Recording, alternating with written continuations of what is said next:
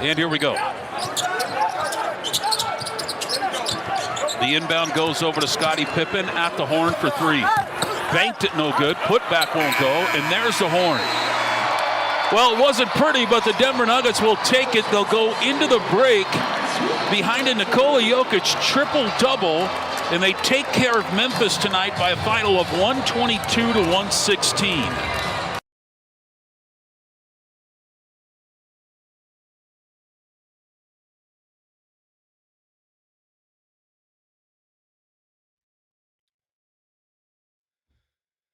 Nuggets win the closeout game before the All-Star break, and now,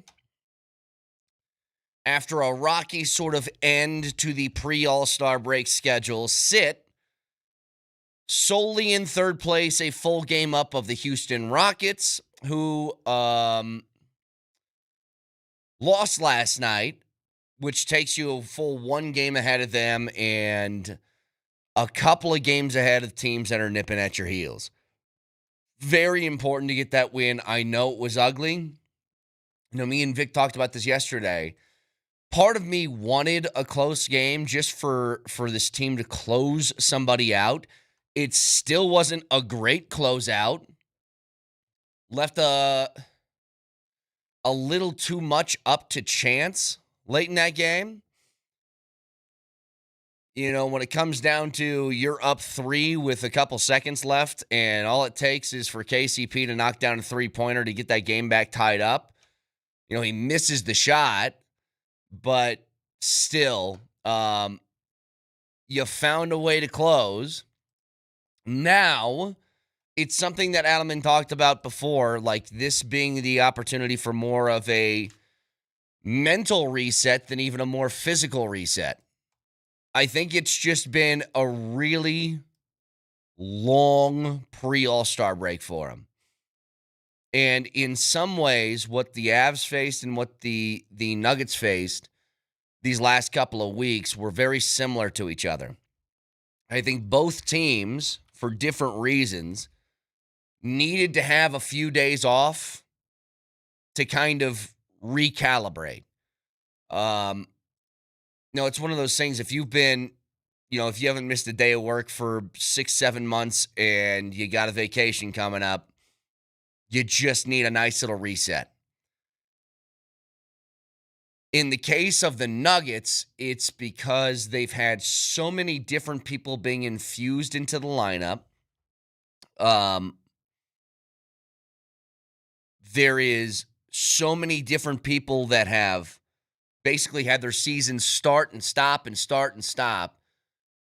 You ask anybody who deals with injuries, the mental toll is almost worse than the physical toll. It's something that Christian Brown talked about with PhD the other day.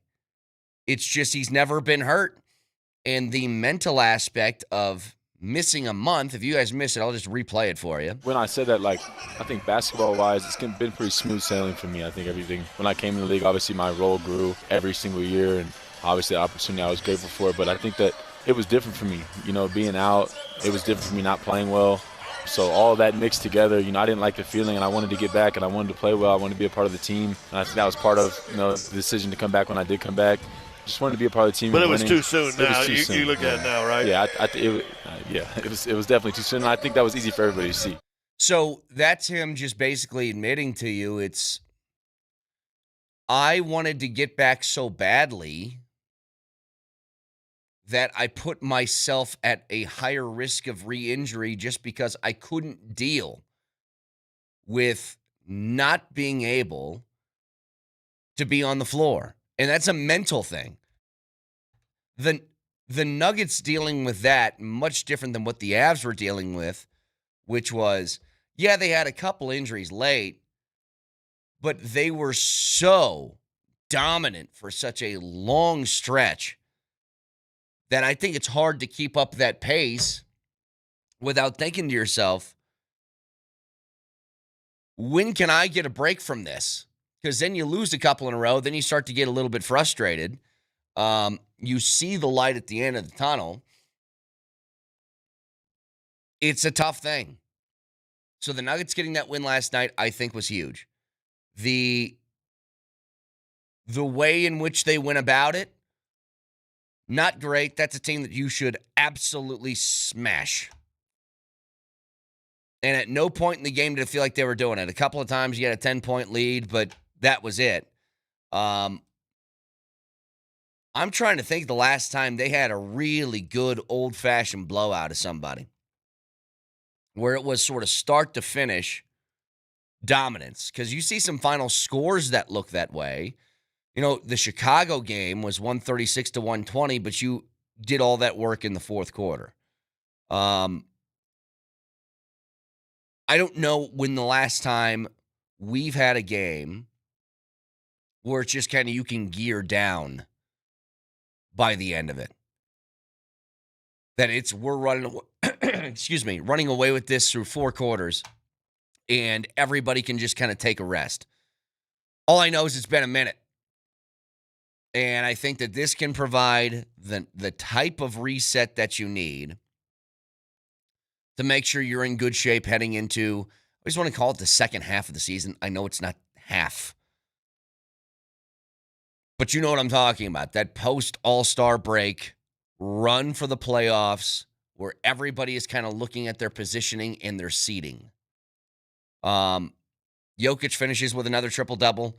He's still, I think, not himself. I think that injury took a toll on him too, where he's missing a lot of things short, and perhaps that's still a mistrust in the knee or something like that right now. But Jokić used to be, every game he's shooting 60% from the floor, and he hasn't done that since he returned. A lot of games are sub 50% shooting, which for him is bizarre, and a lot of turnovers from him last night. Now, I don't know if that was a communication issue. It felt like he was getting rushed a lot from like a blindside double team. So I don't know if somebody just wasn't communicating with him. Now, I say this, and this is, how many times have we been here before? Jokić hasn't been quite the same since he returned from injury, and he's put up 4 consecutive triple-doubles. But we grade on a Jokić curve around here. We have to. When you're as good as he is, the standards that you hold him to are higher. And it's not to say that he's played bad, but Jokić had a game before he was hurt on Christmas that you all remember against Minnesota. The 56-point triple-double where he was 15 of 21 from the floor. I mean, the 56 points, yes, that's a little odd and strange, but the efficiency in which he went about it is not.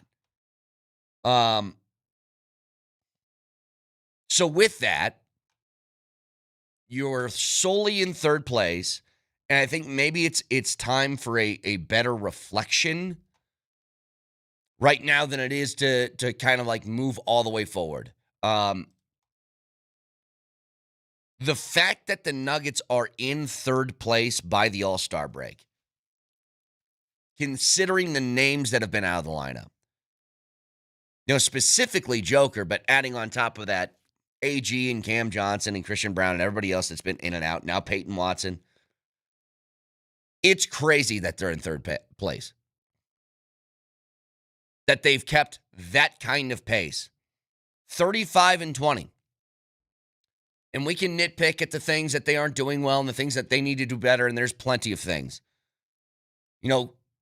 Defending home better than you have is certainly up there. But overall, to be 35-20 with the amount of guys and important players that have missed time. Like, let's see here. Most missed games by starters this year. I just want to see if somebody has this, because it has to be the Nuggets. Yeah, they're going by individual players. The point is, when you miss that amount of games from starting players, 4 of your 5 missing significant time at one point, all of them missing at once, to be 15 games above 500 speaks to a different level of depth that this team has than they had in previous years. And I was maybe being a little bit foolish in taking past history into account when trying to assess this team. When everybody left, but especially Joker, and the question became, what can the Nuggets do? And I thought to myself, I think they're going to be terrible. Like, I genuinely thought you'd look like one of the, not the worst, but lower tier teams in the league. And it's just because all the things in past history that have given me, or the evidence that's been put in front of me, of Jokić being out of the lineup for, forget games, minutes, has told you that it's a disaster. And in the case of this year, with Jamal still being, if you had to pick, with Jokić out of the lineup, just somebody to be the stalwart within there, the guy who's doing the yeoman's work, it has to be Jamal, and I think it's a huge credit to him. But it's also a massive credit to guys like Tim Hardaway Jr. It's a massive credit to guys like Julian Strawther who have stepped up and played well. To Bruce Brown. I mean, they've kept it together. And that is the point of backups. You know, when you have, man, just to take this back to like a Broncos thing, when everybody's talking about Jarrett Stidham and the backup quarterback, how comfortable are we with that moving forward? And given what we saw in the AFC Championship game, I've always said the point of the backup quarterback is not necessarily to play well. It's to keep things afloat. The role of a backup quarterback in the NFL is, if our starter goes down for a few games, can you just keep going? Can you win a game or two and just keep us in it? If your starter goes out for 13 games, then you're screwed. I don't think there's a backup quarterback in the league, unless you play for Kyle Shanahan, that can step up in a situation where you're the backup and you need to play an extended stretch of games, 8-9 weeks, and they're asking you to be a winner. It's too much. But if you're out for a game or two, can you keep it together? That is a different level of ask and expectation. So 303-504-0925. Shop Mazda text line, one price, one person, 1 hour. So Nate and Andy are going to be live at number 38 tomorrow at 3 o'clock. It's the best place to watch the best hockey games during the winter games. Enjoy New Amsterdam vodka specials like puck drop shots, espresso martinis, and the Avalanche Mule, plus chances to win great prizes. So we'll see you at number 38 tomorrow at 3 with Nate and Andy. It is a Nuggets Ticket Thursday. Every hour on the 20s. Keywords going to be tossed out at you. You get those in, you have a chance to win a pair of tickets to the Minnesota game on March 1st. God, I was just thinking, March 1st. That felt like saying that out loud was a long ways away. It's not that far away. It's really not. So we get your first keyword coming in just a couple of minutes, broadcasting for the Backus and Shanker Studios, serious lawyers for the seriously injured. Back after this.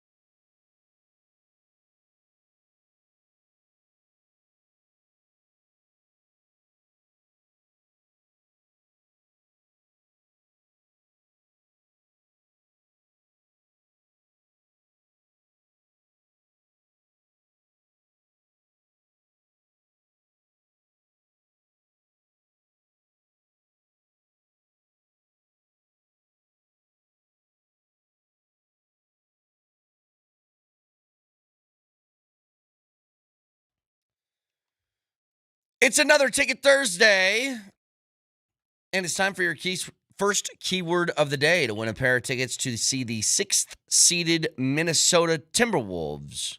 On Sunday, March 1st. The keyword is gray. That is Grey. Text it to 303-504-0925 with your first and last name, and you're entered. The Wilhite Law Firm gives you chances to win big on and off the court. Visit WilhiteWins.com. But again, this hour's keyword is gray. That's with an E, Grey. So good luck. One out's our winner at 9:55. Potential dumb question. What's the difference between Gray and Grey? Just going to ask the same thing. I feel like, is one more British or one's more Canadian and then the other one's the American spelling? Is it one of those things? Like color with the O-U-R? All right. Let's see. Both gray and gray, A-Y-E-Y, are correct. With usage largely based on geography, American English has gray with an A. British English and Commonwealth have it with an E. And our boss has the cojones to give the keyword the European spelling during the Olympics. Now, I need to put a hex, reverse the hex on the studio right now. Now, in his defense, I think gray wolves are always spelled with an E. Aren't they? Because I think it's wolves is the thing. We're playing Minnesota. Right, gray wolf. Well, I don't know. I just Googled gray wolf, and I got an EY. And then also on Colorado Parks and Wildlife, gray wolf with an AY. All right, well, then we're going with the A. If that's the American way, then that's how we're doing it. Speaking of the Americans, in action today, hockey. That is at 1:10 this morning, 1:10. Very, weird results yesterday in those first couple of games. So Slovakia ends up winning 4-1 over Finland. I thought that maybe Finland was better than that. I mean, they have some really high-end players on that team. They have Aho, they have Mikko, obviously. They have Lecky, they have Kiviranta, they have Capo Kakko. They're filled with NHL talent, and they lost their first game to Slovakia. And in the second game, Gabe Landeskog not only played, he scored. And the shot discrepancies in these games are what's pretty insane. Because Finland outshot Slovakia 39-24, yet they lose 4-1. Sweden ended up winning 5-2. They outshot Italy 59-22, but at one point it was a 2-1 game. A 3-2 game. But they do end up taking it from Italy, and I heard this the other day, or yesterday. I know it was Polumbus, and I can't remember if it was Scotty or DMac that was agreeing with him, that did not like that Gabe was playing in that game when he missed so much time for the Avs. And I want to know if you guys have an issue with it. Because I really don't. I think it's a matter of when did you get healthy? Here's the thing. It's not just about health. It's about, is there a purpose to it? Let me give you an example. If before this 3-week break, Landeskog was healthy enough to play that last game against San Jose, would you do it? At that point, aren't you just just take that game off in the next 3 weeks? I don't know why this would upset people. If you're playing the first game of the Olympics, that is a runway for you to do and produce a lot more than a one-off game before a 3-week break. So I got no problem with this whatsoever. I understand their argument. He makes his money. He gets paid by the Avalanche, not by Sweden. And so how are you healthy enough to play for them and not healthy enough to play for your own team? I am so unbothered by this. I think there is room to understand just like what would be the purpose in the amount of time that he missed. Because when is the last time that Gabe played? I mean, I know it was against Florida, but I'm trying to figure out when that game was. So let's see. Because it's been over a month. So they played Florida January 4th. And that's what kind of started. You know, they were rattling off so many wins in a row. That game started the rough sort of stretch heading into this Olympic break. But that means he is out, 5 weeks. He comes back, and the first opportunity he gets to play for Sweden, he plays. And my thought process is he was probably not healthy enough to go until maybe a week ago. You going to play him for a game just to say that you did? I think everybody would understand why even risk anything for a game. Give him the break. He's going to play in the Olympics anyway. I just don't get it. And it actually says pretty convenient timetable. Sometimes it works out that way. Like, what's the allegation here? That Landeskog was skirting the team to go play for Sweden instead? That he has more respect for Sweden than he does for his own job? Is that the allegation, that he doesn't care about the Avs? Because I think that would be pretty silly. And so, yeah, it's a pretty convenient timetable, but sometimes timetables are just convenient. Don't know what to tell you. Because again, if you think that there's something, I don't even know if nefarious is the right word. I mean, what would you call it? I mean, you know what I'm talking about, right, Nelly? Like, it's either Gabe had his injury line up, or his recovery line up with the exact time that Sweden got in and their game started, or Gabe Landeskog doesn't care about the Avalanche, which, listen to how that sounds when I say it out loud. I guess, yeah, because I do kind of see what PhD was saying, because they were talking about this yesterday, and it just feels weird seeing his return be in the Olympics. Yeah. Like he's gone for a month or two, however long it's been, and then now the first time he's back is for Sweden. And maybe some people think, okay, if you were that hurt, then why don't you just play it safe and come back after the Olympics when Lord Stanley is the more important priority? I think that maybe it was a situation where this was the timetable all along. If the Avs played, if there wasn't this break. All right, how about this? If the game that was played yesterday by Sweden wasn't available to be played yet, they had to wait another week, and the Avs played another game, would Landy have played? Again, you have to give me the reason as to why you're upset about it. And the reason why would have to be you think he didn't care about playing for the Avs, which would go against anything that anybody has ever known about Gabriel Landeskog. Well, maybe people are confused because they don't actually know who we're talking about, because we've all been saying his name wrong for like 15 years. Gabriel Landeskog.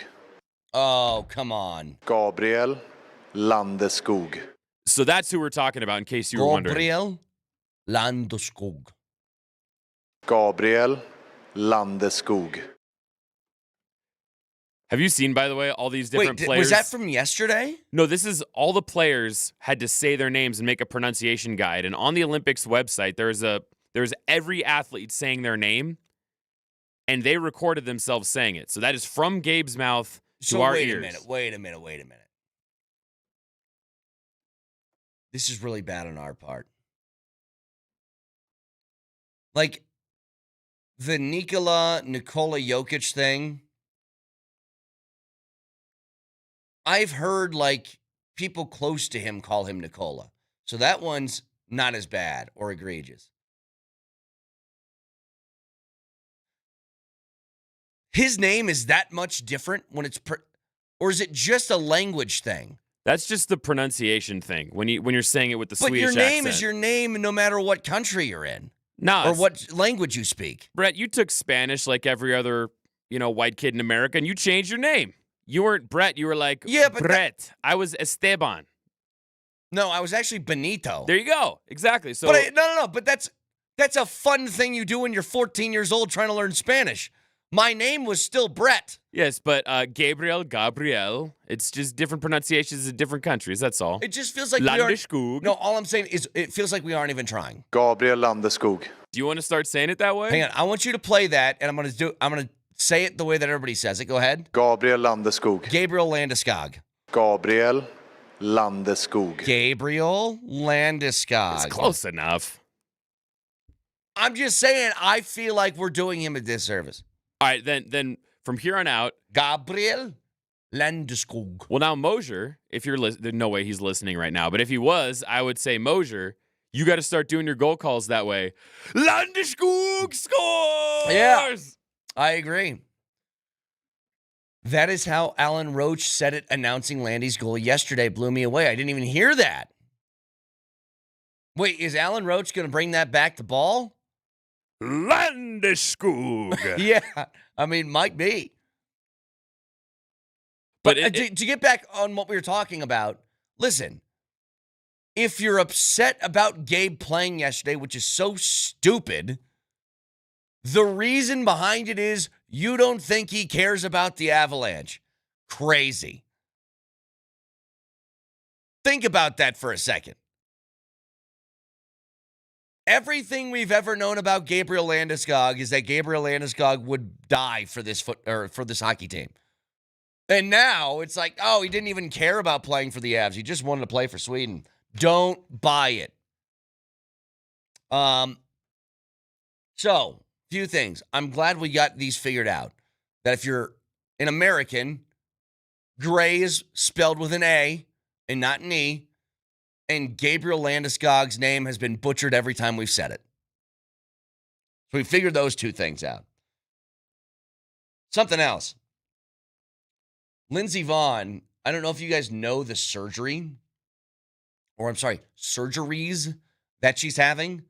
She just had her third, and this is all just from the leg fracture, nothing to do with the knee. And it's on the same leg. But I saw x-rays of this thing. It looks like a Jenga inside of her leg. There's just pieces that are all pushed around every day, like a whole bunch of different spots. Little shards of like broken twigs in there. And when I thought, here's what I don't get. I thought a broken leg was different than a fractured leg in that it was worse. I thought fracture meant like, get a little one in there. And break was like, whoa. Or you call it like compound fracture is crazy. That looks insane, what she's dealing with. And I can only imagine having my leg fractured along with a knee injury, a torn ACL on the same leg, and what that recovery would look like. And before anybody starts, what are the odds, Nelly, that Vic is going to want to play the dude getting hit in the nuts? The skier that went, I saw it everywhere on Twitter yesterday. Downhill skier took one straight to the gonads and then stopped skiing. Now, it wasn't from this Olympics, though. Yeah, it was like 8 years ago. It wasn't even from the Olympics. It was from, the Winter Games or something in, I think, the early 2000s. Yeah. It was like, maybe like 2008 or something. But dude, that went everywhere. I could only imagine what that would feel like. And yet, everybody said, ha, look at this guy. That must suck. I didn't realize how badly doing the downhill ski. Again, I'm not a skier. I have nothing to base this off of. But when you get a fracture that bad in your leg, 3 different surgeries, did they say that was it, by the way? Does she need more? Because this is 3rd. And it looks like she's going to have one of those things that's got the little screws and stuff put in there where you got what do they call it? The robotic thing on the outside, an exoskeleton essentially. It's crazy.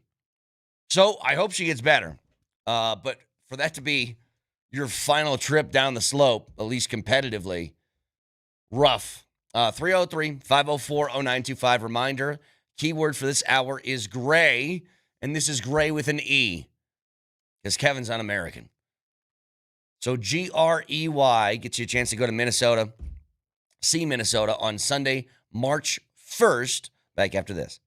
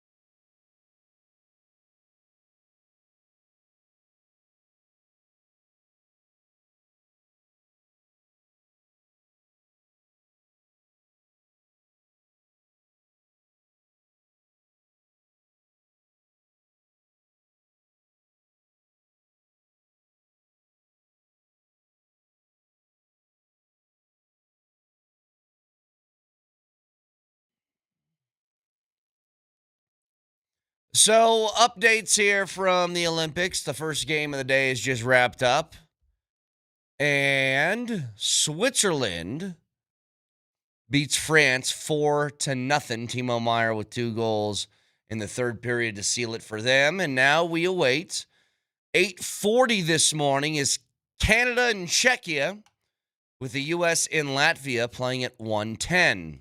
So we'll get about an hour-ish of the Canadian game while we are doing the show. Keep you updated on all those scores. In the meantime, there's something to this. And again, I talked about yesterday being in the impossible position of being a commissioner in sports.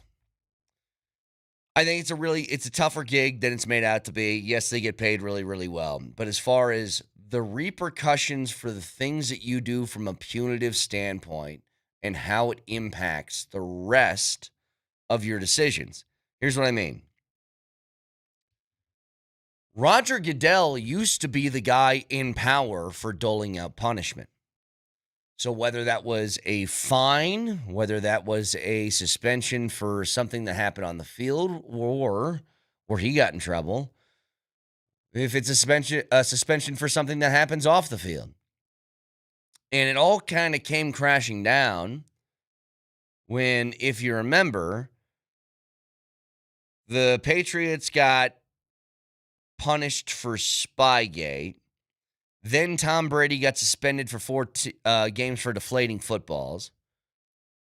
And then Ray Rice was suspended for 2 games. Now, I don't know if the NFL, it's been so long, I forget if the NFL had the video before anybody else did before he got released.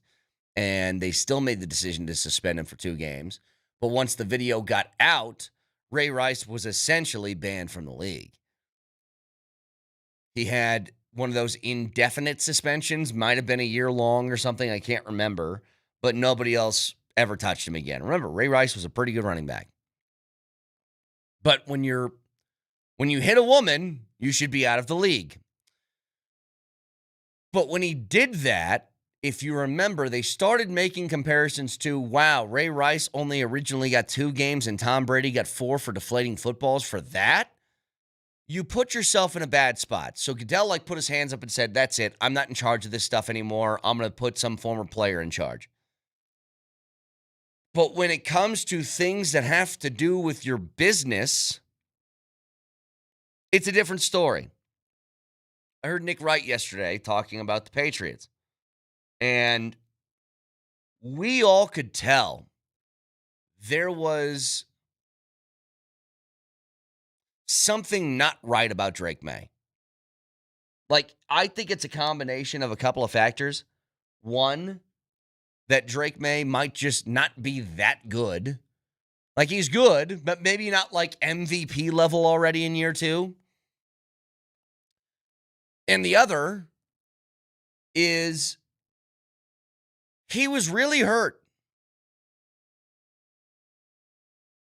But in the NFL, it is mandated that you go out and if somebody has an injury of any sort, even if it's pink eye, you list that on the injury report so that everybody's aware. And when I say everybody, not just the opposing team, gamblers are aware. Nick Wright wants the NFL to do something from a punishment standpoint on the Patriots for not reporting, it seems accurately, the injury of Drake May.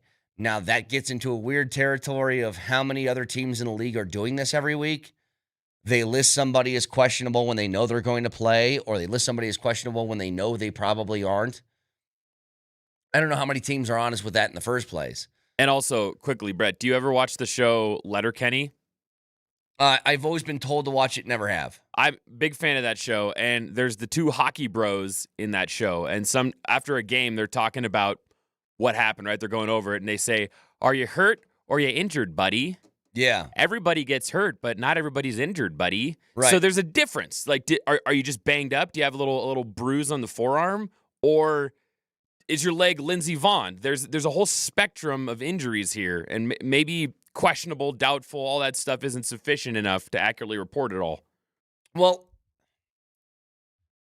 the bottom line is when you have, man, when you have an injury that seems like it's affecting your quarterback that much, and there's gamesmanship and downplaying that to make sure it's not being targeted and all that different stuff, the NFL is pretty strict about these policies. And I only bring that up just to go to the NBA because the NBA's got a larger problem. The NBA has an allegation of cheating on top of the Utah Jazz tanking stuff. But I know for a fact there's some owners around the NBA that feel like the Pablo Torre report on the Aspiration Company and the Clippers and how everything lined up to be like, you want to talk about convenient, just so convenient that the amount of money he was getting paid sounds like the amount of money he wanted extra on the side from the Clippers. That is a way of skirting cap rules that is not allowed. And if you don't punish a team for doing that, you're letting cheating go under the rug. But also, if you do acknowledge that there needs to be something done, guess what? You got to bring a hammer. And you have to, like, I'm saying as far as, like, maybe kick an owner out because the owner's the one facilitating the cheating. Like, think about this for a second. I don't know if you guys think this is a big deal or not. I do. I think it's huge. The Nuggets are in a position right now where we're saying to ourselves, they don't want to get in the repeater tax because they have no roster flexibility if they do it. Now, that won't matter if the Nuggets win a championship because the roster will be good enough. But if you aren't going to if you're going to re-sign Peyton Watson and stay out of the repeater tax, then you're going to have to let people go or let Peyton Watson walk for free. Now, think about this for a minute. What if I formed a tree company and said, hey, Peyton, how about you take the right number of dollars to keep us underneath that repeater tax, and I'll pay you on the side for planting trees? That seems like cheating. That's a big deal. Because this isn't even about, like, there's some things that people throw out there as cheating that I could call gamesmanship. Look, man, I play baseball. You're trying to get away with secrets every time you're on the field. You're trying to see if a pitcher has a tell. Guy on second base is trying to look for the hand signals from the catchers up until he started putting the earpieces in. But guys in the MLB would be on second base. Hey, if my hands are on my knees, a curveball's coming. Is that cheating? I don't know. It's something. But I kind of shrug my shoulders and I'm like, if you don't like it, then hide your signs better. But in this case, you're talking about adding somebody to the roster or gaining more money that nobody else has in a capped sport. It's a different thing. And for all those trees that Kawhi was planting, they're still in a play-in spot and below 500. So take those leaves on the way out, Kawhi. But it's like it doesn't. Well, I guess it does matter if it works or not. The Astros got hammered for doing this when the allegation. Do you guys remember this?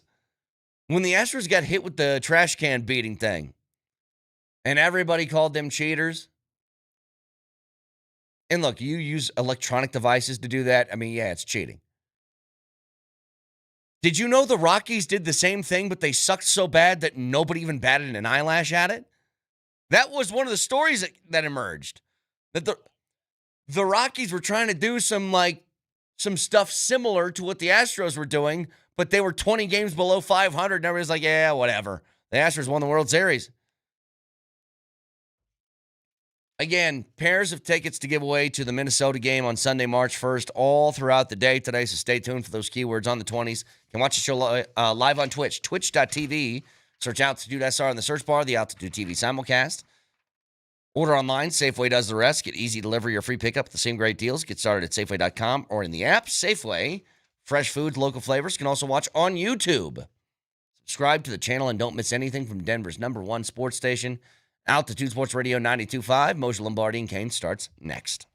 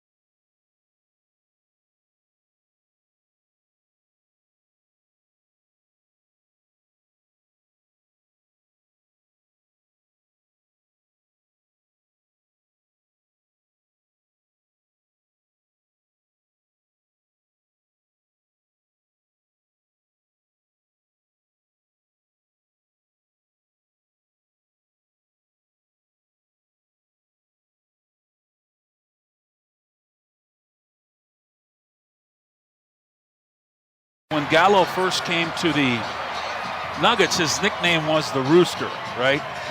But as an announcer, you want to make sure. So I'm like, Gallo, can I call you Rooster on the radio? And he goes, no. I go, why not? It's your nickname. He goes, you don't understand. In Italy, it is a glorious bird.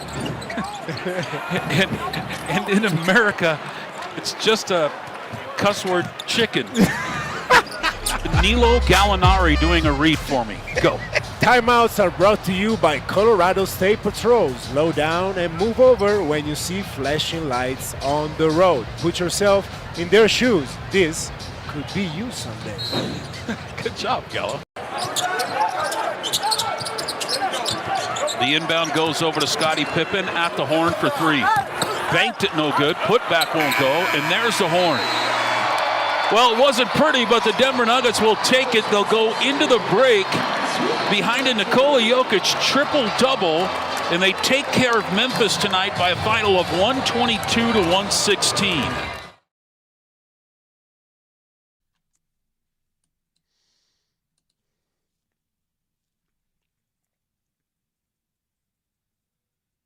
Just a glorious bird, that rooster. Hire him on the spot. I don't care how much money it takes. I don't care what you need to do.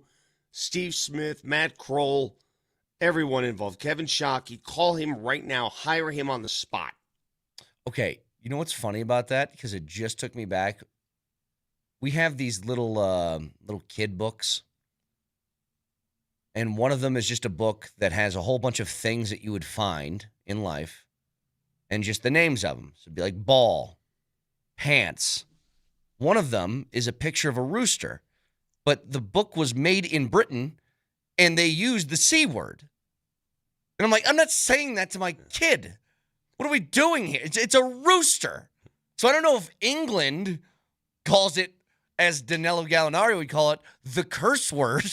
But nobody refers to it as that. It's a rooster. That's a great example, though, how in one country it can be a glorious bird, and in the other one it's just a chicken. What's another example of that? A cow. Oh, a in cow India? is dinner here. Yeah, good point. Yeah.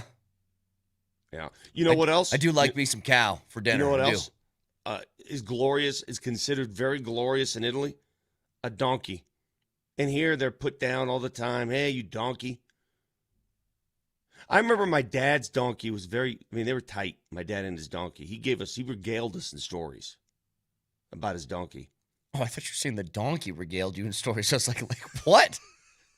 That would be an amazing donkey. If you could tell stories, yeah. No, I mean, you can't live without a donkey. He once traveled from village to village in his donkey. And by the way, cops out there, if you're listening, or anybody from the Colorado State Patrol, right? That was that read that Gallo did. Sirens are old and dated. This is what you need to play out of your car. Slow down and move over. That'll work on me, man. Gallo doing that ad read, he sounded like a true pro. It did. He did. The Nuggets do win the final game before the All-Star break. Now, Vic, I said I wanted a close game and have them finish, close at the end. Yeah, you got your wish. That was miserable. Like, they didn't play great, but Memphis is bad, man. They got nobody. Like, I'm looking at that roster, and I'm like, okay, I recognize Slow-Mo. Who's everybody else? I don't know. A bunch of dudes. I'm asking Dempsey, I'm like, is that person a real person in the NBA? Like, Yeah. somebody would score and go, is that a real person? Oh, that's Gigi Jackson. That's I've heard of Gigi. No. Gigi. No, sorry, not him. Jemai Mashak. Dude, there's some guys, I'm like, is this a real human? KCP, I recognize. But the Nuggets do win. And I think, look, I'm less, concerned with the game. If you got thoughts on the game, Vic, go ahead, because I got a broader picture, I suppose, with the Nuggets. But what'd you think about the game overall last night? Just get the hell out of there. Yeah. Pretty much. Get the win, go. Just get the hell out of there. Go as fast as you can. Get out of there. They said it afterwards. I think all of them did. Coach Adelman said it. Let's get it done. Let's reconvene. Use the All-Star break to clear your head and reconvene. Obviously, to those who watched the last week. That team was not the team we're used to seeing. No. You know, I think that when Adelman mentioned this the other day, that this is going to provide a huge mental break for them. Mm-hmm. It's like, I think the Avs and Nuggets both needed that, just in very different ways. The Avs are, they were playing such a high-level brand of hockey that I think they almost got bored with the regular season for a minute, and now this couldn't provide some sort of spark. The Nuggets were just, I think, every game being, you don't know who's going to play. You don't have chemistry with the people in the lineup. Like, it's a big mental game each time you go out there. I think getting that just the mental rest is going to help more than anything else. You know, despite the craziness, despite the fact the game was close when it never needed to be, whatever. They're 35-20. They're back in third place. They're only one game, believe it or not, behind last year's pace, despite all the injuries, all the adversity, all the inconsistency of the lineup. They're only one game behind last year's pace through 55 of them, and only 3 games behind the championship pace 2023. So they're right there. I mean, it's not like, oh my God, end of the world. It's not one of those, right? No, they're right there. Well, good. At the same time, you can see what they need to fix. You can see it. You can feel it. And it starts with up by 11, up by 14, up by 15. Let's end this thing. And they haven't been able to end this thing. I was just asking Nelly, when's the last time they blew somebody out? I know that scores have looked like blowouts. Like, they just beat Chicago 136-120. That was not a blowout, though. That was a good fourth quarter. But I'm sorry, like, start to finish. A laugher game? Yeah, that you just walked away with it. They used to do it all the time. Yeah, well, let's take a look here. You're so right. Like, when's the last time, like, the fourth quarter, it's like, all right, put the backups in, we're good. Don't need them.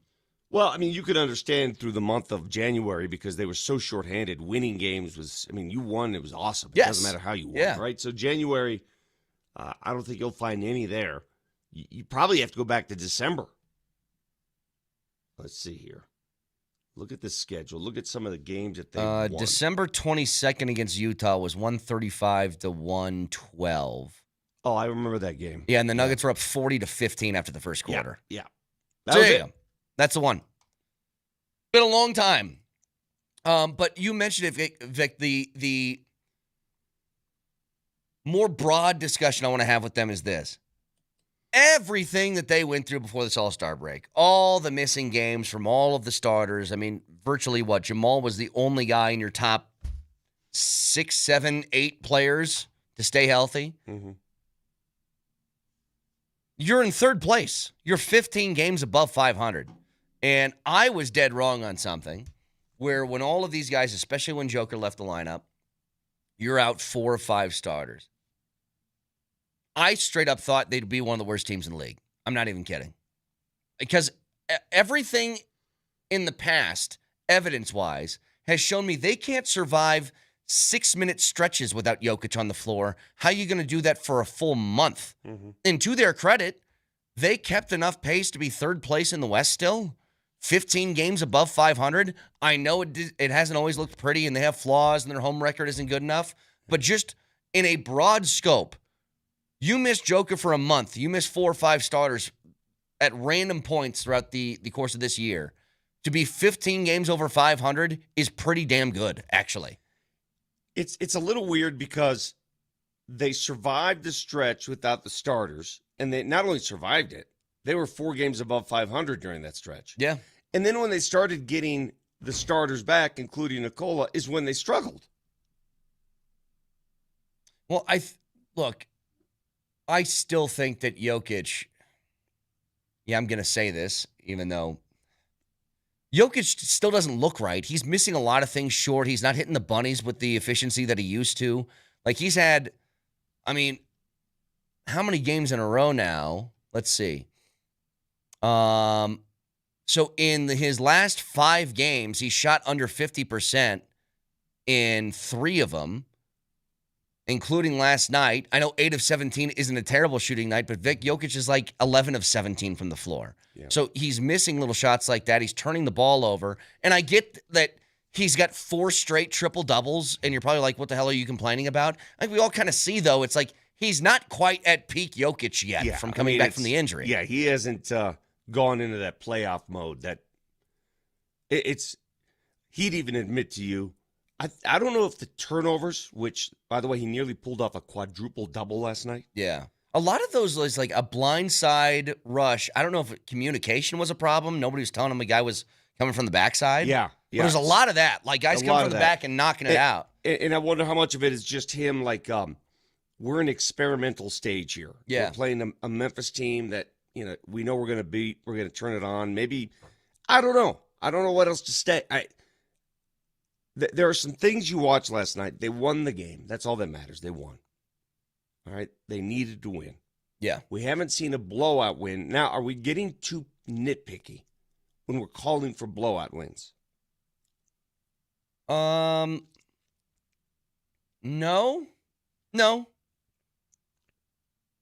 Maybe it's a little too early for it now. After this All-Star break, I think that we should be expecting them to play a really good brand of basketball most nights. They have 5 games when they come back. They have a 5-game stretch. Just take a look at it. And in that 5-game stretch, they won't have Aaron Gordon or Peyton Watson. Yeah. But I think it's probably the most important 5-game stretch of the season. I'll actually make it a 6-game stretch. Yeah. 6 games. At LA, at Portland, at Golden State, Boston at home, at OKC, Minnesota at home. Are you kidding me? Are you kidding? That's the toughest stretch of the season. Well, dude, and then you could keep going, and then it's at Utah, which is easier, but then it's Lakers, Knicks, OKC again, Houston, San Antonio, Lakers, Philly. Yeah, it's a brutal stretch. But again, Vic, I understand that they might not have Peyton Watson and Aaron Gordon back. Are you championship caliber or not? Because if you are, you should be able to play well during that 100%. stretch. And that's where I'm going to say it now before we get to that point. What are we saying now? They just need a mental break, right? So they're going to get it. Yep. Everyone's going to get that mental break. When you come back, you're going to have to snap out of it because you got a schedule from hell. Yep. Totally right. Number 38 in Rhino is the place to be this weekend. Watch all the best hockey games. Watch Team USA in Denmark Saturday at 1 o'clock with Mike Sanford. And then the USA and Germany game on Sunday at 1 with Raj. Enjoy New Amsterdam vodka specials like puck drop shots, espresso martinis. Pucka? Yeah, Pucka sorry. drop shots? I don't know why I emphasize the K so much. Puck drop shots. Whenever I see UCK, I make sure to emphasize my letters very, very much. Espresso martinis and an Avalanche Mule, plus chances to win great prizes. So we'll see you all at number 38. By the way, U.S. plays at 1:10 today. The Canada game is going to start at 8:40 when we're on the air, Vic. So we'll see McKinnon and Taves and McCarr and all the boys playing their first game in the Olympics for about the last hour of the show. And speaking of, there is something I want to get to with that. And I heard Polumbus and DMac yesterday talking about this, and it doesn't make sense to me at all. About Gabe Landeskog playing yesterday. He scored a goal for Sweden. Sweden won. They were like upset that Gabe was playing in that game and was not playing for the Avalanche. Who was upset? DMac and Tyler. Why?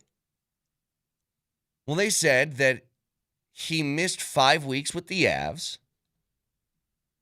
And then the Avs go on this break, and the first game that he's available to play is going to be the one for his home country. Why wasn't he playing for the Avalanche? So Let's rewind. I want to get to this in a second. Yeah. Yes, okay. I want to get to this in a second. Because you have to think about what the allegation is, and then think about who Gabe Landeskog is, and make that make sense to me. We'll get to it next.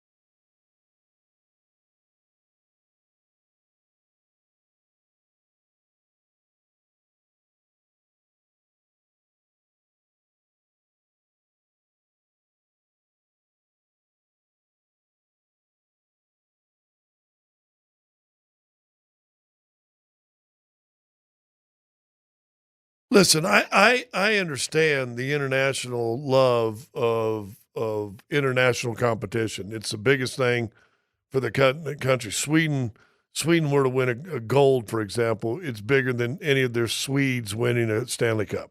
Much bigger for the country. I get that. But you're making $12 million to play for the Avs, and you ain't played in 5 weeks. It is. I don't know what to say about it. I agree. It is so weird. Hey, good for Gabe. Yeah. But it just feels weird that he's missed all that time with the Avs and he's back on the ice scoring goals for Sweden. No, Dan, how do you feel about it? You're our hockey guy. I don't like it either. I'm with you, Scott. Feels odd, right? It does feel a little strange. Like, yes. had Gabe just been healthy like McKinnon and McCarr and whatever, it wouldn't feel like that big of a deal, right? Yeah. But he had missed 5 weeks of Avs games. And what kind of pressure does it put on him now when the Olympics over? Let's go. So here's my problem with this. Like, I don't have an issue at all with Gabe playing. I'm glad he was playing. I'm glad he scored a goal. I'm glad his team won. The reason behind this, like, if you're upset about it, there's got to be a backing to it. And what's the allegation? That he missed 5 weeks of games for the Avs. He comes in, the first game that Sweden plays, he's healthy enough to play. So what's the allegation? That he didn't care about playing for the Avs and he cared about playing for Sweden? Do you guys know who Gabe Landeskog is and what he means to this? The captain of your hockey team who bleeds and dies for the Avalanche? Are you saying he doesn't care? What are we doing here? Yeah. What are we doing? We're talking about a man who invested 3 years of recovery and rehab. We're talking about a man who didn't play for 3 years and did everything he could just to be able to play again. And you're going to, listen, all due respect to those boys, you're going to challenge him on his motivations? He wasn't ready. Of all people. What if it's as simple as he wasn't ready yet? Well, here's what I think could have happened, Vic. I really do.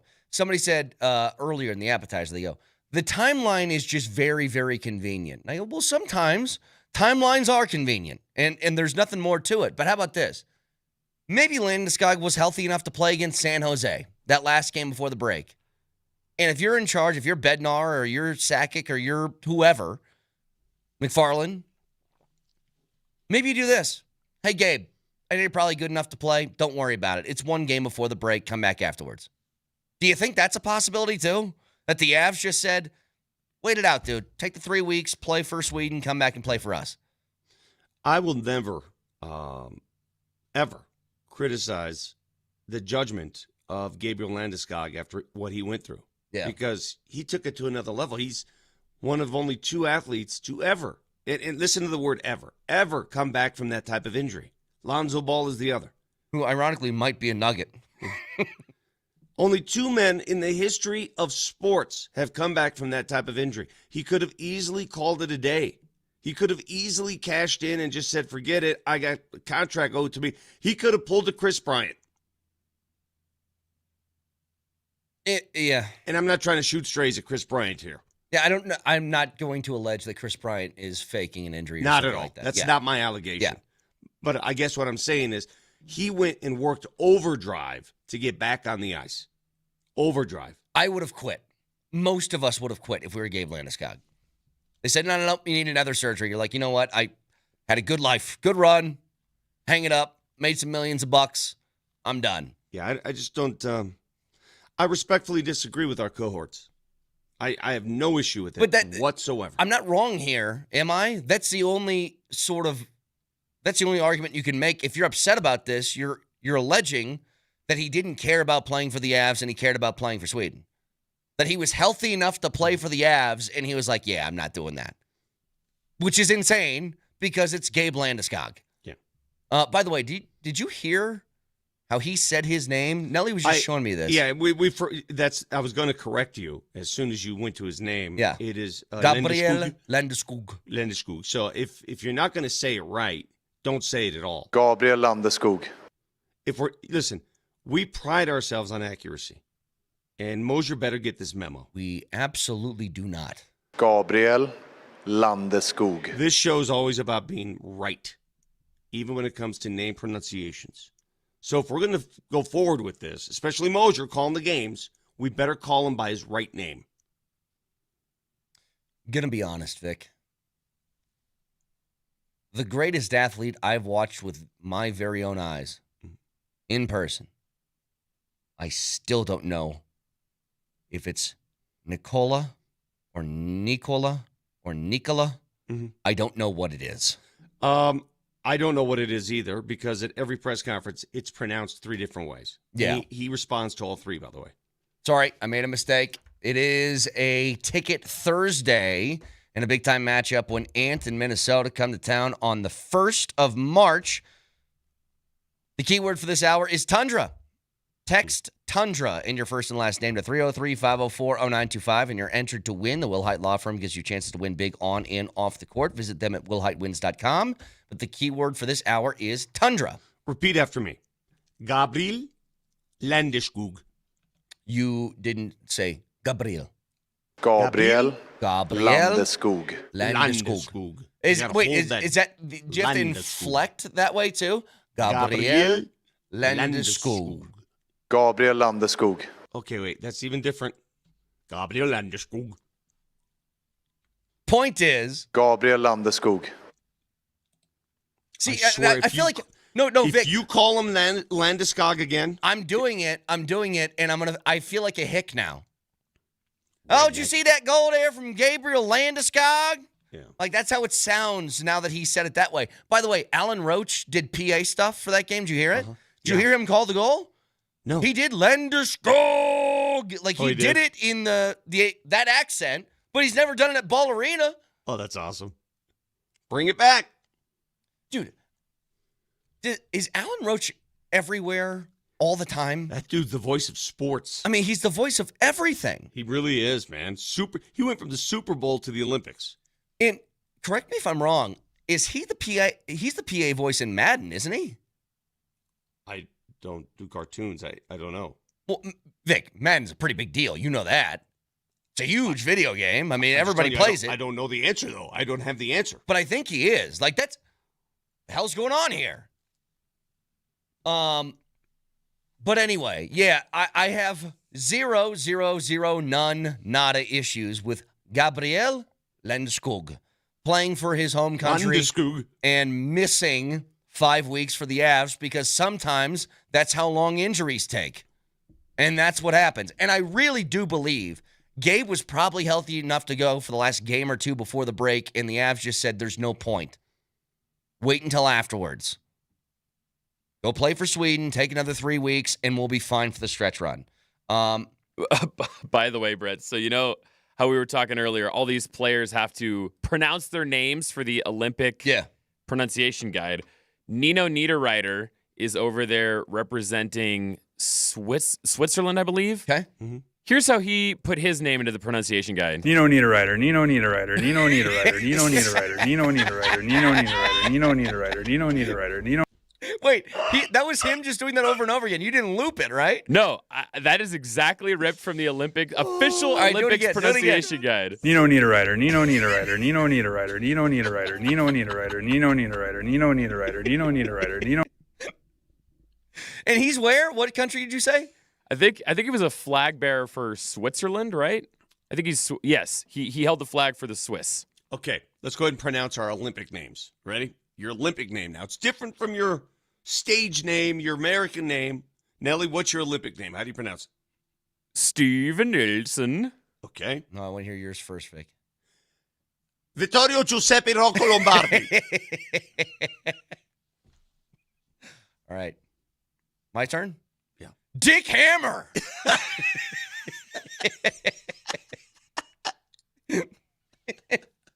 Wait, that's an Olympic guy, isn't it?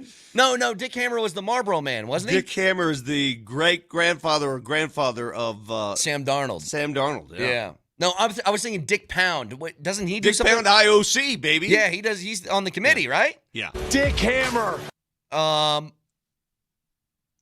that is funny. Nino Niederreiter. I couldn't, dude, that's a tongue twister. The fact that he did that, I know it's his name, but still, to say that many times that quick. I think he's used to it by now.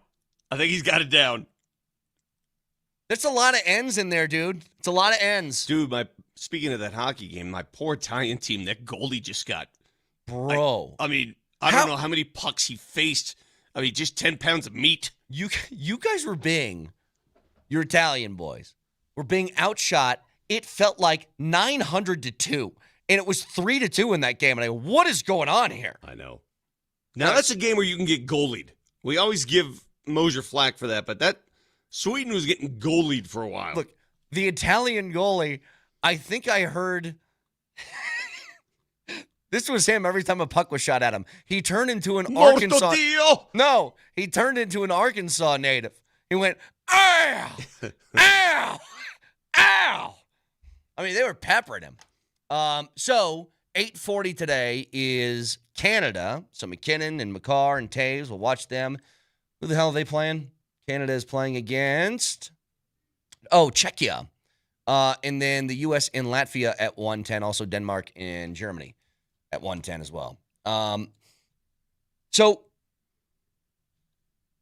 the Landeskog thing, whatever. Doesn't bother me at all. I've heard people talk about this. I don't think this is remotely close. People asking if you're going to be conflicted in rooting for either the Team Canada or the U.S. in these Olympics for hockey. Because some people very much were conflicted when basketball came around. Now, much different story. Like, why is that? I think a lot of the U.S. basketball players are unlikable, number one. You're gonna hear one of them here shortly. Yeah. Like, it's as simple as that, isn't it? Like, you might not like some guys on the U.S. team, but overall, you're going to root for your country. It's different because basketball is so hyper-individualistic that if you hate LeBron and have always hated LeBron, or you hate KD, or you hate Joel Embiid, or you hate, and all those guys are on the same team, it's hard to get yourself to root for them, especially when there's a guy that you love in Jokić who plays for Serbia. And a lot of those guys stood between you and your team's goals, and it's hard to separate those two. I just don't think it's like that with hockey. And I think it's mostly because, Vic, how many individuals in hockey do you hate? There's a few, but it's not like the NBA. Okay, but what about the other way around? How about the individuals you appreciate and like and respect? I love Gabriel Landeskog. I love him. Yeah. I love him as a human being. He's done some things I could tell you that we'll never talk about on the radio that I know personally that are amazing. I think he's a great human, and I root for great humans. He's an outstanding human being, and I want him to win.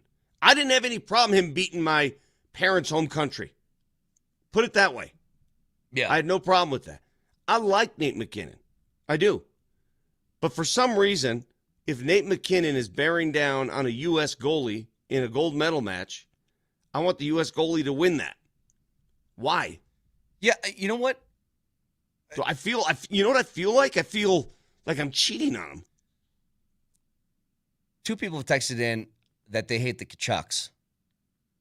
I actually, in the Four Nations, grew to like the Kachucks because of that. The Kachucks gave the U.S. team life. Yeah. Where would they be without them? I totally agree. And forget hockey. This is certainly the most hated guy in hockey for me, but one of my most hated guys in all of sports is the goaltender for Canada. So I'm not doing that. There is no rooting for Jordan Binnington that's going to happen. Not in my household. Not while I'm still alive. Maybe Jamal Cale might like the color red. Not in that game. No, sir. But okay, yeah, I don't have any conflict, though. So what do you do now if the conflict is this? What if it's like Sweden and Canada for all the marbles, and you got Landeskog and McKinnon and McCarr? Now where do you go? I don't even know if I'd really have a rooting interest in the game. Well, I might pull for Sweden just because they're more the little engine underdog, that could. I guess. Yeah. But what about all our Canadian friends? I mean, everybody, listen, Jared Bednar's on this show weekly. He's our Canadian friend. What about all our friends from up north? Are you abandoning that relationship, their friendship? It sounds like you are. Well, I mean, I was rooting hard for Sweden against your home country. Yeah, but we know you hate Italians. We've established that on the show many, many years ago. It's not a surprise. I'm one of those Americans. I kind of hate anybody who's not me. So you're racist against Just kidding. Italians, No, just Canadians. kidding. I just like putting on this show that I'm just like the guy with truck nuts on the back of his car whenever the U.S. is involved in a sport. That's a legit question. I mean, you're playing Finland, right? You got Lecky and Kiviranta. What side of the fence are you on if they're taking on Sweden and Landeskog? Well, you know what, Vic? We might not have to worry about Finland too much. They were miserable yesterday. I mean, Slovakia wore them out. I don't pretend to know like the full rosters of Slovakia in Finland, but I do understand that Sebastian Aho is a pretty good player, and so is Mikko, and so is Lecky, and so is Kiviranta and Kapokako and Heiskanen and a whole bunch of different guys like that. I don't know how Slovakia won that game. Okay, so we all have the same thought on Landeskog. We have no problem with him coming back his first game to play for his home country in the Olympics, right? Yeah. At no point did I even take issue with that. I didn't even, just to tell you how far apart we are in the opinion, I never even thought of it. Me neither. It wasn't even a concept. When I heard that Gabe was playing, you know what my reaction was? Great. Cool. Exactly. That's mine too. I was like, good to see that he's back. Yeah. Never once did I dare think, oh, he's cheating on us. Yeah, me neither. Again, like to say he's up to something nefarious. Like, I didn't want to play for the Avs the last few games, but go Sweden. It's just questioning so his loyalty. Yeah. Questioning his loyalty is what that is. For like the most loyal guy that this team's had I forever. will never question again, just it's an easy argument and argument's over. I will never question the loyalty of a man who never gave up on coming back. Yeah. Who spent 3 years of his life trying to come back from a devastating injury you don't come back from. Right. Reminder, keyword for this hour is tundra. It's a chance to get in the building as Denver takes on Minnesota on March 1st. So text tundra in your first and last name to 303-504-0925. Wow, we're getting a lot of people on the text line who are anti-Team Canada. And it's so interesting, again, how this breaks down because so many of those Canadians are Avalanche players. And these people are like, oh, my God, the second coming of the Detroit Red Wings here. I have to admit, if the U.S. plays Canada, I don't want to see Sid the kid's face. I don't. Well, it's weird. Things get weird. Things get weird. I think it's easier to root, even though you have a lot of representation on Team Canada from the Avs. It's easier to root against them because they're the favorites. I mean, they're the ones that are expected to win.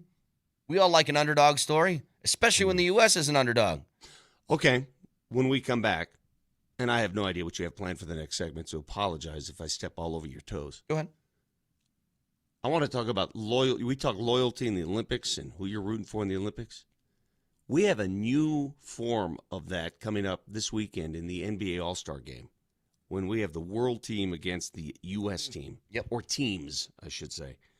And I have no idea what it's going to look like or feel like yet, but I have an idea what some of the players think of this new format.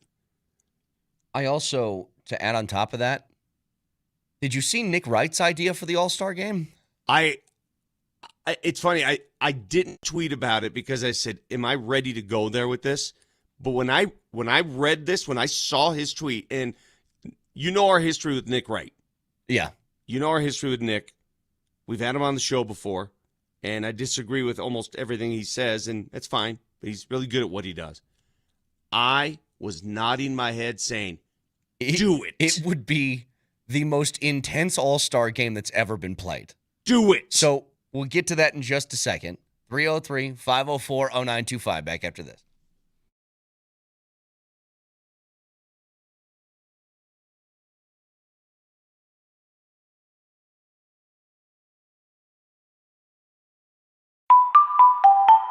Every day with that sound, you know there's a chance to win big. And you do it with Tulatero. the favorite lottery app of many, where you participate in all of your favorite games, the Mega Millions, the Powerballs, and tonight, Lucky for Life. So download that Tulatero app and use the code MAGIC. Again, that code MAGIC gets you a free credit to play in your first lottery game. And tonight, it is Lucky for Life. Tomorrow is Mega Millions, $385 million up for grabs. So download the Tulatero app, Tulotero. Register with the code MAGIC and try your luck. It's Tulatero, your lottery app.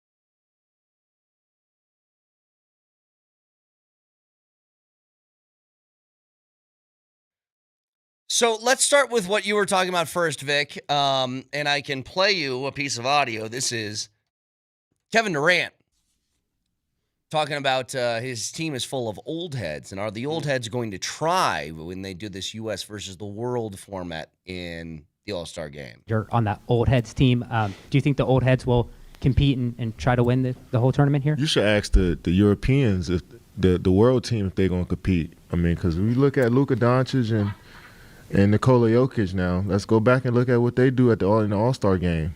Is that competition? So we haven't questioned what they've been doing, but we're going to question the old heads and the Americans. But these two dudes out there, Luka and Jokic, they don't care about the game at all. These dudes be laying on the floor, they shoot from half court, but you got to worry about the old heads playing hard. I can read between the lines, bro.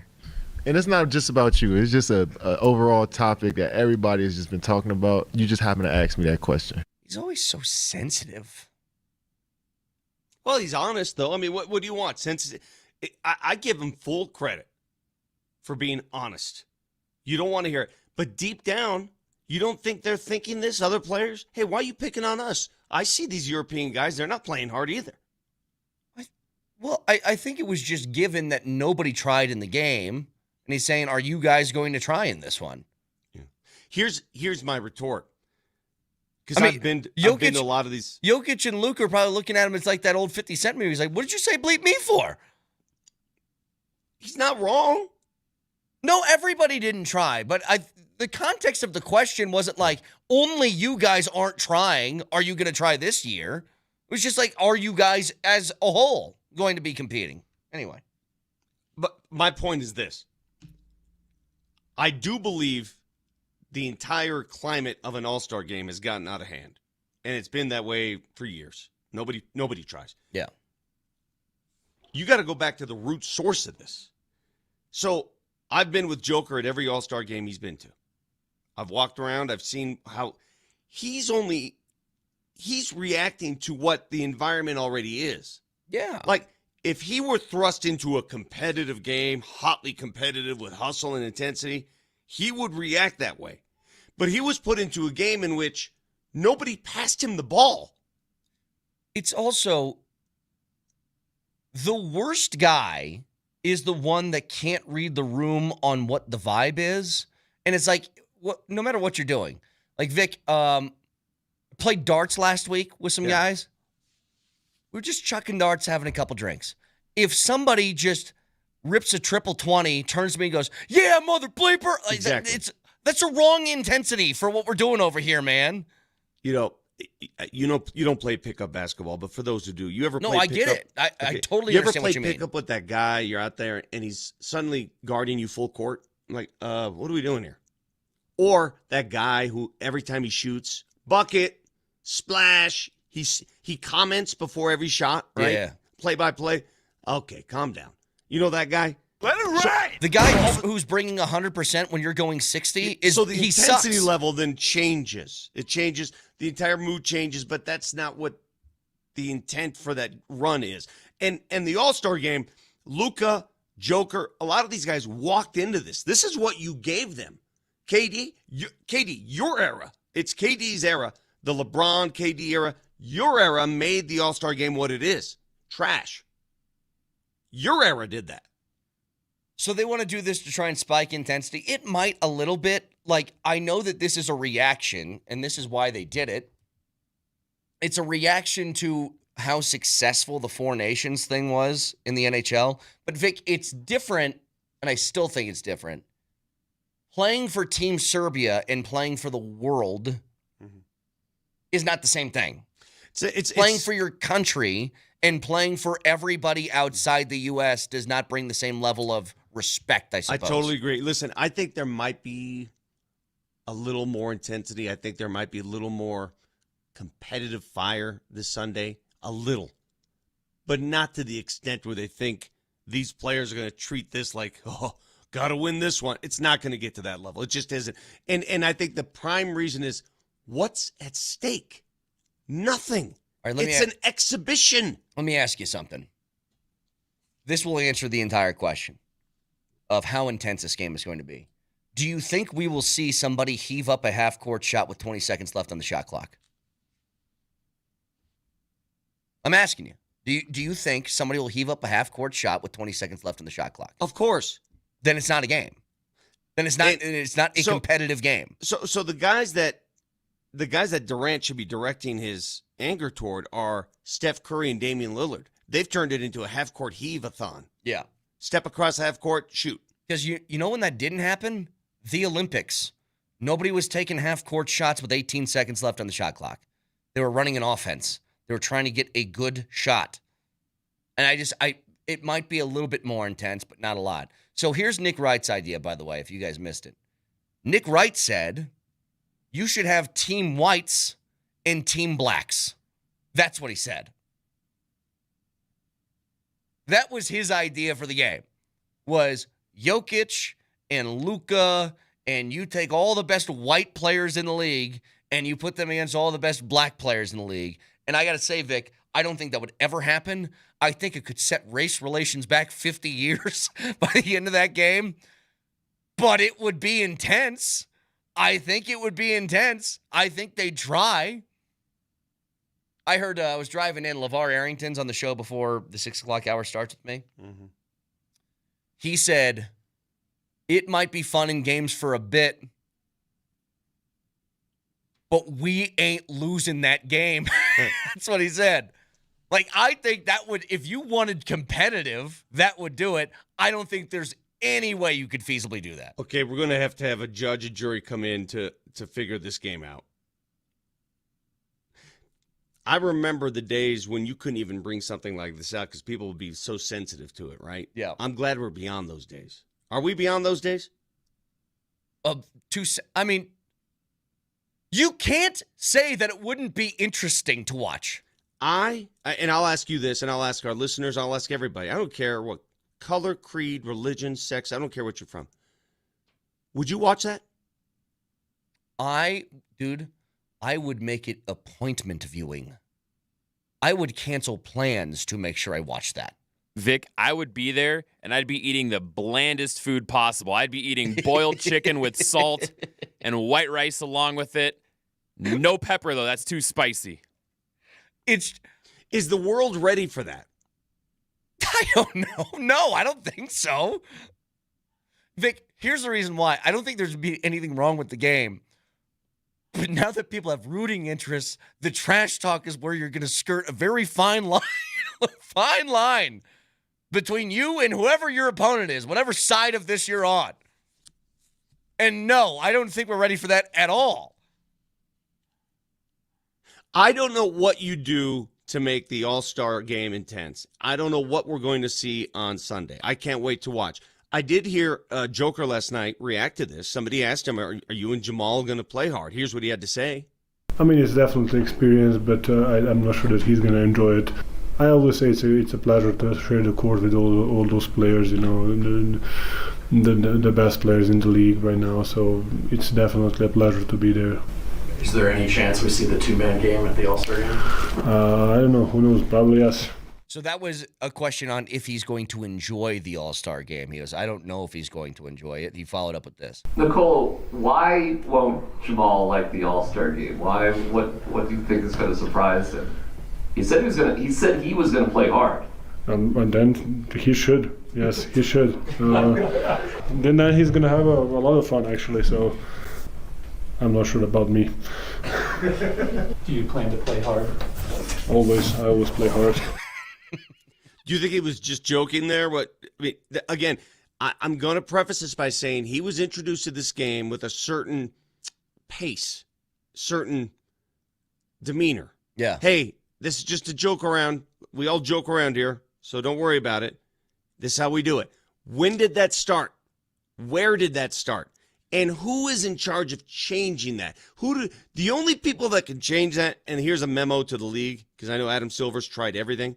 The only people that can change the competitive fervor of a game like this are the players who play in it. Yeah. That's it.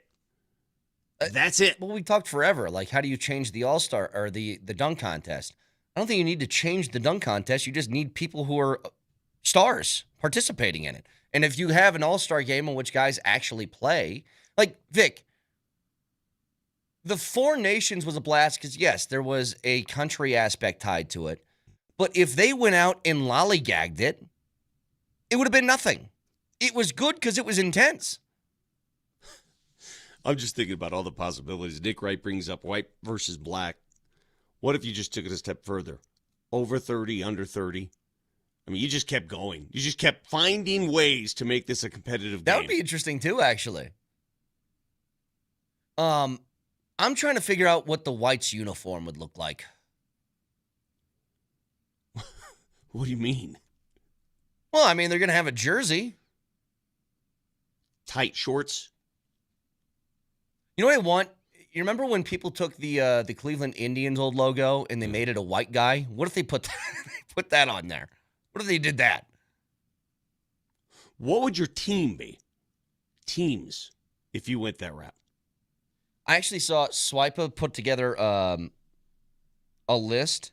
Yeah. Let me see if I can pull that up real quick because I thought it was a pretty good one. So let's see. Hang on. Hold, please. Here's what he'd have. You first of all, for everybody, we're talking. Brett Kane is an expert on this topic.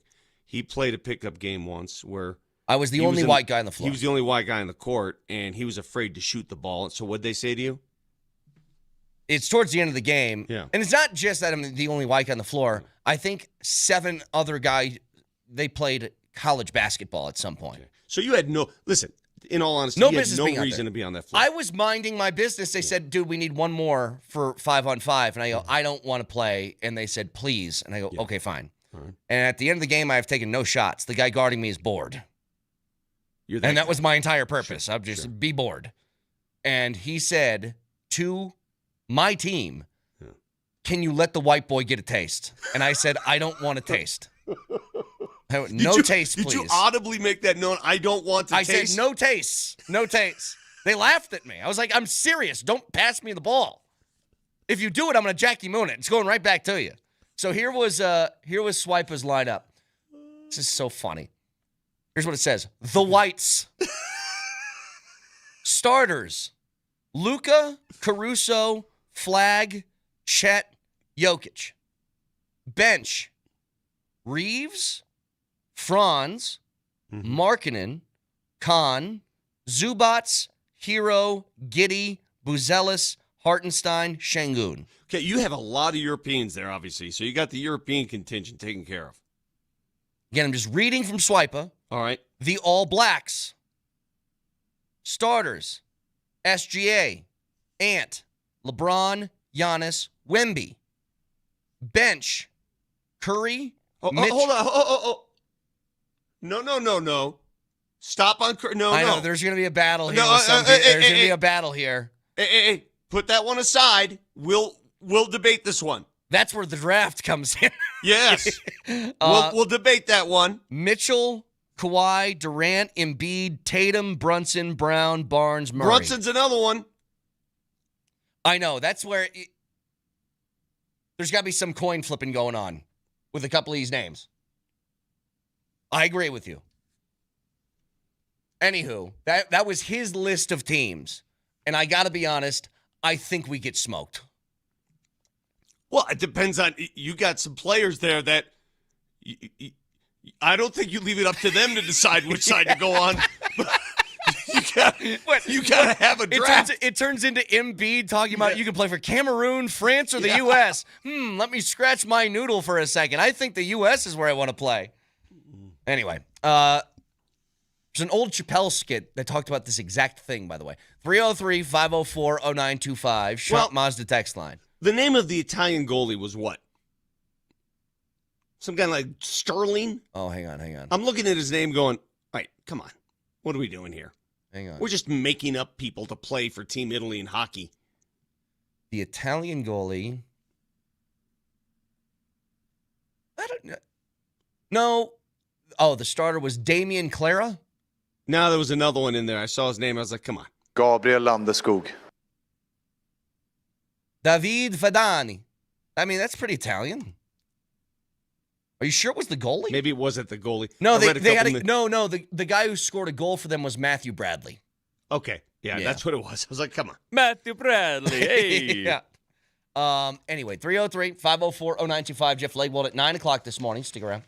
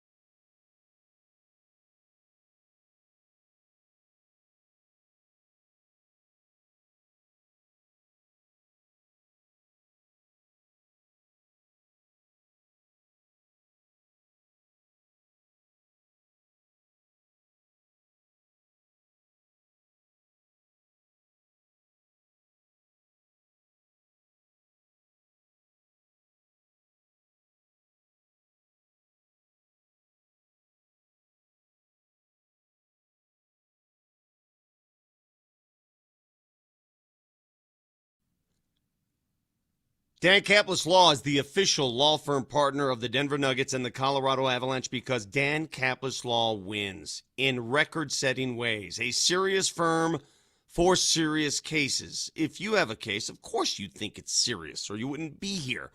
Dan Caplis Law accepts righteous injury cases on a percentage fee basis. And if you want to give it a shot, call them up and see if your case is righteous enough. 303-770-5551. 3 offices across the Front Range, so plenty of options. Again, dancapluslaw.com is the website. The phone number, 303-770-5551.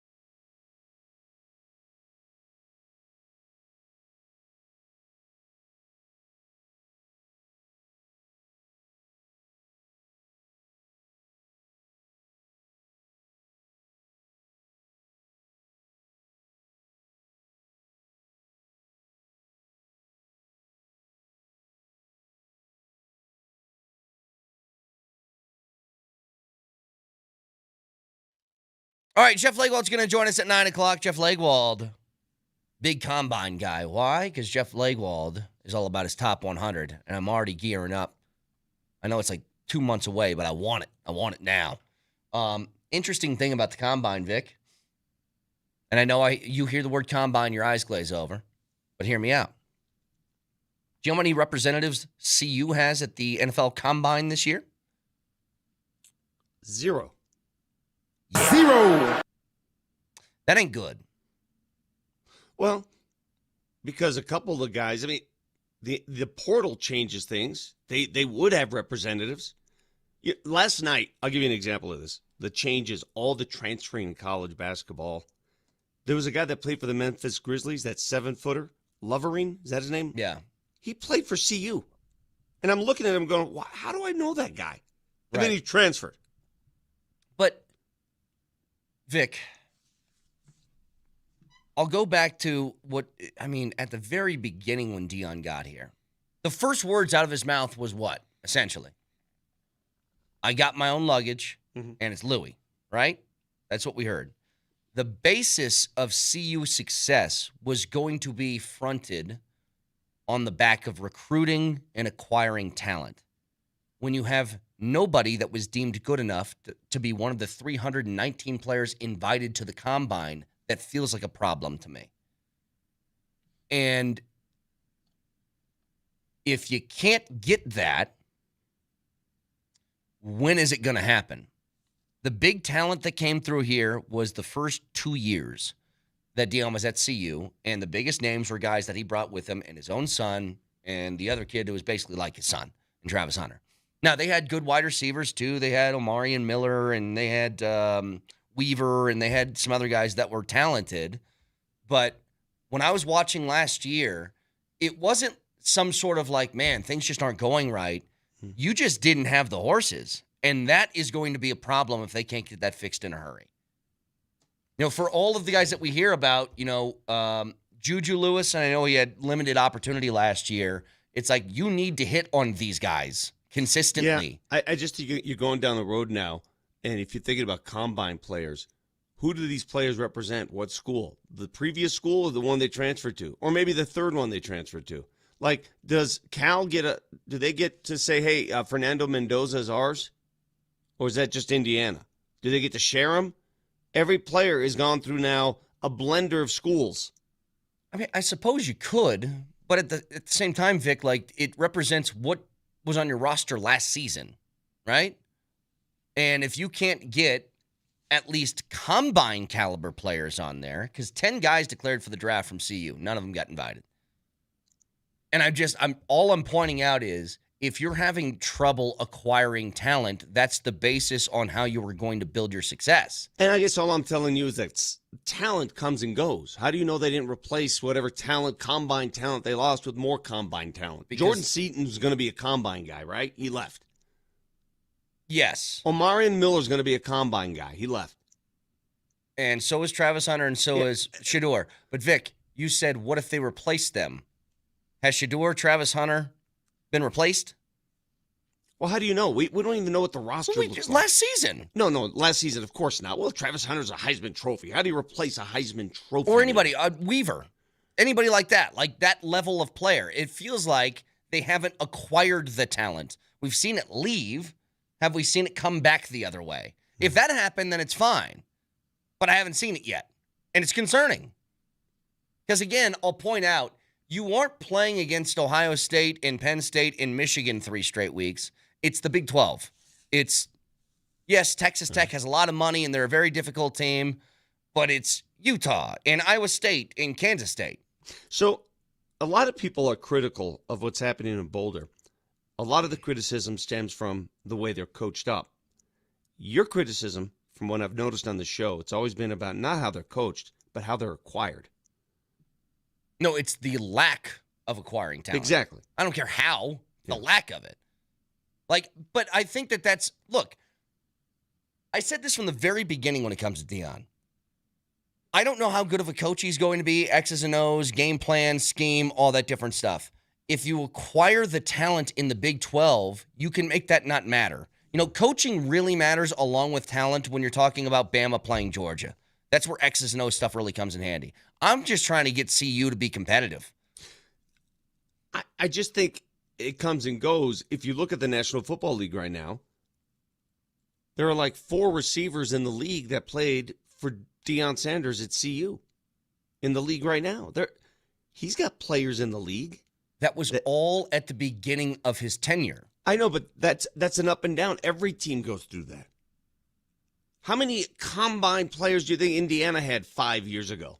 Okay, but Vic, which way has it been pointing? Year 1, it was here, and it's just felt like it's gone like this ever since, straight down. There hasn't been like ups and downs. It's just gone down. You know what I mean? So What are you contending here? That he's lost his ability to recruit? That nobody wants to come here? The shine is gone? What is your contention? Get to it. Okay. The overall concern is this. Dion, who was a forward thinker, he was ahead of the game, and he's smart in that way. I remember he first got here, and it was like 70 guys were transfer guys. And all of college football looked at that and like, dude, that's insane. You can't build that way. Think of it like the NFL. It's him acquiring his talent through free agency and not draft and develop. And then all of college football is like, that seems to work. And now you're competing with teams with way more money than you. And now it just feels like you don't have the same sort of pull as you did earlier. And if that's the case, what's your pivot? How do you pivot to acquire talent now that everybody's doing the same thing you're doing, and now you can't compete with the bigger and top-end schools? That's my concern. Because I think one thing for now... Here's where, let me argue with you on this. And I think a lot of you do this. You're overplaying the pull of just Prime being here. The pull isn't just the coach and the motivated words and the fire and the brimstone, and that's not the pull. What's the biggest pull in college sports right now? What's the pull? How do you get players? Money. What is it? Exactly. The pull is very simple. I could put Steve Nelson up there as the head coach. Nelly, you're the head coach. And if I give you enough money, I'll assemble a hell of a team. That's the pull. You're putting this all on Prime as if he's not doing his job recruiting. That's half the job, man. The majority of the job is money. I know schools that don't have a lot of money that still are competitive. Who? There's plenty of them. Okay, for how long? Maybe in bits and pieces. For how long? Why is Indiana a national champion? Why do you think? They got a huge influx in cash. Okay, but why they is also, Texas Tech? But hang on.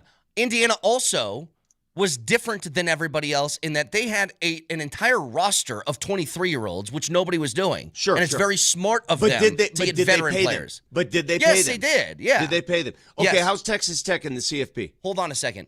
I'm not asking for CU to beat Indiana and go 16-0. I'm asking them to be competitive within the weaker conference of the Power Five. Fine. That's what I'm asking. I'm just pointing to all the top schools with all the top talent and they have money.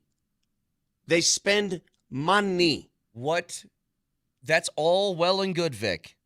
But when Dion was brought here and then given $10 million a year, he said his greatest asset, and maybe not exactly like this, paraphrasing, was what? Talent acquisition. Your luggage. That's what he did at the opening press conference. Yeah, and if that is not up to par... I agree. If there's one error, and it's not an error, it's a misjudge, I think he misjudged how the allure of the money would attract players more than, hey, come play for Prime, we'll get you for the NFL. I think he thought maybe that would make a bigger pool. But if you're talking to a recruit, at the end of the day, what are you paying me? So I seen a few of these texts coming through here. 1 year without Shador and Travis Hunter is hilarious. He's only going into year 4. What does only going into year 4 mean? What do you think coaching cycles are? Hackett was fired after a season. Vic, how many schools fire coaches within 4-year windows because it's not good enough? Mm-hmm. Plenty. Only heading into year 4 is a pretty damn long tenure for a head coach now. I love Coach Signetti, and I love that's going to be heard from here until the end of time. Google me, I win. I love it. If I took away your pocketbook, you wouldn't win. You wouldn't win. He has.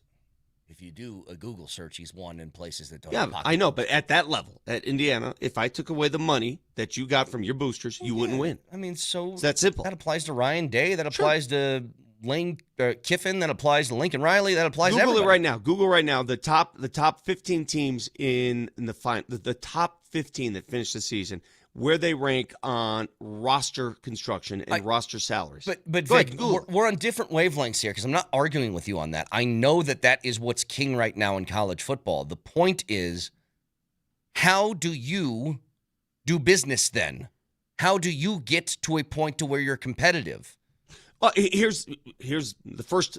It's like you need to get talent. And if you're telling me CU doesn't have the money, so they're always going to suck, I'm like, well, then what's the point of paying a coach $10 million a year? I just think that the recruiting stuff, the speech you give to recruits, that's not as important today as it was 20 years ago, 30 years ago. It's not.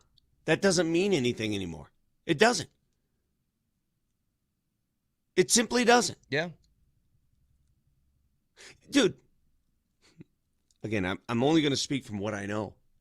There was a long time ago, where a Notre Dame coach could walk in a room and say, do you want to come play for Notre Dame and be on national television every week and wake up the echoes and play under touchdown Jesus? Do you want that? Yes, coach. Yeah. You know what the speech is today? Hey, do you want $1.2 million? No, it's a contract negotiation. Yeah. It has nothing to do with tradition and honor and all that. None of that matters. But Vic, again, when it comes to CU, so what? In your mind, so now what? What's next for them? How do they do changed. You have to reinvent how you do this. That's what I'm saying. Yeah. Like, this is what I'm getting at. And do you have the ability to pivot now? Because if the entire success of this program was largely based off of, and this isn't just CU, it's everywhere, but it was based off of talent acquisition, and you're having trouble acquiring talent, then you're in big trouble. All right, I'm going to read a text, and you tell me if this text is accurate or not. And again, I love this debate because we have it happening right in front of us. Texter 2591 writes in, Vic, it's always been who has money, who spends money. It's just where the money goes, and it's above board now. Nothing has changed. Really? Yes, because I remember all those powerful Indiana teams when money was spent below board. I mean, come on. Of course it's changed. Of course it's changed. Now that you could spend the money at will, why do you think the SEC's taking a hit? It's changed everything. Yeah. For everyone. So that's all. Because there's still no policing how much money's spent. They make it sound like there is.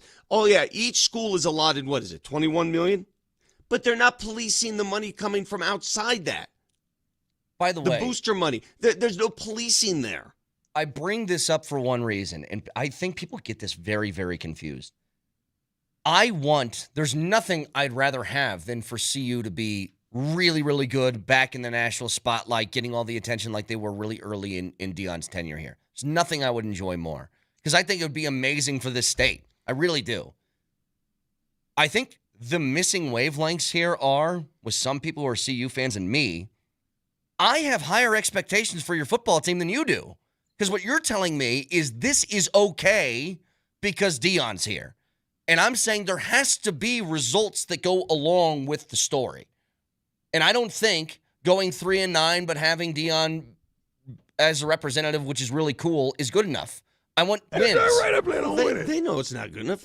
You're making it sound like they're content. No, when somebody tells me he's only in year 4, they're telling me that the expectation of this is good enough. I know, but listen, I don't want to get too...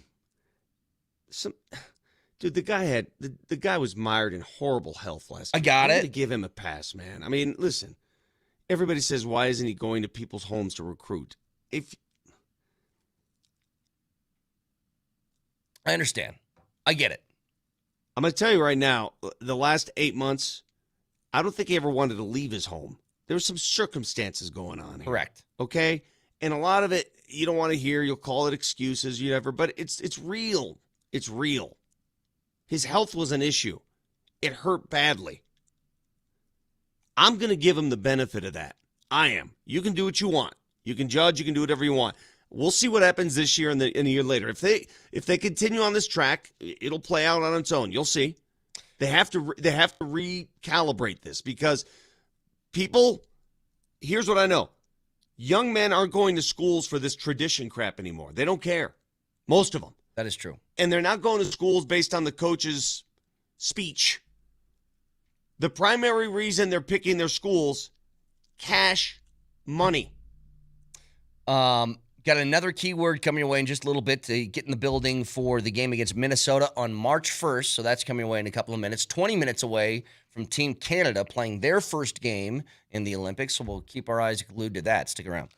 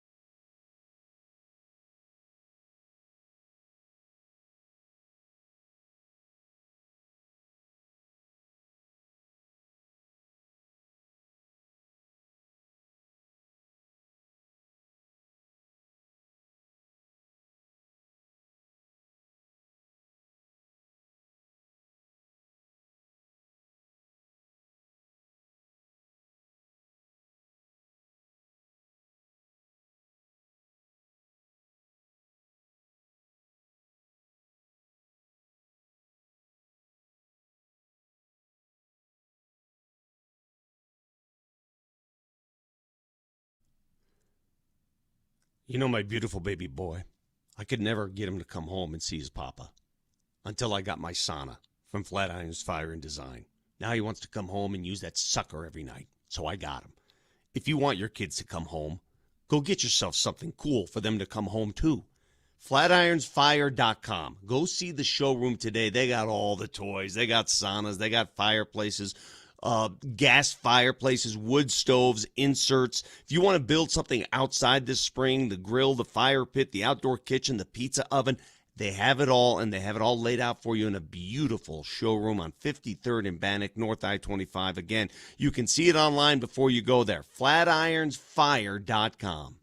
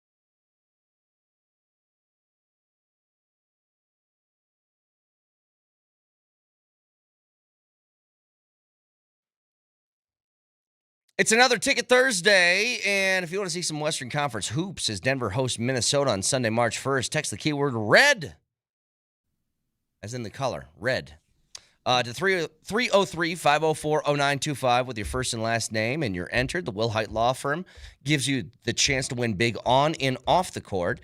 Visit them at wilhitewins.com, but the keyword is red. We'll announce a winner at the end of the show. I got the text I've been waiting for.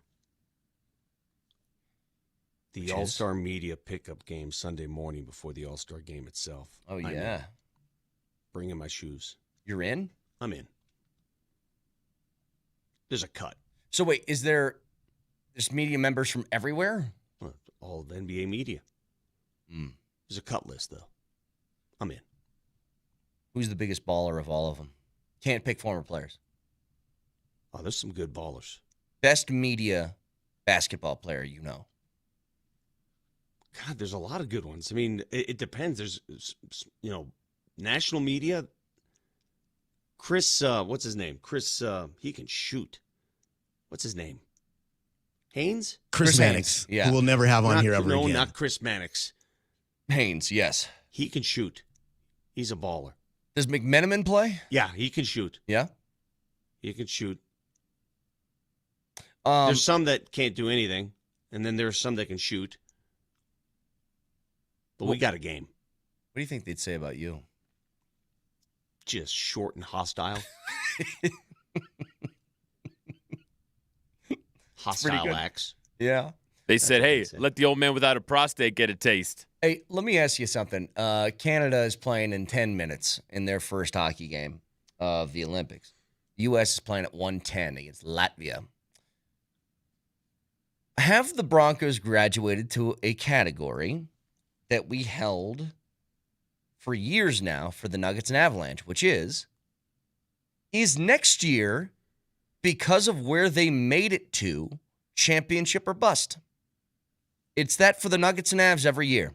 Yeah. If they don't win the ultimate prize, the season's a disappointment. Are the Broncos there, or is there a factor of you overachieved so much this year that maybe it's not quite that yet? They're there. Okay. Yeah, they're there because of how you got there. The next step. They're there. And that's okay. Let me tell you, and you know this better than anybody.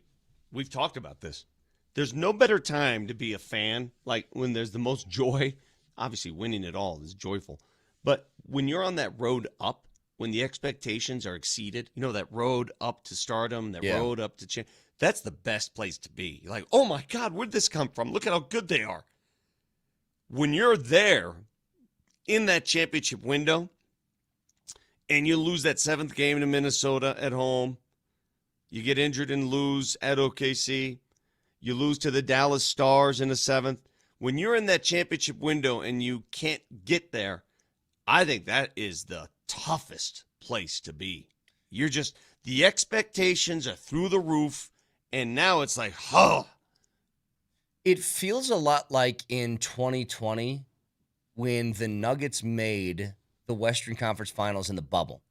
It was like glorious. And you kind of think back, you're like, man, if AD doesn't hit that shot in game 2, maybe they go on, they might win the whole damn thing. But it was a bonus, that was a bonus round, right? But yes, you jumped so high so quickly that the next 2 years were the Jamal ACL years, and you're like, dude, a sweep in the second round, a loss in 5 games in the first round to Golden State, and it felt miserable. So it's like you accelerated the timeline so quickly that it can lead to a much higher chance of severe disappointment. But I wonder if I throw that out. Let's do it to the people. Go ahead. Straw poll. Oh, yeah. Is anything short of a Super Bowl win a disappointment for the Broncos next year, given where they finished this season? Because, again, I think if somebody were to argue the point that they overachieved this year and maybe that's putting them on a pedestal a step too high, I think I could buy it. Saying, like, what? If they got back to the AFC Championship game and lost again next year, does it feel like a total failure of a season? I don't think it would. I prefer to look at this positively. How many cities in America have 3 professional sports teams that have the expectations of championship or bust? Yeah. How many? That's pretty good. At the same time, people wonder, why isn't this guy smiling? Why isn't he playing with joy? There's pressure there. It's a lot of pressure. Yes, there is. God, Vic, I don't know. I don't know if there's any. Cities with 3 teams that have championship expectations? And look, LA is like they have 15 teams. So I it's know. like, I don't it's count tough. the New York and LA because you have too many teams to choose from. You're out. You're out. You never get to be in this argument. San Fran? Giants, Warriors? Golden State's not. No. Golden State's not a championship contender. Get out of here. I don't think they are either. Shut your mouth. I don't think they are either. I'm not saying that, but I'm just saying, like, does their fan base, if they don't win a championship, are they pissed? That's fine, but they're not even in the conversation. There's no chance they win a championship. They're not in it. Houston. They don't have a hockey team. Can't do it. Sorry. Well, you said 3 teams. Yeah, no, but I mean. That's Rockets, Astros, and Texans. Okay. Fine. Probably. I'll give you Houston. I'm not sure if Houston Rockets right now are right there, but they lost to the Clippers last night. Yeah, but they got KD. We'll see. Boston? Well, if Tatum comes back, Boston? then yeah, Boston. I kept thinking that Tatum was out for like the rest of the year. He's not. Boston is one. So yeah, Boston and maybe Houston are the only other 2. That's crazy. Wait, Toronto. What's another team in Toronto? Well, how about this? Toronto. Well, the Raptors aren't good enough. Raptors, Leafs, Blue Jays. Blue Jays are right there. Blue Jays are right there, baby. Right on the doorstep. Yeah, I don't know. It's probably just 2 or 3 places. But when your expectations are this high, does it? I'll ask you as a fan. Does it take some of the joy away in a weird sense? Kind of. Does it make it like Hastings says I panic too much? He says, man, you like to panic? Yeah. He calls me the panic guy. If wins and losses, I ride the waves, right? And I'm emotional. I fully admit it. Probably why the players, if they listen to the show, if they read my tweets, they probably hate me for it. Because I panic. I ride the wave. Yeah. But when you have championship expectations, everything gets magnified. Everything. Home record, how you play, how you win, how you get through a game. It all gets magnified. I'll tell you, Vic, just because I don't have experience with success with my stupid football team. This was one of the most miserable years I can remember. Because you tasted success. They were supposed to be better. Exactly. See, and that's where the misery comes in. That's why it's hard to be a fan of a team that has those expectations at times, because your success level, your expectation is always going to be up there. Yeah. And they have to meet it. Yeah. When you don't have expectations, like the Broncos this season, we had expectations, but not like that. No. They exceeded them. It's like, this is like joyful. This is great. Like, I literally went into the season like, they'll probably make the playoffs, but who knows? Maybe they don't. Watch what happens next year. Because the expectations now, they don't come down. They go up. Yeah, and how do you handle it? Yeah. How do you handle it as a team? And how do the players wear that emotionally? I'm telling you, that's a thing. That is a thing. Here's one thing I think I can guarantee you, and I don't think this is unfair to say. Unforeseen of what happens in the offseason, I don't even think it matters. You could have like the greatest offseason ever. I don't think you're winning 14 games again. It's just too hard to do that back-to-back. I mean, would you say that, Vic? Going 14-3 again is so impossibly hard 2 years in a row. Because you need so many things to go your direction. It's just really, really difficult. Reminder to you guys, keyword for this hour is red. So text that in your first and last name to 303-504-0925. Gets you a chance to watch Denver as they host Minnesota on March 1st. I said March 1st, by the way, and I was like, man, that's a long ways away. It's really not. That is not long away at all. So there's some more audio I want to get to. And it has to do with, we just talked about CU's football team. I don't know if you heard Tad Boyle yesterday. Tad Boyle was pissed. But was he as pissed as somebody else in college basketball? So I want to give these pieces of audio to you in just a second. We got Team Canada out there taking on Czechia as their Olympics get underway right now on the Peacock. By the way, I'm having a big problem, Vic. This Peacock keeps freezing on me. I have to redo this TV over and over. Yeah, it's a big problem. Need to figure this out in a hurry. Hey, if your Peacock keeps freezing in the moment, you got to go to Rocky Mountain Men's Clinic. Yeah, Moser's not here to help us today on that one, though. So we'll give you updates from that game as they go along. Can listen to us anywhere on the Altitude Sports Radio app. It's powered by the Will Hite Law Firm. Injury lawyers go to willhitewins.com. That's willhitewins.com.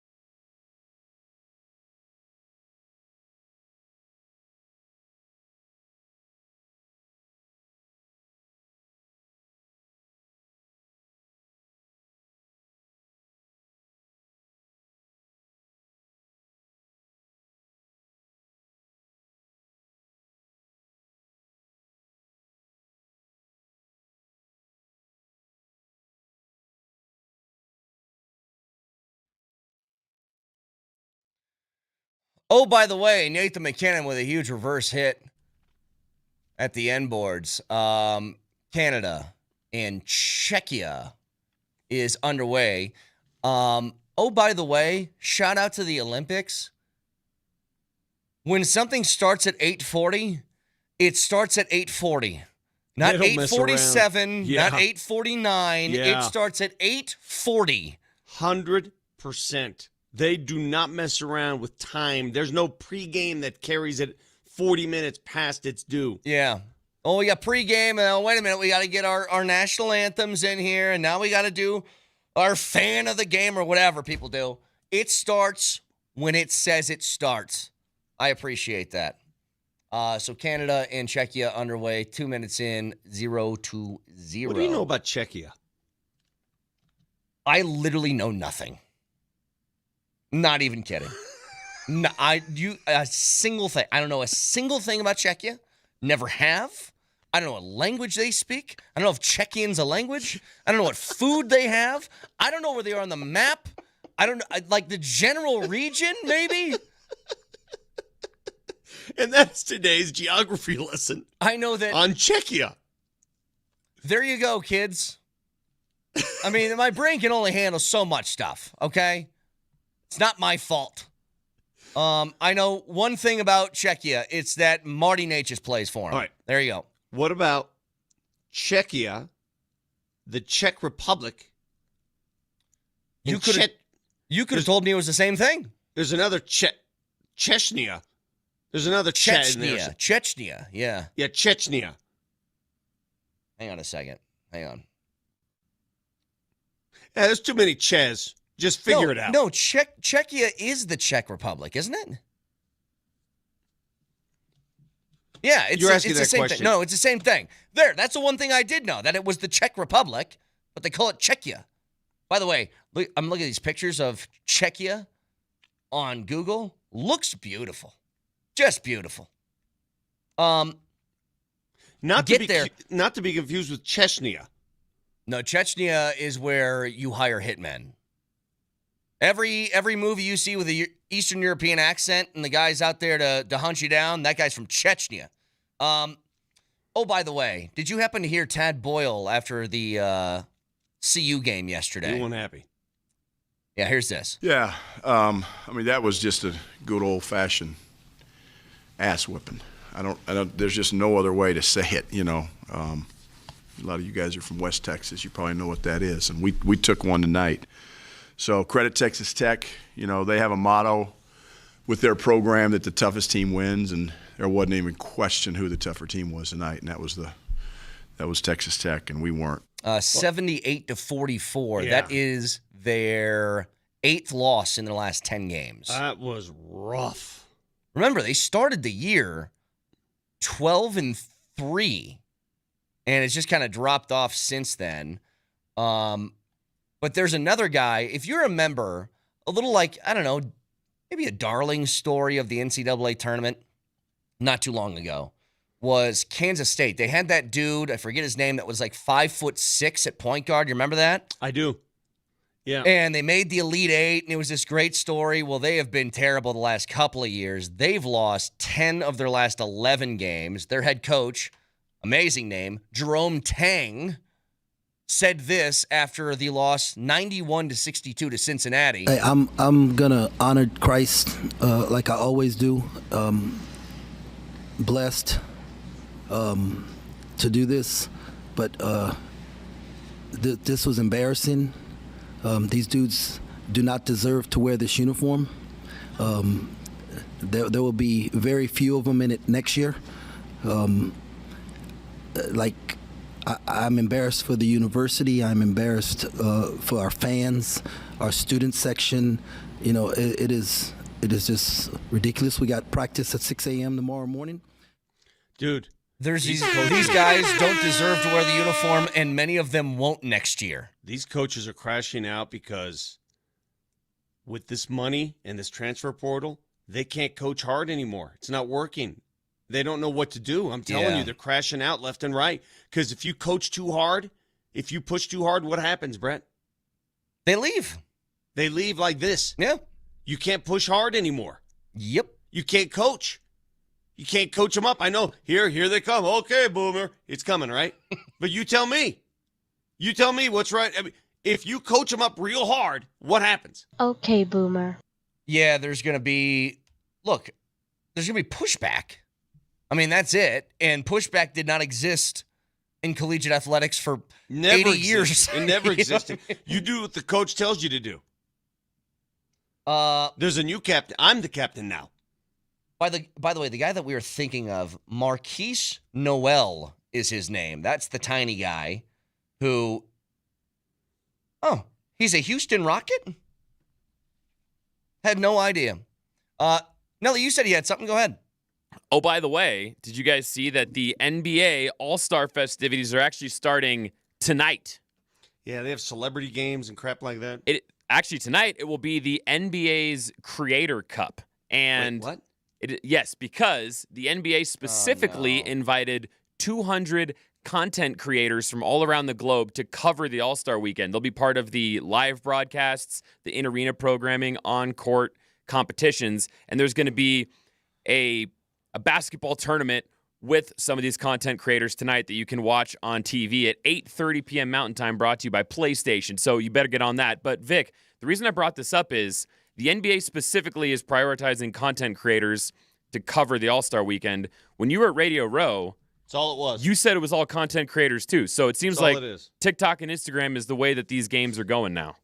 It's funny. I just had this conversation with Kevin Shockey yesterday. This whole business, it's changed so much. I mean, over the years, it used to be, Radio Row. You have radio people talking sports. They don't care about that anymore. It's who's got the coolest set, who's got the craziest, who's got the crazy. Yeah. Who's crazier here? That's all it's become. Who was the craziest? Oh, the Bleacher Report set. They built like an amusement park where there's a swing and crazy stuff up there. I mean, that's all it was. And I'm sure the NBA will take that to another level. Yeah. I don't claim to understand who all these content creators are, but when they come up with this list of content creators, I'm not out of the loop. I don't know who these people are. Do you? The only content creators I know are YouTube golf people. Yeah, because I do get hooked on that. Most of these other, I don't know. I acknowledge I'm dumb. I don't know who these people are. I've seen the people. I've seen like the speed guy. I know who he is. Like the Paul brothers, obviously, I know them. But I couldn't. Mr. Beast is everywhere now, so that's the extent of my knowledge. Go ahead, Nelly. Oh, by the way, on a scale from 1 to 10, how much do you guys enjoy watching punts in the National Football League? Scale of 1 to 10. You give me a good coffin corner. Actually, you know what I like more? 10 out of 10 is the punts that are bouncing near the goal line where people are doing like flips to try and keep it out of the end zone. I like that. Mm-hmm. Right. A good Cirque du Soleil punt maybe is a 9 out of 10 for you. Well, if you're an Australian fan of the National Football League, it's a 10 out of 10. So Australian radio was in the building to call the Super Bowl, and the Seahawks punter, Michael Dixon, is from Sydney. So here is Australian radio play-by-play of one of his punts. This is courtesy of SEN 1116 Melbourne. 30-year-old Australian punter Michael Dixon routinely into the action. He's going to kick the drop punt to the corner. It hangs high, lands in the field of play, bounces down to the brilliant. 2. Outstanding. Wow. What a deft touch. And Dixon's pumping his fist in the aftermath.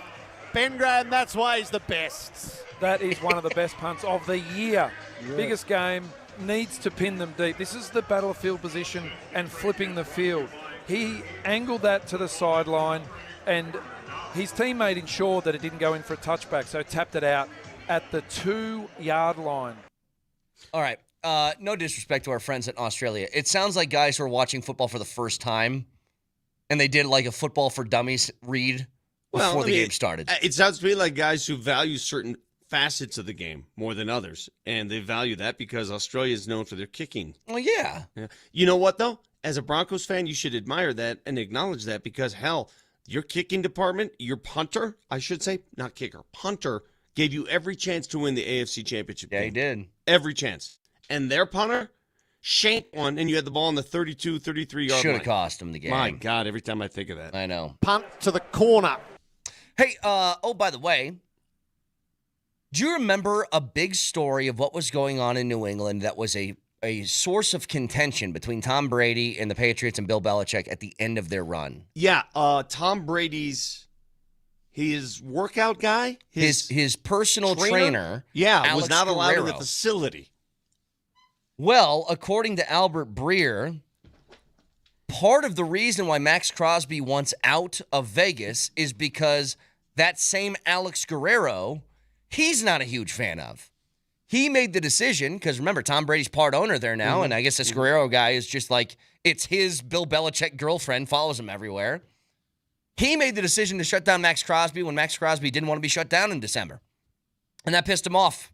And he wants to be nowhere near this guy, Alex Guerrero guy. And I'm just like, hey, Tom, read the room. You're the only dude who likes this guy. I know. Well, they have a business together. It's a big business enterprise. Well, He then makes a lot run of money run off your Alex business Guerrero. and keep him out of the NFL. I don't disagree with you. It's crazy. It's amazing the attachment that players, coaches have had now with their athletic trainers. Yeah. And how it's like a combo package everywhere they go, right? It's like a combo deal. Right. Like some guys have it in their contracts. You have to pay for my trainer, even though he's my personal trainer. Yeah. You realize that now. I don't know if I would continue to have that kind of relationship with somebody if it kept costing me other relationships. How much does this guy mean to you? Have you ever had a personal trainer? I done like to join the gym so you get like a workout or two with somebody. I don't like it. I don't like somebody barking at me during my workout. Oh, I was in the best shape of my life when I did that. I just didn't have time to meet it this time. I just didn't have time to meet it this time. I just feel like I'm paying for somebody to do, like, I did workouts my whole life. I know what they are. I just need to commit to it. Maybe you're paying for the commitment because you have to show up to your thing on time and it costs you money. You know, you do work harder when somebody's pushing you. Yeah, I don't like people like to be around. pushed. I don't like to be pushed. You don't like that when you don't know if you I can push get myself just fine. You don't know if you can get that last rep, and they're like, "Come on, 2 more, 5 2 more. And I'm like, no, I think I'm done with the set. That's but okay. then when you get those 2 more, they're like, 3 more, you're not done. That doesn't help you. You want a personal trainer? Who's our boy that goes off the rails crazy? The author. Our boy. Goggins. Oh, yeah. David Goggins. Yeah. David no, Goggins. no. Imagine him as your personal trainer. Dude, I don't want to have a conversation with him because I know that if I just said hi, he would turn that into some sort of motivational, like, what'd you do? Wake up and have pancakes this morning? I ran 10 miles. I'm like, all right, David, got it. What about Mad Dog Russo? Would you want him helping you out? Brett, you used to play baseball. Yeah. One last, by the way. Oh, goal. No goal. Waved off. Waved off. Well, Canada you're thought they scored. ahead of me. How dare you? Sorry. One last, by the way. An establishment that is very near and dear to my heart, Dave & Buster's. I love a good D&B's. I took girls on first dates there, and I said, if you can't have a good time here, then, ma'am, we are not going to be compatible. Wait. True story. My wife, first date we went to, Dave & Buster's. Dave & Buster's is your first date go-to? Oh, come on, man. You got to play Pop-A-Shot. You play some arcade games. You can't do that with some chicken tendies and have a good time with me. What, am I going to go spend $200 on steak? To find out if you're even mildly attracted to me? I don't think so. D&B's. I'm going to get some prizes out of this. But Dave & Buster's is hiding 5. That was McKinnon, by the way, who scored and was taken off the board. Oh, yeah. Look at Nate. Dave & Buster's is hiding 5 $15,000 3-carat diamond engagement rings inside the big crane games for Valentine's Day this year. Who's doing this? D&B's, Dave & Are they Buster's. really? So on February 14th, the rings will be mixed in with the crane prizes at select locations, giving couples a chance to win it for just $20. Did I tell you about the time my beautiful baby boy went into one of those crane things and got stuck inside? He went in there? He crawled in one at Safeway. He wanted that prize so bad, he literally crawled in the machine.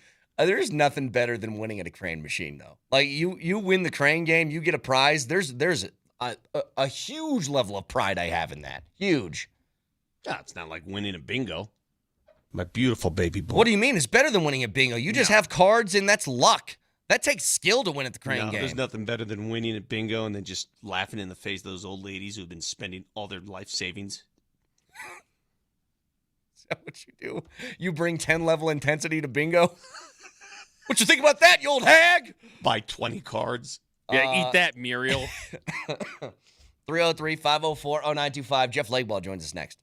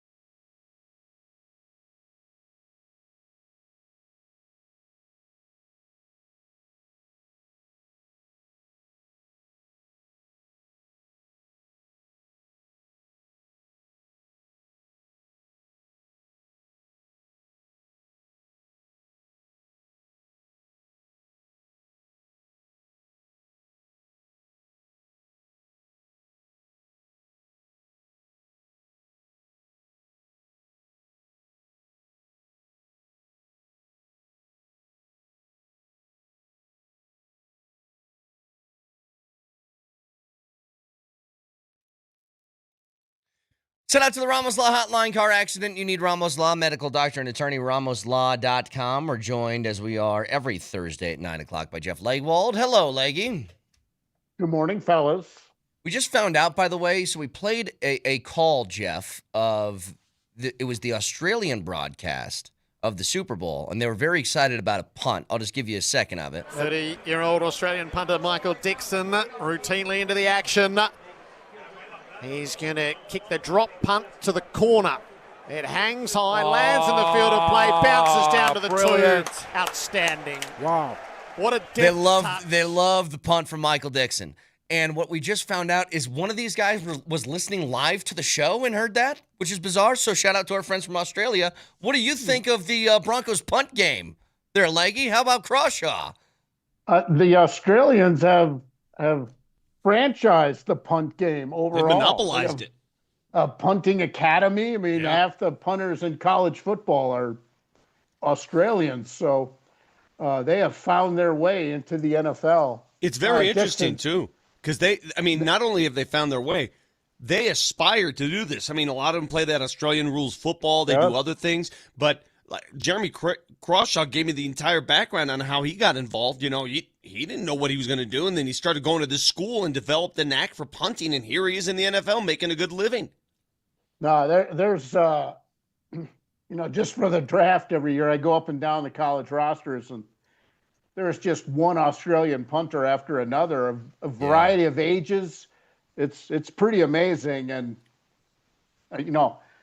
A, because I want to go to Australia, and B, I think it would be a cool story. I've pitched the punting academy story many times, but I have not yet succeeded. So I hope to still make that call. It's a smart pitch. Next, I want to go to Amsterdam. There's actually a cottage industry of centers up there. We need to go see. No, I try. It doesn't mean I always succeed, but I try. For the offseason, Leggy, what do you think is the number one priority for the Broncos right now? I think if you watch their season end, you would have to say, they have to. You can't just be a throw it around offense right now in the league, but you got to have some kind of explosive capability. And it's 2 years in a row now they have finished 29th or worse in 3 and outs. And that's an awful lot of possessions you're leaving on the table because you can't get a first down. And when you're 29th one year and 30th in another year, back to back, that's not a new problem. So whatever they need to do to repair that, I think you've got to be middle of the road at least, I think, if you're going to be successful. And in there somewhere, they've just got to find more explosive plays. They're not ranked very highly in plays of 20 yards or more. Now, you're not going to have those all the time, but you cannot go the long way down after down, drive after drive, and succeed. And to drill even deeper, I don't have the numbers. I don't know what their first down percentage is. I don't know where. But I know in the playoffs, first downs were a problem. I mean, you got to get somewhere on first down to set up a second down and allow you to give a good play on third down. If you can't get anywhere on first down, I'll give you case in point, Jeffrey. When the New England putter shanked that punt and they had it first down at the 33-yard line, they lose 3 yards on the very first play, man. You can't do that. Why? No, and they did that often this year. And I think, their perimeter game in the run game and the pass game, all the bubble screens and the flash routes, and they just weren't very good at those. And if you're going to use those like early down run plays like the Broncos do, like you're saying, you've got to do better. And if you're a bad 3 and out team, you're usually not very good on first down because you're leaving second and long, third and middling, and that's just not way to go. And and it's I've told people I've talked to in the league just about on draft calls in the recent weeks here, but when I've just been chatting with people, but they essentially wasted one of the best defenses I've seen the Broncos have in my time covering the team. That defense was every bit as good as the Seahawks defense that's being celebrated for winning the Super Bowl because they kicked 5 field goals in a game.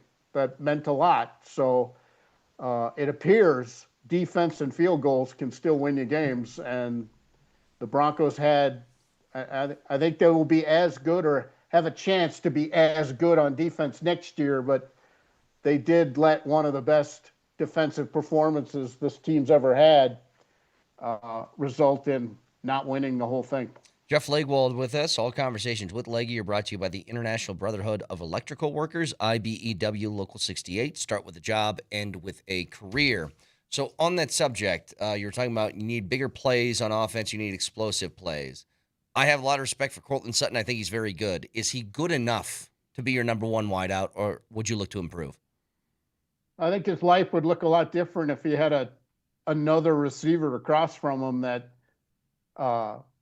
they're good players. I think if Mims is over there 60% of the snaps, 70% of the snaps, I think things look different. But as long as defenses don't fear rotating everything Courtland's way, it's going to be a lot harder for Courtland Sutton to function. And that's why every ball, practically every play he makes is a contested catch, because they've rotated people to contest with him over there. And they don't feel, I talk to defensive coaches all the time who say, we're not really worried about the other people. Doesn't mean they don't think the other people are good players. It just means they don't think the ball's going that way. Could explain why he was so quiet in the playoffs. Having said that, yeah. I mean, you look at the numbers now. The Russell Wilson money is off the books. How much money do we have to work with now? Well, have you seen what the Broncos books look like? Yeah, I mean, they're in pretty good shape. Now, they've re-signed a lot of people to big contracts, you know, the homegrown, which I think is how you get good. You know, that's how you get and stay good in the NFL, is draft well and re-sign the guys you like the best. So, but they can participate in free agency. It's not a great free agency class overall. So I think they've already hinted from Greg Penner and George Payton both that they're not going to essentially overpay people just to participate in free agency. I think they're going to try very hard to pick out the right people. And it is a good draft at wide receiver. Again, it is a defensive heavy draft, but there are a lot of good players at wide receiver all 3 days. And I think this is the most tight ends that have been invited to the combine in like 6 years. So there isn't a lot of first-round talent at the position, but there are a lot of good players in rounds 2 through 7. And again, I think there were 27 tight ends invited to the combine, and that's a big number. All right, so speaking of tight end, I want to get your impression on this. I mean, for a lot of people, Evan Ingram and the expectations for Evan Ingram, he did not meet. Although he caught, 50 passes? He caught more passes than a Broncos tight end has in recent years. All right, yeah. So why didn't it work out the way people had hoped? What was it? Well, I don't think they made it a part of the game plan very often. I think I would put tight end in sort of the Mims category of, why not try more of those things as the season went on? And I think beyond who's calling plays, I think that's one of the big questions they have to go into the offseason with. When Sean Payton is looking at an offense that's been very successful for him for a long time, you cannot. I mean, Drew Brees is going in the Hall of Fame because Sean Payton, or a big reason is Sean Payton was calling plays. So we can't say the guy can't call plays, but I will say people in the league are telling me they have a pretty good idea of what the menu of plays are by who's in the formation. And that is something they got to look at. And I think, a little more of the two tight end, that was always Mike Shanahan's card to play. If he thought you were hiding rushers in the pass rush or trying to create different varieties of pressure, his big card to play, and it's why he had a winning record against Belichick, was to balance out the formation with two tight ends and attack you that way. And I think this Bronco team could have done that. If they chose to more. And I would have taken a longer look at Caleb Lohner as a red zone threat. Yes, he could not run every route in the playbook, but he's huge. Down the stretch, I would have just, and again, I'm Timmy the sports writer, I get it, but down the stretch, I would have said, here's 3 plays in the red zone. You run those spectacularly. Let's do that, because defensive people already felt like the Broncos were tipping plays, so why not shuffle the deck a little bit? Yeah. Jeff, last thing for you. We were talking about this earlier, that CU had no invites out of the 319 guys at the Combine. First of all, what does that speak to as far as their talent level? And do you see any way, I know that you're focused more on like evaluating the college talent going to the pros, but how do you think Dion can fix that problem? Well, I mean, in this current state of affairs, I mean, most people I know in college money or college money. Yeah. That's it. There's the slip right there. Yeah. No, I think it's it may be an indication that they're not as attractive in the portal as the money flows everywhere right now. I keep saying that, and people keep calling me out saying it's not as much about the money, and I said it's all about the money. It's all about the money. All you gotta do is look around. It's insane to think not. Yeah, I mean that's the state we're in. You can sort of fight the ocean if you want, but and sort of lament on how it used to be and all this stuff.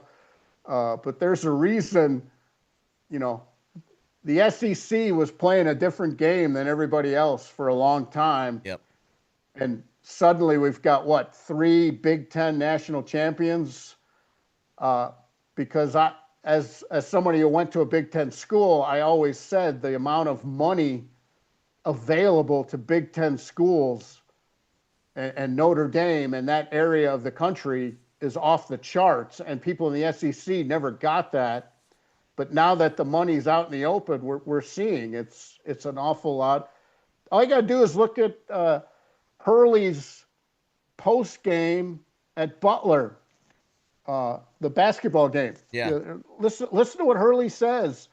He basically says, give the Butler coach $9 million and he'll give you a really good team.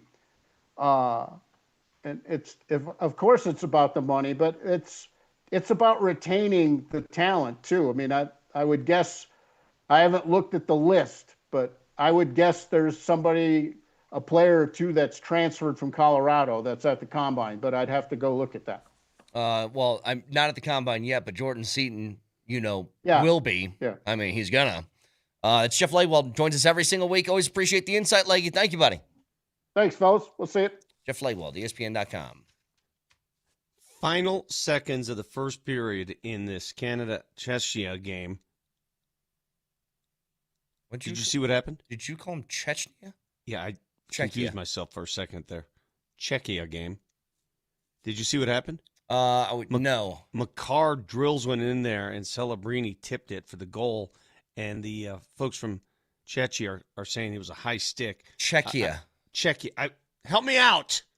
The Czech Republic. There you go.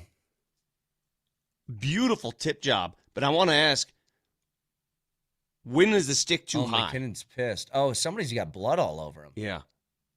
Yeah, that's pretty borderline. Yeah, what?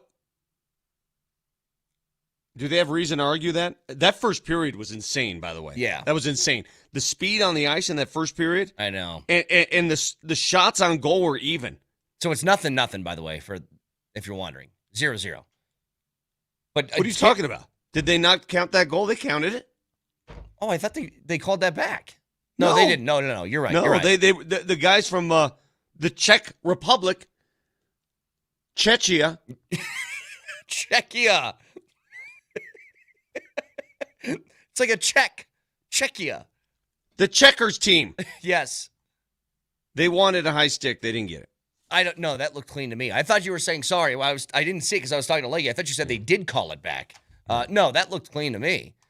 But so Canada's up 1-0 in the waning seconds of that. Makar gets the assist off of the tip from Celebrini. So 303-504-0925. We'll monitor that as we go along. Stick around.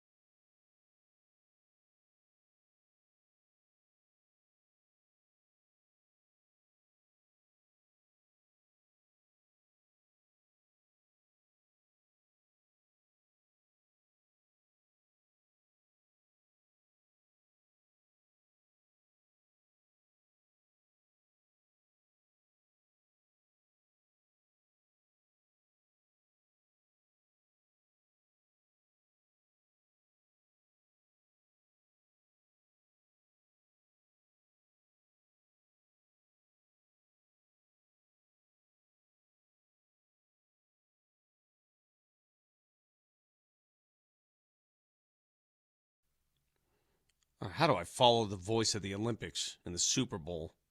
How do I follow the great Alan Roach and those pipes? I'm going to do my best here. Hey, it's Vic Lombardi for AAA Service Plumbing, Heating, and Electric.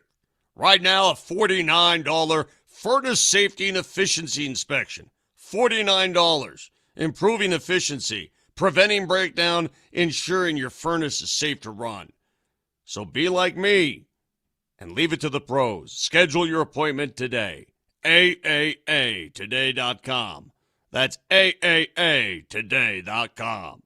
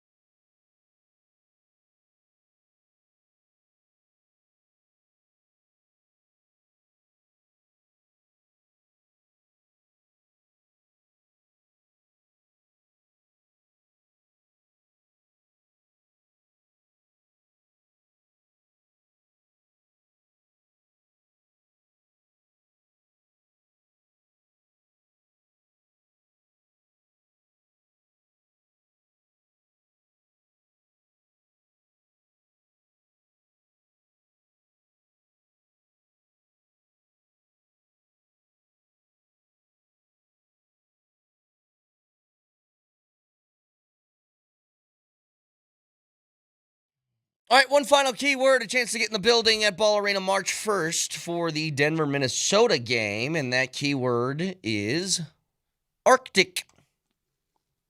Arctic. You know, Hang on. So text that in your first and last name, Arctic, in your first and last name to 303-504-0925. The Will Height Law Firm gives you a chance to win big on and off the court. Visit them at willheightwins.com, but this hour's keyword is Arctic. I have a friend of mine, a neighbor friend of mine, who has this weird desire to go to Antarctica. And I'm trying to figure out why. Is there any desire for you, like, are you thinking about lifelong trips to go to one of the Arctic circles? Yeah, man. I'd like to see the big ice wall and prove this Earth is flat. Just kidding. No, I have no desire. None. I mean, just hang out in the cold all day. What are we doing here? There's plenty of places I'm just like, pass. No, thanks. I mean, some cold places in Arvada I can go to. What's the difference? You'd see penguins. That'd Great. be cool. I can actually watch the movie Penguins. Be just as good. See a polar bear. I got a theory, though. Follow me on this one, all right? It's about and I flat don't know Earth? why people... Huh? It's about flat Earth? No. Oh. People are so bent about, the argument was brought up, why is Landeskog playing his first game for Canada, Sweden, and didn't play for the Avs, and I have no problem with it whatsoever. These guys are hyped up to play in these Olympics. All you had to do is watch the first period of that Czech-Canada game to see how intense it is. Yeah. Did you see it? How intense it is? Yes. These guys are into it. So what's wrong with saying this? What's wrong with saying that a player for Team USA or Team Canada or Team Sweden or Team Czechia, what's wrong with saying that? Yeah, they're more into this game than they are a mid-January game against San Jose. Why is that such a sacrilege? I would be too. The Olympics come around every 4 years. You get to play for your country. What's the big deal? They don't pay you. So? But it's different. It's an honor. Yeah, I don't think there's anything wrong with that. I think there isn't an issue with it. I don't have one anyway. Yeah, but you get those whispers. I wish this guy played this hard for us. I wish, what? You know where they come from. You know what you get. There's also here's something else that's a factor in this. There's a finality to each game that you're playing in the Olympics. There isn't 80 more games after that you can make up for it with. And so the intensity is wrapped up because it's not quite win or go home now, but it's certainly like that. It would be more apt to compare the intensity of these games to playoff games, a playoff series, because that's what you're getting. That's the difference. I mean, there is a real sense of if we lose, we are going to leave, and I want to win. Does the game look so much faster at the Olympic version because the rink's a little smaller? Yeah, it could have something to do with it. It's literally the best players from your country. And when you have a team like Canada, they got quite a few of them. I mean, that too. But I'm telling you, it's 1-0 Canada, but if you watch that first period, man. Well, let's take this back. Nelly, do you still have that audio from PhD yesterday that we played earlier in the show? Because their whole thing was they were, I don't know if it was angry, but they were feeling some type of way about Gabe not playing for 5 weeks for the Avs, then showing up the first game of the Olympics. Here it was. Listen, I understand the international love of international competition. It's the biggest thing for the country. Sweden were to win a gold, for example, it's bigger than any of their Swedes winning a Stanley Cup. Much bigger for the country. I get that. But you're making $12 million to play for the Avs, and you ain't played in 5 weeks. It is. I don't know what to say about it. I agree. It is so weird. Hey, good for Gabe. Yeah. But it just feels weird that he's missed all that time with the Avs, and he's back on the ice scoring goals for Sweden. Well, Dan, how do you feel about it? You're our hockey guy. I don't like it either. I'm with you, Scott. Feels odd, right? It does feel a little strange. Like, yes. had Gabe just been healthy like McKinnon and McCarr and whatever, it wouldn't feel like that big of a deal, right? Like Tanner into it. All right, but he had missed 5 weeks of Avs games. And what kind of pressure does it put on him? You can cut it. I'm with you, Scott. Why do you laugh when Tanner's saying that? No, they just dragged him into it. Hey, yeah, you agree too, right? Yeah. Am I right, Dan? Am I right? I'm going to make this very clear. I don't like it either. Whatever's not going to get me punched in the face. is the last person, Gabriel Landeskog is the last person I would ever question for his desire to help his team play. Yeah. Ever. He gave up 3 years to come back from a devastating injury that no one comes back from in the sport of hockey. He'd be the last person. And guess what? Even if he did, let's say he did have the option to play the last 2 games before the Olympic break and said, you know what, I'll sit these out. He deserves it. I don't care. Doesn't bother me one iota. Here's what I think happened. And first of all, like, where I start with this is to say you have a problem with this, the only reason you would have an issue is the coded sort of message here is Gabe didn't care about playing about the Avs, and he does care about playing for Sweden, which I think is ridiculous. He's the captain of this team, and he has done everything to show that he will live and die with the Avalanche. Here's what I think happened. This is right, by the way, around the time frame that Bednar told us when he got hurt. It's like he goes, yeah, it's going to be a few weeks. This is right the time frame for the recovery of the injury.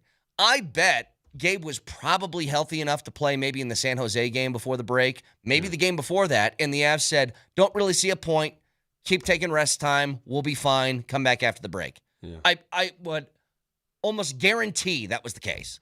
We're creating stupid controversy that doesn't need to be created. I love these Olympic Games because you are playing for the honor of your flag, the honor of your country, and that's just the way it is.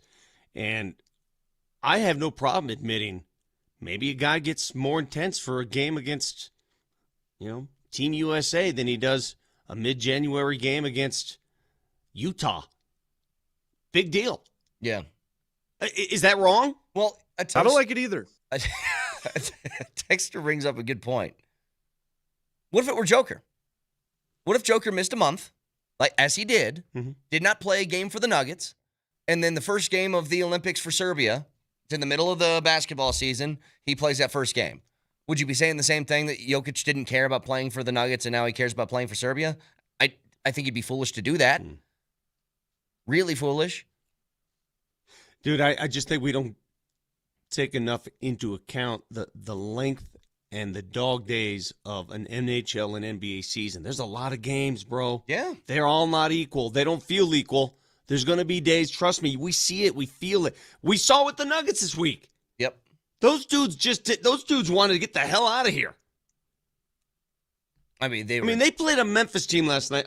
Let me remind you, half of the guys I didn't even know were in the league. Me neither. You play that game. Let's say that game last night was a game that meant seeding in the playoffs.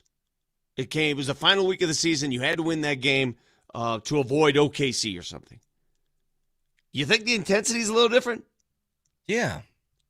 I also think, again, is the intensity of these games are because the stakes are high. If you lose, there's a good chance you're going to be out of this. Compare it to a playoff series. That's the kind of intensity. It's not the same as it's game 50 against Memphis, or whatever game it is for them. I don't know what game it is. But it's not the same. Somebody said, well, he's coming back to highly intense games like playoff games. Correct me if I'm wrong. When Gabe came back from his 3-year recovery, what game did he come back to? Game 3 of the playoffs. Wasn't that a playoff game? Yeah. What's the difference? Why don't you people worry about, what are you worried about here? There's nothing to be worried about. Nothing. You know what? I'll admit it right now. If you ask Nathan McKinnon, point blank, hey, Nate, what game means more to you? Today's game against Czechia or your last game against San Jose? What means more to you deep down in your soul? There's no question. Now, he'll never answer that question, right? He'll never, because if he does, he would. Yes, you think he would? I think he wouldn't hesitate in saying this game means more to him. Now, even though he doesn't get paid a dime. What you might have trouble with is playoff game or this game. What means more to you? That one he might stay mum on. If he came out and said with his chest into a microphone, this game means more to me than San Jose did, I'd be like, yeah, I get it. I wouldn't fault him at all. By the way, I don't know if you guys have been keeping up on current events. The Avs are really good. Like, really, really good. Have a really comfortable lead in the NHL for points right now. Okay, so let's use the same philosophy. There's going to be an NBA All-Star game played on Sunday. They've tried for the last 10 to 15 years to add some intensity to that game. Yeah. And they've failed every year. What do you think we're going to see Sunday?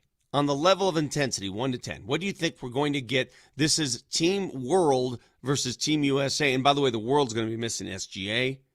They're going to be missing Giannis. They're going to be key players are out for this World team, as well as the U.S. team. A 5. 5? Do you think it will be more intense than what we saw the last 2-3 years? Well, yeah, but that's if you care at all about basketball, then it's more intense than it was over the last few years. Like, I think, how about this, Vic? I think you'll have a lull in the middle of the game where it looks a little bit like the last few years, and then if the game's close at the end, I think it gets intense. That's what I think happens. Yeah, but that's what the All-Star game was always like. Kind of. Got really intense at the end of games. Kind of. Yeah. I don't think this fixes their problem. I don't think that this is something to where it was a nothing game where it's half-court heaves, and now all of a sudden it's going to be like a full-court press. You know what I mean? I don't think they're doing that, but it's probably going to have a little bit more juice than it did in previous years. I'm reading here on the text line, and I didn't see this, so excuse me for my ignorance. Someone said that Nate has already said it into a microphone that winning the gold is more important to him. I'm not aware of this. I need to see this. But even if you say, I would have no problem saying that. None. No issues with somebody saying that.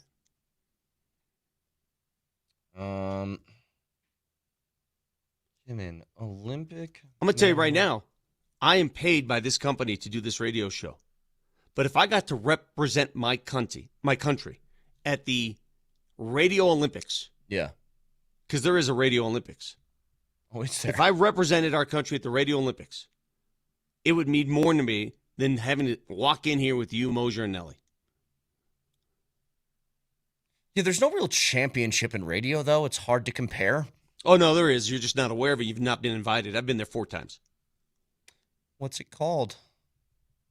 Got 3 silvers and a gold. In what categories? Radio. How do you competition. compete? There's some dunk hoops to start. There's always dunk hoops. Always in Vic's Olympics, dunk hoops. Been doing this for years. You got to get an invite, though. Yeah, I can't find the quote that people are talking about. I mean, obviously. Yeah. Why does everyone, Josh writes, why does everyone care if the All-Star game is competitive? It's an exhibition. See, Josh, I'm right. I don't care. I know what it is. I go to that game knowing fully what to expect. It's the All-Star game, in my book, is a corporate thank you. It's a fan thank you. It's, hey, let's go see all these stars assembled together and let's celebrate them for the weekend. Yeah. It's not a game. It's never been a game, and I don't think it'll ever be a game again. It is just let's just get these dudes together and say we love you. Right. That's what it is. I wish I could tell you more. It's an award ceremony. That's what it is in the middle of the season. That's all it is. It's a retreat. It's a symposium. There's a lot of stuff going on behind the scenes of All-Star Weekend. You should see the amount of corporate money being made at these things. Oh, yeah. The appearances for these athletes, for their respective marketing companies, their shoe companies, whoever they endorse. There's stuff. I mean, it is insanity. That's why when Jokić talks about his schedule over the weekend, it's not about the game. That's the easy part. It's the stuff you have to go to. Do you understand where he's pulled to, how many events he has to? Jamal and Joker, like Jamal's going to get his first taste of it this weekend. And I'm very anxious to see how he reacts. If you think that they just show up in LA and just say, hey, I'm here, let's play ball. Oh, no. Every hour is accounted for. Literally. Well, I'm here on behalf of Bounty, so yeah. One last reminder, the keyword for this hour is Arctic. So text that in your first and last name to 303-504-0925. Gives you a chance to get in the building, Ball Arena. March 1st as Denver takes on Minnesota. Somebody has the gall to ask me this? Vic, could you explain dunk hoops? What country do we live? Is this a proper country? No wonder the rest of the world is caught up to us. Well, maybe he's 6'5" and he could dunk on a regular hoop. That's not what dunk hoops is. Dunk hoops is for the small guys. You lower the hoop and you dunk. And you make a game of it. Come on. I know you said you thought this was America. It's not, Vic. It's Chechnya, or whatever you were saying earlier. Number 38, Nate and Andy are going to be live there tomorrow at 3 o'clock. The best place to watch the best hockey games during the winter games. Enjoy New Amsterdam vodka specials like puck drop shots, espresso martinis. I do love a good espresso martini. Makes me feel fancy. And an Avalanche Mule, plus chances to win great prizes. See you at number 38 tomorrow at 3 An Avalanche Mule, that's called a Moser. Vic, have you ever had an espresso martini? Yeah. Wonderful. Just a wonderful drink. I don't like anything in my espresso, dude. I like it cold. It is cold. What do you mean? That's what the martini I like it raw, is. just by itself. Don't So mess with my espresso. What if I just poured you a cold espresso in a martini glass? That'll work too. What you drinking there, Vic? Coffee. I just want to be fancy with it. Pinky out. You know what I'd love to do with you? You're a coffee guy, so I would love to have an espresso competition. You know how these people have the food eating competitions? That's nothing. Let's see who can take on the most espressos before you lose it. Oh, I hate the jitters. I think like I that, could though. win this. I could win that pretty easily. What do they call it? The stuff in Miami that's literally like this much, but it gets you a Cubano? Is it that or a cafecito? Is that what it is? There is something that they do down there that like you drink this much and you're bouncing off the walls. I did that when they had the Super Bowl there. Did nothing to me. I'm telling you, it does nothing. We got some caffeine tolerance. We have You that. can do it.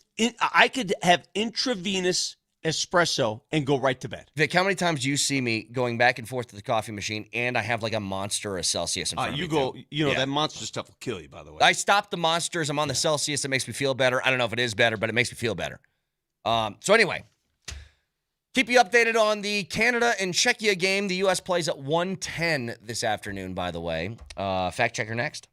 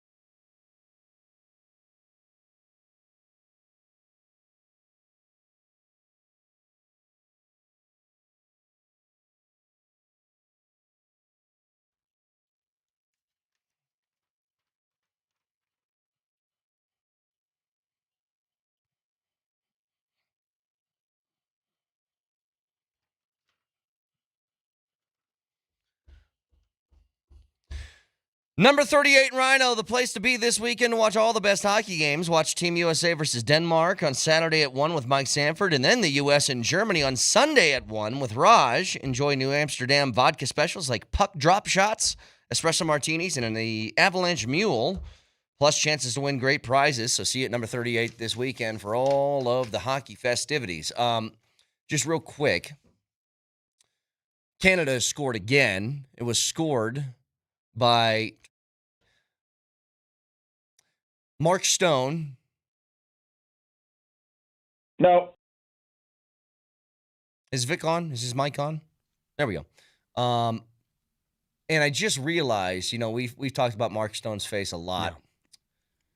Nope. He looks like a man who is divorced, living rough, and just trying to get it together to watch the kids this weekend. He looks like Gerard Butler in the latest Gerard Butler film. Oh, I don't think he looks like Gerard Butler. I mean, he's got that hairline is receding. He's got the island growing up here, which I think has got to be the worst sort of balding. Well, again, this is where the loyalty thing comes in. You're watching Canada. You're like, look at Celebrini. Look at McCarr. Look at McKinnon. Frick. Mark Stone just scored. Mark Stone. Oh, Bennington made a save. Yuck. Actually, though, I'm just receiving some breaking news directly from the IOC. Now that Mark Stone has scored 1 goal, he's going on long-term IR for the rest of the Olympics. He will not be. He's not going to be back till the gold medal match. Sorry. Dude, these guys are playing hard. Okay, man. Mark Stone looks like, he looks like a guy who owns a lake house, and he's always drinking from a cup like this, Vic, and he's drinking it all day, but you have no idea what's in there. No. He looks like a guy who carries a thermos around, and there's not coffee in that thermos. That's what I'm saying. Like, there's some mystery drink. What a pretty... Oh, my gosh. Sorry. I can't watch a sport and not give you some attempted play-by-play. Canada is on a prowl right now. So Canada's up 2-0 against Czechia. They're about to pour it on them, aren't they? Mm-hmm. Home run. Yeah, they're bringing it. Yep. Yeah, this is going to be ugly for Czechia. Well, here's the good news. If Czechia loses really quick in this thing, Marty Necas going to be well rested by the time we get back. So a few different details to what we're facing now. The Olympic break is going on for hockey. The All-Star break is now here for the NBA. And now we have nothing for a long time. But I think both of these teams desperately needed a break. Desperately. And now I have nothing. And I know guys can point to like, hey, the Olympics, that's not a break. They're still playing hockey. It's not the same grind, though. It gets you out of your rut or routine. It changes things, right? It just changes the rhythm of the week. Yeah. And the rhythm got out of sorts for both teams. Yes, it did. Injuries led to that. But again, I will echo, the Denver Nuggets are only 1 game back of their pace through 55 games that they were on last year. Okay? I think it's remarkable. So, despite all the injuries, despite all the unrest, despite all the adversity, all the lineups, all the turnovers, my God, there were turnovers last night. They're still right there. Now, the only issue I have, and it's not even an issue, it's a question, can it be answered? Because at first I would have looked at this team and said, oh, they'll beat anybody. Their first 6 games after this All-Star break, look at that schedule. They won't have AG. They won't have Peyton Watson. So you can't lean on all those bodies. You're going to have to do it with what you had last night. Yeah. Look at the first 6 games, and you tell me, what record would you accept through those 6 games? You want me to go through them for you? Yeah, go ahead. Oh, crap. Now, I was hoping you'd do it. Oh, you said, do you want me to do it? No, I'll do it. I got it right here. This thing. I got it right here. You ready? All right, when they come back, they're on the road for 3 straight. And none of these 3 is easy. At L.A., the Clippers. At Portland. At Golden State. Then they're home against Boston. Back on the road at OKC. Home against Minnesota. 4-2. 4-2 for you. 4-2. You should beat the Clippers. You should beat Portland. You should beat Golden State. I mean, I know they lost at Portland when they had everybody healthy early in the season. I know it's back-to-backs, and those are all on the road, and those are difficult. Fine. They lost at Golden State to start the season. Golden State doesn't have Jimmy anymore. I think you need to go 4-2. Like this team, Vic, I understand they're missing a couple guys. This team is good. They're championship contenders. They should be able to go 4-2 in that stretch. You know what's crazy? I'm looking at By that the way, stretch. the thing that they're better at, which is playing on the road, is 4 of the 6 games. I'm looking at that stretch. Look at the following stretch after that stretch. The stretch upon the stretch. So the first Just 6-game stretching. stretch is tough. Look at the second stretch. Lakers, Knicks, OKC, there. Houston, at San Antonio, Lakers again. I mean, your first 12 games back? Holy moly. No, they're brutal. They're bad. But you know what? You're supposed to be a good team. So figure it out. Give me some winning. That is the toughest 12-game stretch the Nuggets have on the schedule all year. But you're right. You're right. If this is indeed a championship team and a championship roster, and we have to wash away what happened this week and the last few games, this is the run where they get right, no matter who's in front of them. Yeah. So Canada up 2-0 right now. 10 minutes left in the second period over Czechia. The U.S. plays at 1:10 this afternoon against Latvia. Who's on the Latvian team, by the way? Do we have anybody that recognizable, super recognizable against Latvia? Latvia Olympic hockey roster. Let's see. Because there's no Avs on Latvia, right? I don't think so. Vic, that's another one, by the way. What? I don't know a damn thing about Latvia. I don't know anything about it. I don't know where it's at. Wait, is Latvia, and I get these confused, is it a Baltic country? Is it a Baltic? I think I'll repeat myself. I don't know anything about Latvia, okay? I mean, did you not just hear me? I don't know anything. I got my favorite story was years ago, again, when Kyle joined us yesterday. Kyle was a co-host, and we found out that the Avs are going to go play in Finland. And Kyle goes, why are they playing in South America? Finland? Finland. Nailed it. Okay, I got really freaked out for a second. So I looked up the Latvian roster. They only have, I think, 5 guys who play in the NHL on it. But they have a center by the name of Zemgus Girgensons. I'm looking at a picture. Nelly, if you just Google Latvia Olympic hockey roster for me real quick, okay? And pull up the one that is the NHL.com article. On there should be this man in the Tampa Bay Lightning uniform. I want you to pull that up behind me because I have a question. Are you going to tell me, give me a zoom, please. You're going to sit here and straight to my face, zoom in on our boy. Tell me Pau Gasol doesn't play for the Tampa Bay Lightning because that looks just like Pau Gasol. 7-footer? His face is Pau Gasol's face. This could be like Travolta in Nick Cage in Face Off. Look at this. Okay, yeah, sort of. I mean, he's got a beard. That is Pau Gasol. It does look like that Pau is Gasol. Pau Gasol. You know who looks like Pau Gasol is Nelly. Nelly's got a little Pau Gasol in him. Yeah, if you put him in the microwave. Yeah, he's got a little Pau Gasol. That is Pau Gasol's face. That's crazy. All right, so the winner of our pair of tickets to the Minnesota game on March 1st is John Cheever. Congratulations. He'll be playing for Latvia. That is, yeah. It's I don't know anything about Latvia. That sounds like a Latvian name to me. Fact checker, please, Nelly. Nelly monitors the mistakes in today's Fact Checker. Fact Checker. Presented by Backus and Shanker, serious lawyers for the seriously injured.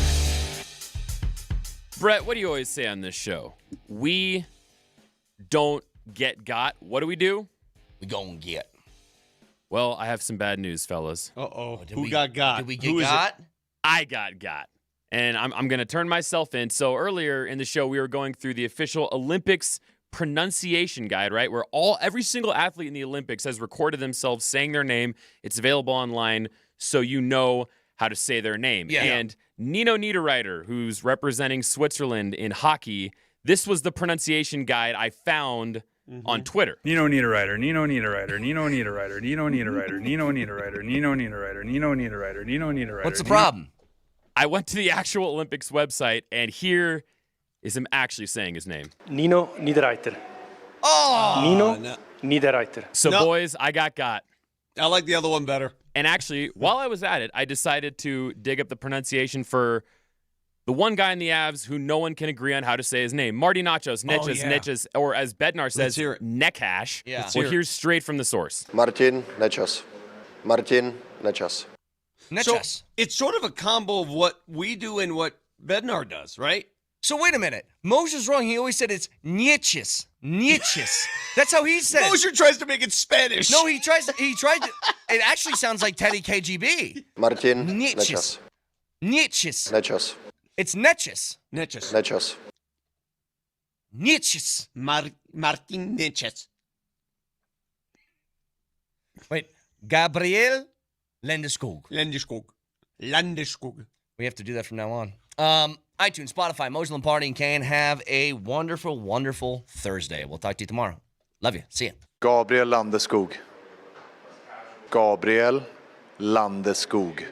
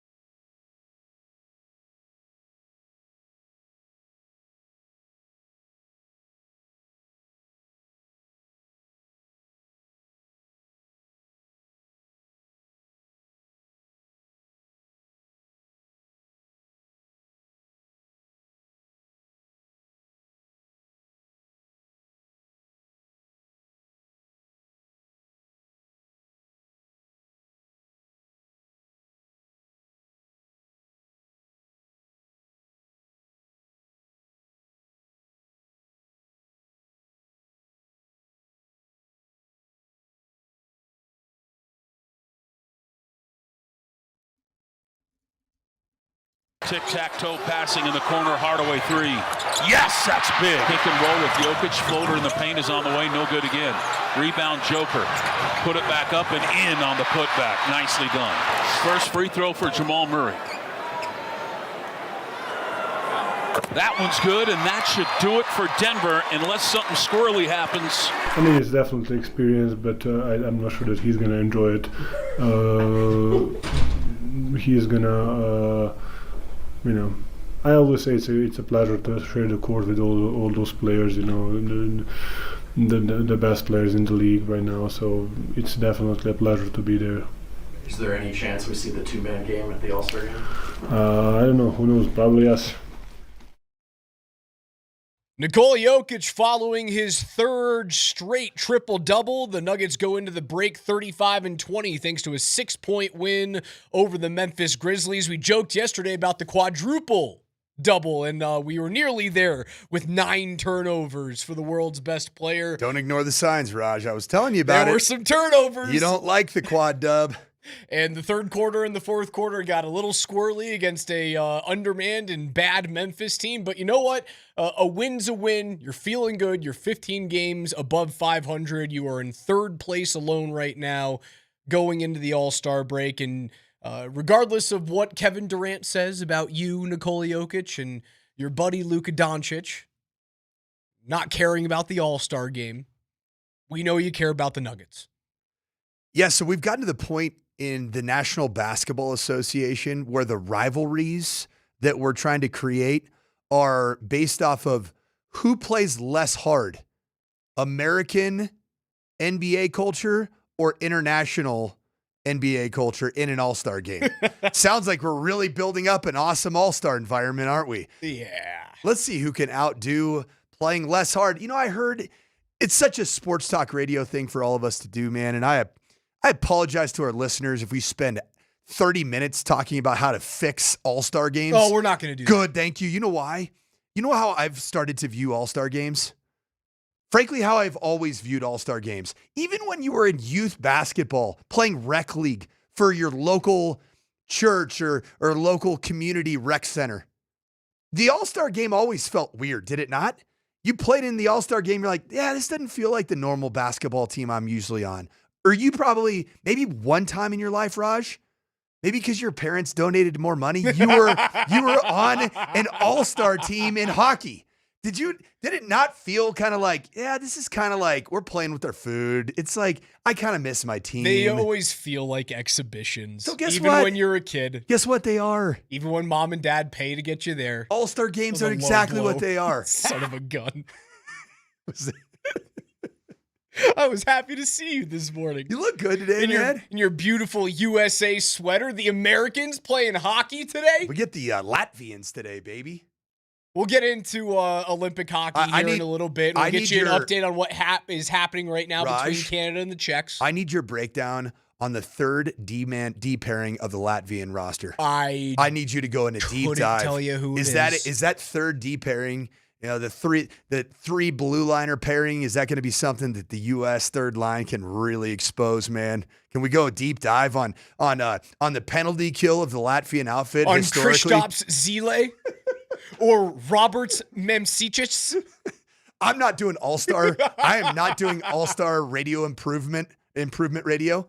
But sure as hell I'm doing it. I want to do 2 hours of straight Latvian hockey breakdowns. Oh goodness, we'll get into the Americans. They take on Latvia coming up just after 1 p.m. today. The Canadians currently 2/3 of the way through their game against the Czechs, a 2-0 lead. But last night, 6-point win from the Nuggets. Again, 15 games over 500. Get yet another triple-double.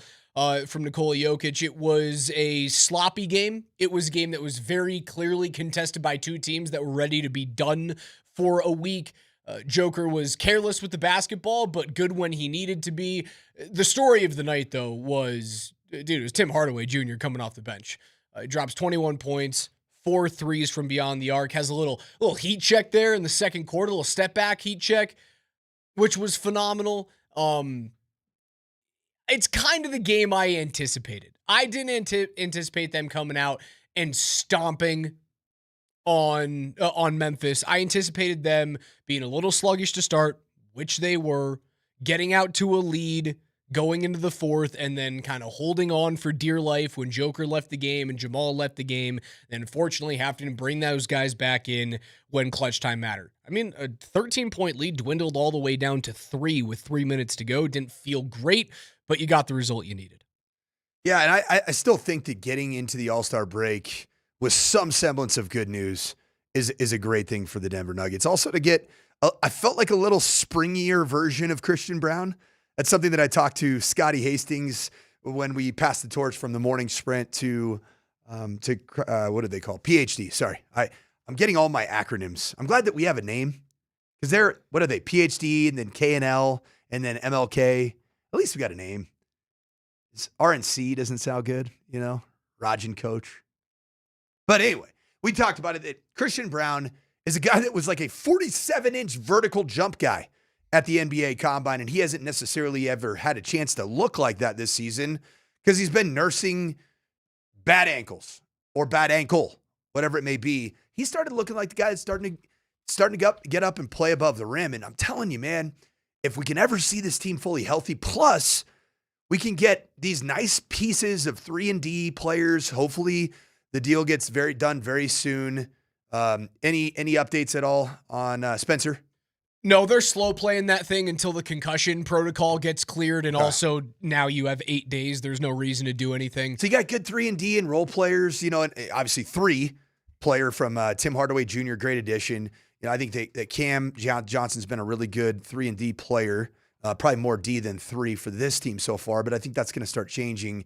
But I want to see that verticality above the rim, and the tandem right now that ironically I think is going to be so good has been with you for 3 years, and that's a healthy Peyton Watson and a healthy Christian Braun, adding to all of those other awesome role players. And that's what excites me about what may come in the months of March, April, May, and June. Jamal, solid 23 points in 33 minutes. Cam Johnson, not great shooting the ball last night, but fine on defense. That starting 5 felt closer to what we're used to. Obviously, Julian Strawther, coming in he's not coming in directly for AG, but it's a smaller lineup. It did feel like it was more playoff-ready Denver Nuggets starting 5. I didn't hate that 5 at all, right? You're stretching CJ. You're stretching Christian Braun a little bit there, but didn't hate it against Memphis. It was nice to see Kentavious Caldwell-Pope back in Denver. Loved seeing Kenny Pope, KCP. But that's a game you should have won. I've never thought of him as Kenny Pope. Michael Malone called him Kenny Pope. I love that. It was my favorite. Between that and KCP. What's that? Did you just have a lip fart? Yeah, I did. You had a lip quaff? Between that and KCP, Kenny Pope's the better of the 2 nicknames. Yeah, so I actually coached with a running back coach, like the quintessential college football running back coach at UNLV, and he ended up being a lifer at Iowa State named Kenny Pope. And he was just the greatest man of all time. Every time he talked, he was like, "Hey, my name is Kenny Pope."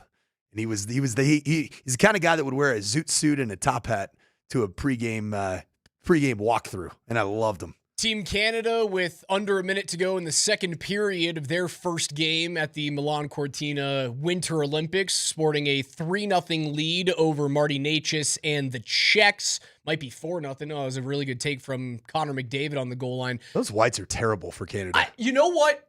I hated them on the hanger. I liked them a little bit more on the ice. Much like I liked the red ones. Is there a helmet in there? Yeah. What would you rather them be? White? Yeah. I mean, what's their flag, bud? Do you see the Americans throwing in like teal? The Canadians have always played with a little bit of black in their uniform. Their black soccer kits are sweet. I hated them on the hanger. I don't hate them on the ice right now. I think they look a little bit better. The waistband not going all the way through the jersey is a little odd to me, but I like the numbers. It's a miss. The Czechs played a perfect first period, man. And then with 12 seconds to go, what a heartbreaker. First period, you play perfect. You're dominating the last couple of minutes. And you think you've gotten through what would be a good road period. I'd call that a good road period. 12 seconds to go. You know what happens? John Cooper puts out a fresh Cale Makar, a fresh Connor McDavid, and a fresh Macklin Celebrini. Better hold on to your ass. And Drew Doughty launches a puck down the ice. For the only guy in the world who can beat out that icing with 12 seconds to go coming fresh off the bench. C-Mac murder. Yeah. Yeah, he's pretty good. Beats him to the corner, gets a puck, sends it to the far side. McCarr's able to hit a one-timer off the wall, and then Celebrini bats one down out of midair, and the Czechs have to go to the room, like, questioning everything. How in the world is Celebrini Canadian? It's an Italian name. There's no Canadian Italians, are there? Does Vic Lombardi have any friends in Canada? I didn't think he knew anybody up there. It's crazy. I'll tell you this, though, man. I don't know if it's crazy. Hey, Czechia? There's not many Ryan Emmys. Are we Czechia or Czechia? Czechia. Okay. Czechia. Czechia. Or the Czech Republic. Their sweater, their jersey, sweet. You know why? Because I love coat of arms. I just want a big coat of arms in my life. It's, you know what, though? The patch in the middle of the jersey feels a little bit weird. Gotta be honest with you. A little cumbersome. A big patch in the middle of a jersey. I've always hated it. Do you think it's stiff when they're playing? playing? Always hated it. Like if it's made out of like that thick, stitched on material and you're like, this is a little. McKinnon looked good in the first. McCarr looked good in the first. McKinnon looks mean right now.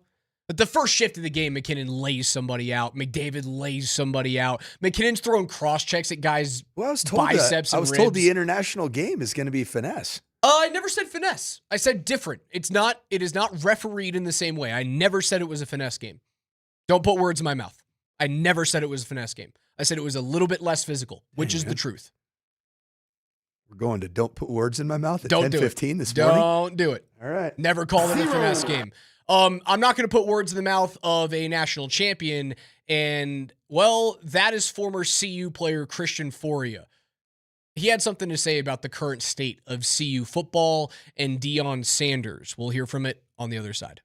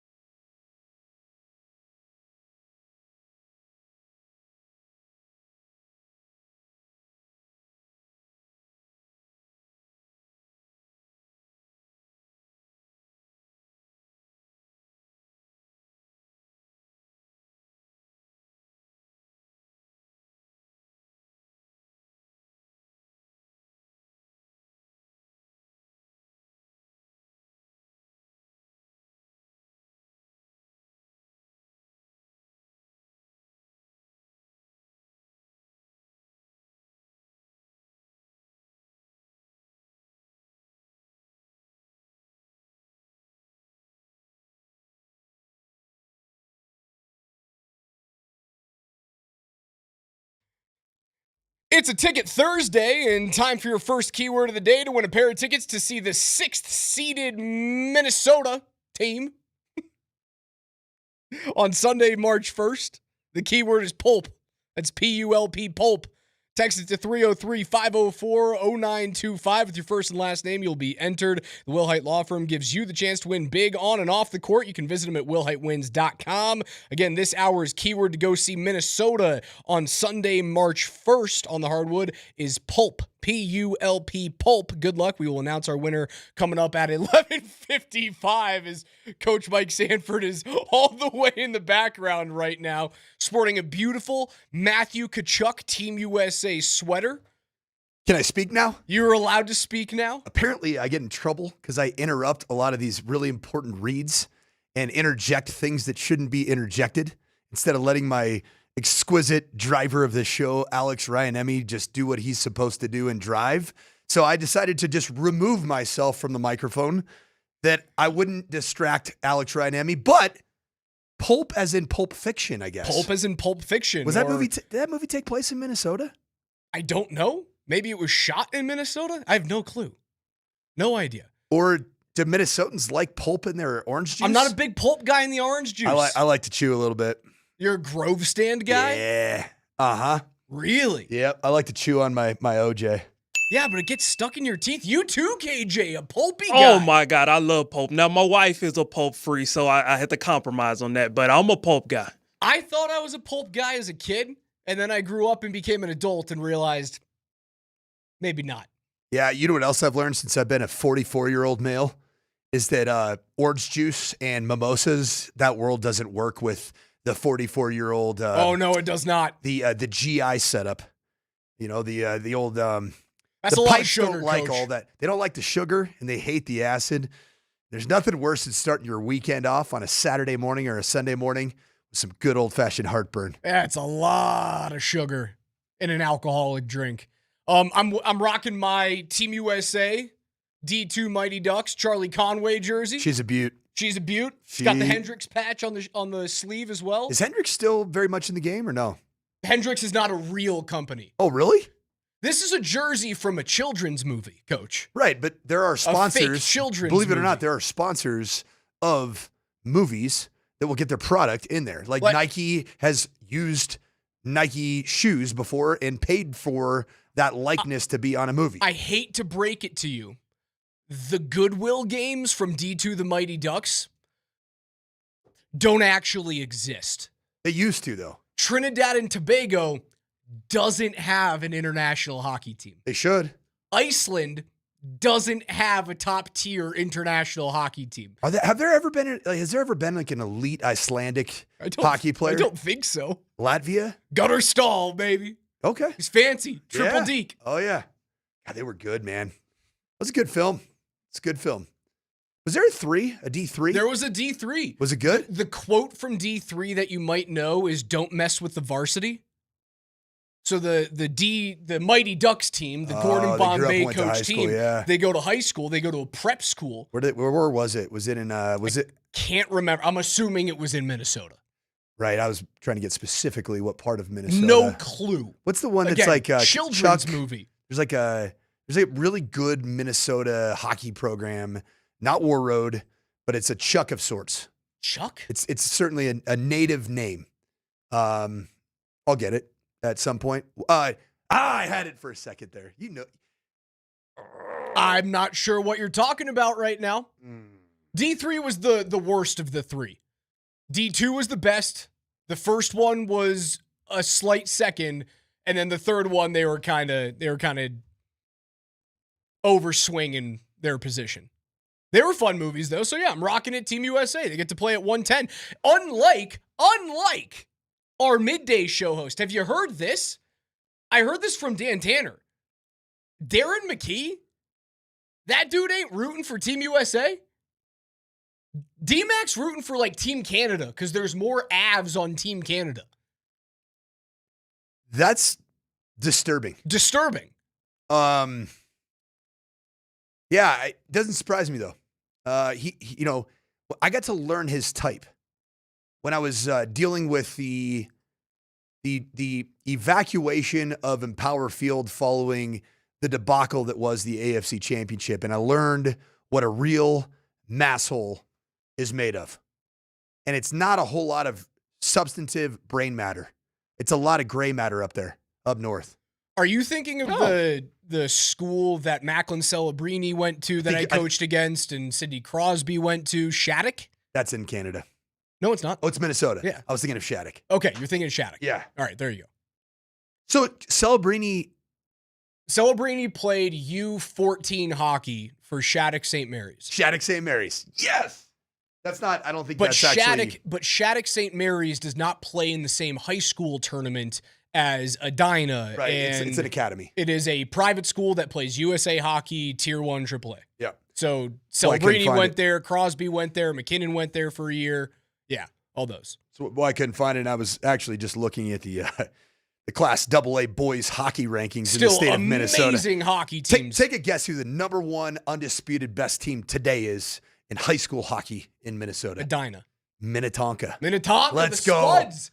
The Spuds. The Skippers. Oh, the Skippers. Who are the Spuds? Moorhead, baby. They're the third Spuds. right now. St. Thomas Academy, fourth. And then Edina, the Cake Eaters, have gone all the way down to 5. The Hornets? Something like that? Shakopee Sabre. You got it. Edina Hornets, man. And actually, my high school that was across the street from where I lived, number 13 in the state right now. Not bad. The Wayzata Trojans. When I was living, that was a beautiful school. You want to talk, like people say Cherry Creek High School is massive. Go to Minnesota and see some of these buildings. Wayzata High School is like, felt like it was bigger than most colleges that I've coached at. It's wild. Speaking of a college that you coached at, former CU tight end joined friend of the program, Zach Gelb, on his podcast. Christian Foria, the tight end, 2-time Super Bowl winner with the New England Patriots, stud, both at CU and in the NFL, had some choice words about the state of football in Boulder. Well, see, you don't have enough time for me to get into that. See that helmet right there? It's some of my best memories of my life. I'll just put it this way, because I don't have time to get. I'm just not a fan of the coach. I'm not. I'll never be a fan of the coach. I love the school, and this isn't me picking on Deion Sanders, because I pick on Joe Gibbs.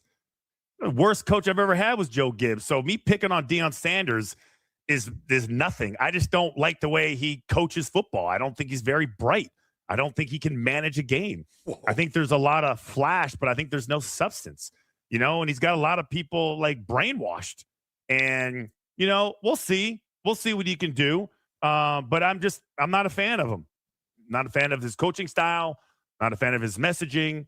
There's a lot of things, internally that I know about that I'm not a fan of. And it's just not worth my energy to sit there and follow it and go back and forth with the Emperor Has No Clothes crowd that support him regardless of how stupid he is sometimes. So, that's the way I feel about it. And it bugs me that a lot of alumni just don't speak up about it. They don't say anything. And, but I will. Titled to his opinion. Absolutely. That's probably one of the more outspoken versions of probably what a good chunk of old CU Bill McCartney era type buffs feel. And Foria is a very outspoken. I don't think he's still a radio host, but He's held done a radio gig in for New a while. England, right? Because he finished up a good chunk of his career was in New England when they started the Tom Brady run. Very much like an outspoken, high energy type of hot takey type of guy. Kind of like I expected this. He's like a better looking, more accomplished athletic version of me. Maybe. I'm pretty outspoken, man.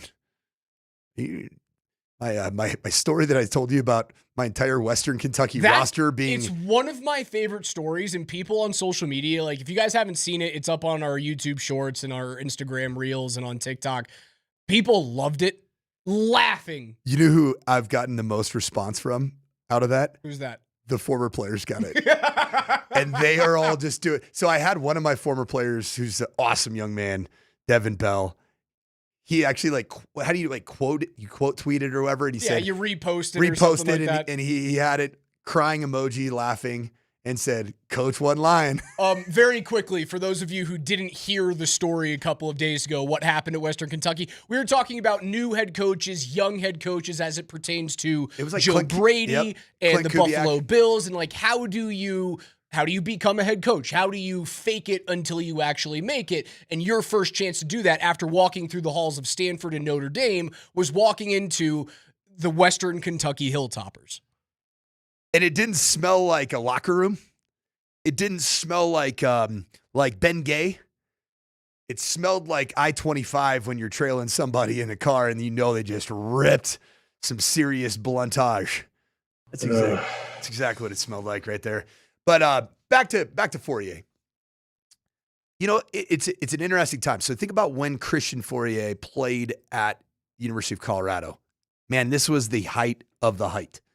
1990 to 1994. Yeah, national champion. And also, I mean, there was elite player after elite player, and it wasn't a flash in the pan. Now, I will say this, building a college football program in 2026, unfortunately, is dramatically different than what it was like for Bill McCartney building a program in 1990 to 1994 when Caleb Fourier's dad was there, Christian Fourier. Oh, yeah, you coached Christian's son for a year at CU in 2021 before he transferred out. Awesome young man. I can speak firsthand. Like Christian's dad, or Caleb's dad, Christian, was awesome. He came around. He was great to talk to. He was very intelligent. He knows the game of football. Now, certainly this is his opinion. The only thing I would say about it is he does touch on a very hot topic that there does seem to be this world of trolls and worldwide interweb individuals that literally no matter what Coach Prime does, if you say even the slightest negative thing, you're attacked by a mob. And that's why I'm like, are these even real people? Is it a bot situation? I don't even understand it. And so you, like, for the first 2 years in particular, you weren't allowed to say anything. When I was the coach there, when Carl Durrell was the head coach there, it was just the mob mentality of let's attack this guy at all costs, and understandably so. You know why? Because you didn't win. But you know what? We have a 3-year sample size. And if you're just going to go off of a 3-year sample size where you've got to eliminate the common thought process that a build takes time in college football. No, it doesn't. Did Indiana take a lot of time? Nope. They were in the college football playoff in Kurt Cignetti's first year with a transfer quarterback from Ohio University. A nobody. And then he gets Fernando Mendoza the second year, and all of a sudden they're obliterating everybody. So you can't say that it takes 3 years or 4 years to build a program. It doesn't, because you went out and you went shopping in the portal. And of the 3 years, Raj, let's just call a spade a spade.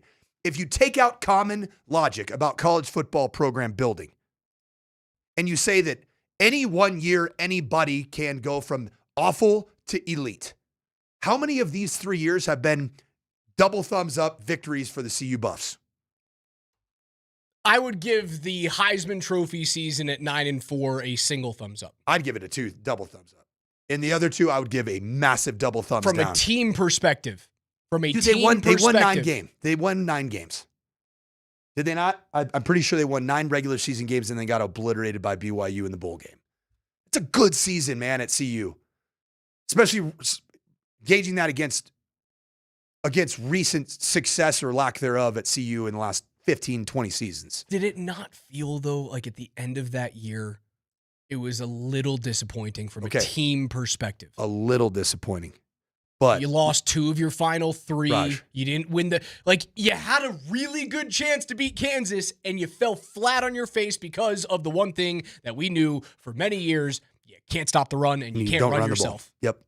It felt a little disappointing. I'm not saying it wasn't a success. Comparatively, it was a rousing success. Well, let's also talk about year 1 and year 3. The real year 1. I know year 1 was like, oh, it's awesome. They beat TCU. That TCU was in the national championship game.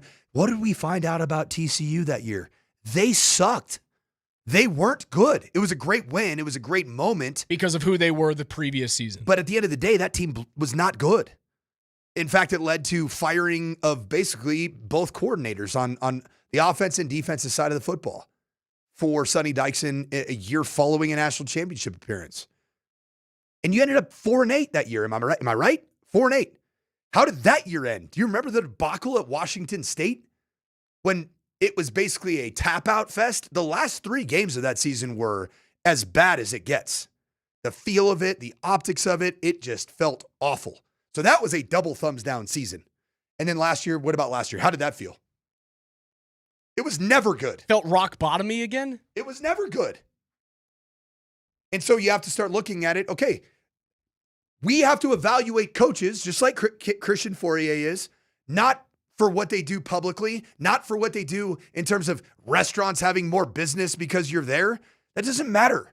You're gauged on winning football games, losing football games. I was gauged on winning football games, losing football games. When I went 3-9 in my second season as a head coach, I got fired. Period. It wasn't, oh, he's only been here for 2 years. And that was pre-portal, pre-NIL in 2017, 2018. When you kind of had the leeway of, I need a full class to build out what my vision is here. But at the end of the day, man, you don't have that anymore. You're still evaluated on wins and losses. And, listening to what Brennan Marion has to say, the new offensive coordinator with the go-go offense, sounds like he is really excited about what's to come. Sounds like he thinks that the recruiting is way more hands-on from Coach Prime than it's ever been, which is kind of a weird thing for Brennan Marion to say. It's almost like saying, hey, I got here and finally Coach Prime's kind of involved in recruiting. I don't like that. But we'll see. If it works, it works, and it's awesome. We'll all be fired up. It's an admission of guilt over the past couple of years that it's something that we didn't do enough. We relied too heavily upon the transfer portal and flipping and flopping the roster year over year rather than recruiting in the high school ranks. Right? Because the Louis has turned into JanSport. That's what's happened so Because how many people are how many CU buffs that finished out their career at CU are invited to the combine? Zero. Coming off a season where how many were? 5? It's 5. And we already quarterback established. and 4 wide receivers. Exactly. Including a Heisman Trophy winner. Louis. That was Louis. Is JanSport now. I mean, JanSport. It's got swag to it. Dude, a JanSport backpack looks sweet. Don't get me wrong. Then it kind of But rips. it ain't pretty. It kind of rips too. It's not there for the long haul. You know what you need? There's not many JanSports running around some expensive institutions. You know what you need, man? Good, solid Land's End backpack. Yeah, LL Bean. Oh, yeah. I don't need North Face. I need Eddie Bauer. Perfect. That's the Coach Mike Sanford. 303-504-0925 is where you can reach us. Text the word PULP. P-U-L-P, PULP. Pulp to 303-504-0925. You can win tickets to see the Minnesota Timberwolves come to town on March 1st.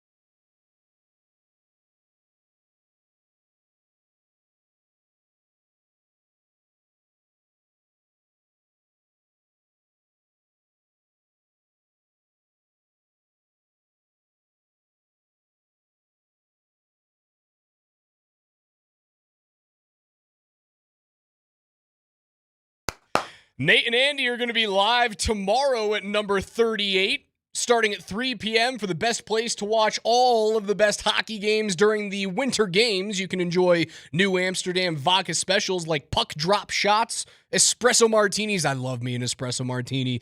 And the Avalanche Mule, plus chances to win great prizes, including signed Avalanche memorabilia. We'll see you guys at number 38 tomorrow, starting at 3 p.m. all the way through 6. Ooh, yeah. For, I believe, Canada and... So Canada's going back-to-back, huh? Canada goes back-to-back today and tomorrow.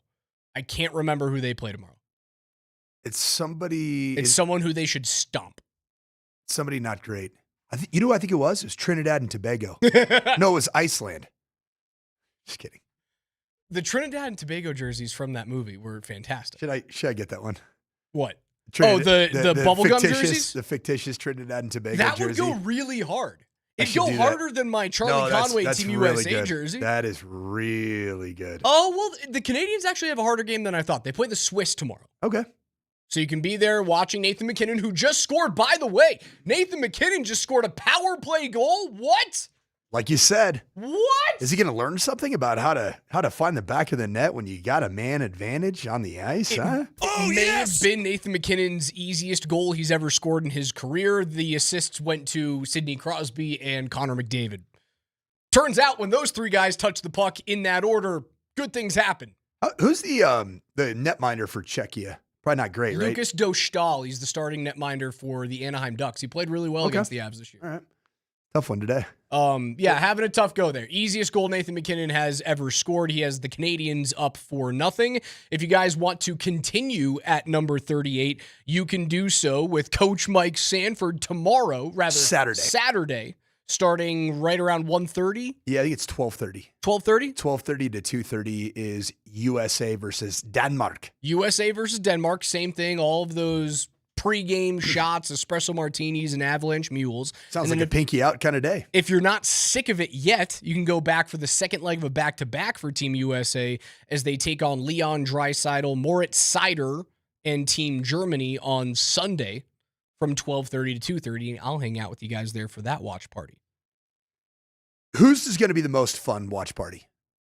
Yours. Why? You're just that guy. No, you know why? It's because it's the two greatest countries on planet Earth USA squaring and off. Denmark. You can't find better countries. You know what's funny is like during the World Cup, I just rotate between one of my 11 U.S. men's national team jerseys and one of my 6 Danish national team jerseys.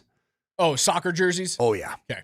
I probably need to find a way to get a Denmark hockey sweater, but I won't wear it tomorrow. Or Saturday, excuse me. I would prefer that you didn't. Am I allowed to give a kind of a shameless self-promotion plug for something that would be the perfect Friday tomorrow? Sure. So if you love ball, I'm speaking tomorrow at the Glacier Colorado High School Football Coaches Association Clinic. Immediately after our show, I'm going to get in my car and sprint up to Westminster. And I'm at the Western Westminster talking football. Oh, right next to the hockey rink. 3 hours. At the promenade. 3 hours of clinic talk starting at 1:30. The topics: training the quarterback from the ground up, building an RPO check system in a multiple formation offense, and finally, training a quarterback in a pure progression-based offense out of multiple personnel and formations. Does that sound fun to you, Raj? You love ball? You want to do some football? Then go get yourself a Glacier Clinic, man. I'll teach you a little something, huh, Raj? Nathan MacKinnon's power play goal, his first one that he's scored since January the 19th in a 5-2 win against the Washington Capitals. He had 2 goals in that game. Gabe Landeskog scores a power play goal for Team Sweden. So, what I've seen through the first 2 games of Avalanche players at the Olympics, Coach, they can score on the power play. They can score on the power play for country. Can we see scoring on the power play for club and country? That's what the great month of March is going to all be about. That is our hope. Coach, we had 6 new NFL playoff teams this year, including both of the teams that were in the Super Bowl and 3 of the 4 teams that were in the AFC and the NFC championship. Now, this continues a trend that is It's basically been the last like 15 years in the NFL where you get like 5, 6, 7 new teams. The only outlier was 2023. Mm-hmm.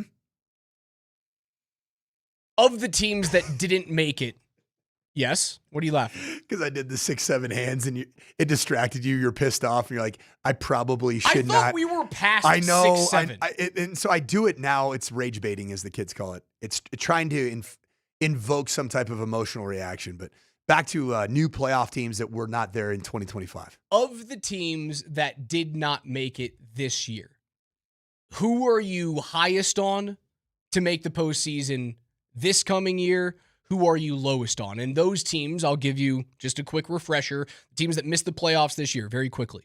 Baltimore at 8-9, Detroit at 9-8, Cincinnati at 6-11, Tampa Bay at 8-9, Kansas City at 6-11, Atlanta at 8-9, Washington at 5-12, Minnesota at 9-8, Dallas at 7-9-1, New Orleans at 6-11, the Colts at 8-9, the Cleveland Browns at 5-12, the Giants went 4-13, Tennessee went 3-14, and the lowly Raiders and Jets 3-14. You also have Arizona and Miami that missed the playoffs. 18 teams. Who are you highest on?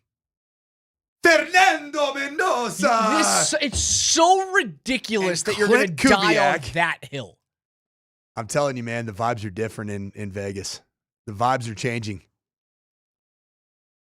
You got a quarterback for the first time ever. Assuming they take Mendoza. They're taking Mendoza. No, not ever. Rich Gannon was legit. Who's good? Was a legit quarterback. Who's good? I loved him.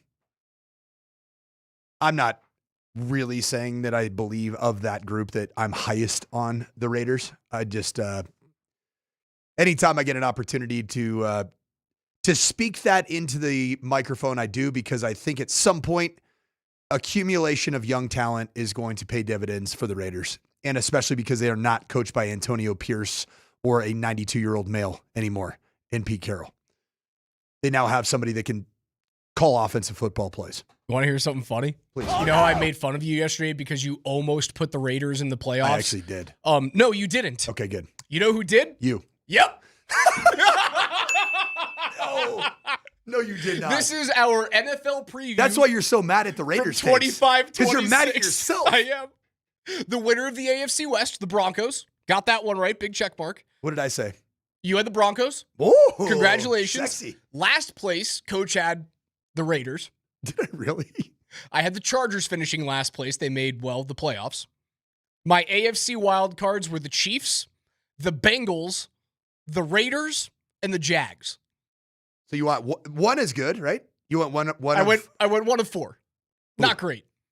You had the Chiefs, the Chargers, the Texans.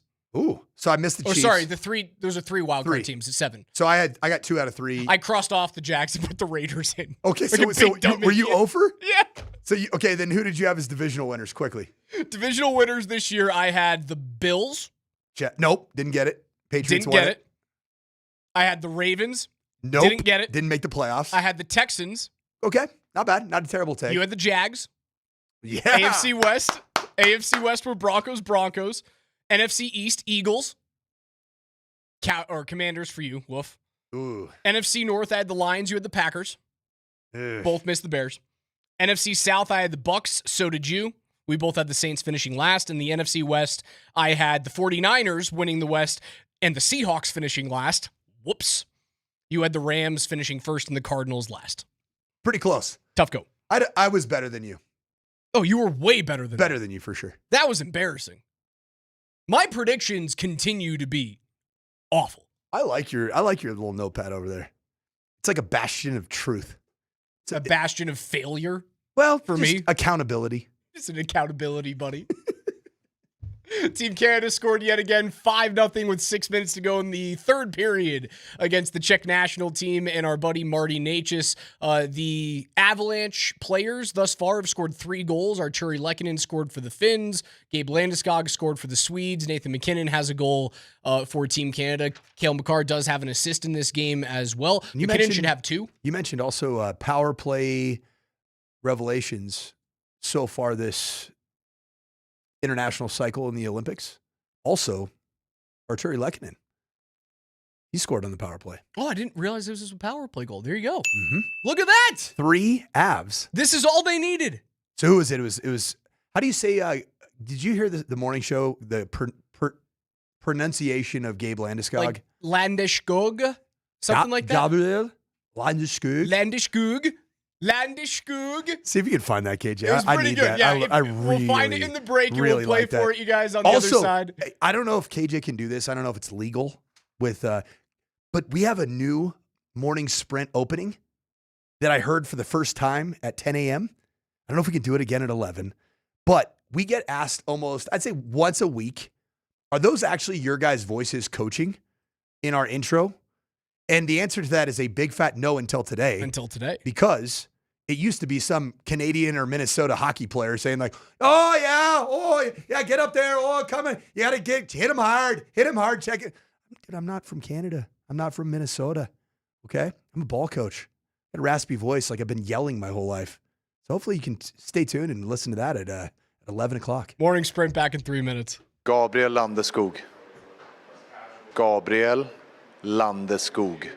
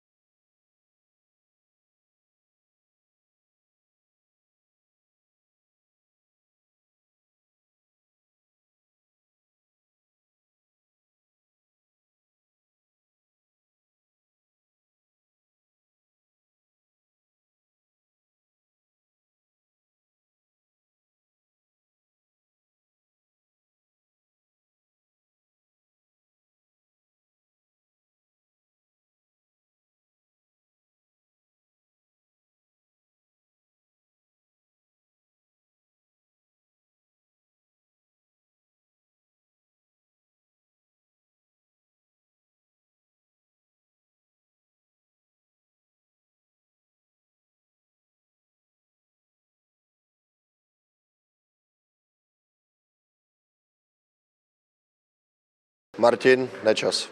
Martin, nečas. Hour 2 of the morning sprint rolling along. That's the coach, Mike Sanford. Alex Ryan hanging out with you guys up until noon. PhD noon to 3. Nate and Andy 3 to 6 today. The American men take the ice just shortly after 1 p.m. Nathan McKinnon and Cale Makar having great games right now for Team Canada. Everyone is healthy. So Brett Kane, don't worry. The great American Frady Cat. Everyone is healthy right now thus far, and they look awesome. They're scoring power play goals, so all things are good.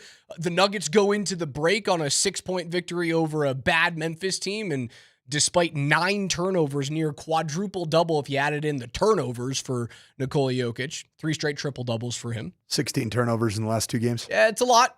That needs to go down. Turnovers in the 3rd and the 4th definitely gave Memphis a little bit of life there. Having a 13-point lead dwindle all the way down to just 3 with 3 minutes to go is not where you wanted to be. But that 4th quarter looked like we're up by double digits against a bad team, and we've got 8 days of rest coming up. Let's just get to the finish line. The minutes without Jokić again in the 4th quarter were not great. Mm-hmm. You're forced to bring him back in late. You get saved by really good bench performances from Tim Hardaway Jr. Solid performance, especially from a rebounding perspective from Jonas Valanciunas yesterday, but it felt like a snoozy game. It was a snoozy game. I thought the refereeing in the second half was a little questionable considering Memphis was able to clutch and grab you, especially in the paint, and you weren't really allowed to do that to Memphis in that second half. When's the last time you had somebody clutch and grab you, Raj? I could use a clutch and grab in my life these days. Hey, Valentine's Day is coming up in a couple of days, baby. Let's go. Clutch and grab. I don't need chocolates. I just need a clutch. Wouldn't mind a grab either. Coach, I asked you before we made fun of my incompetence when it comes to predicting division winners and coaches who were fired. I was pretty bad last year in the NFL. Before we started making fun of me, I asked you the question of the 18 teams that missed the playoffs this year in the NFL. Who are the teams that you expect most to be back to there next year? Yeah, and I'd say the answer that I have, I was joking about the Las Vegas Raiders because I don't think Fernando Mendoza is going to do some good things, but there's going to be ups and downs. Rookie quarterback on a team that was absolutely atrocious and is breaking in a brand new head coach, a bunch of new defense players, and still a bunch of young talent on offense. So the team right now that I would say that I'm fairly high on that did not make the postseason a year ago would actually be Atlanta. And maybe I'm kind of leaning too far into one of my original takes, and I'm trying to make it a self-fulfilling prophecy that Michael Penix Jr. somehow, some way is going to be able to stay healthy for a lot longer than he ever has outside of the one incredible year. Well, actually 2 years at the University of Washington, where he led the team to a national championship appearance against the Michigan Wolverines. The reason I'm high on Atlanta is I still think they're really talented a lot of places. And I believe in Kevin Stefanski, the play caller. I liked what he did in Minnesota.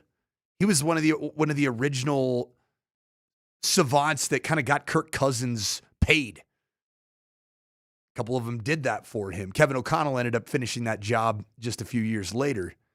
But I do believe in Kevin Stefanski as a guy that has been a professional coach at a high level with some really successful offenses, and I think he's going to do well down in Atlanta. I've got Cincinnati. I said this yesterday. I have Cincinnati winning the division, winning the North. I don't. Are you going to play D-line for them?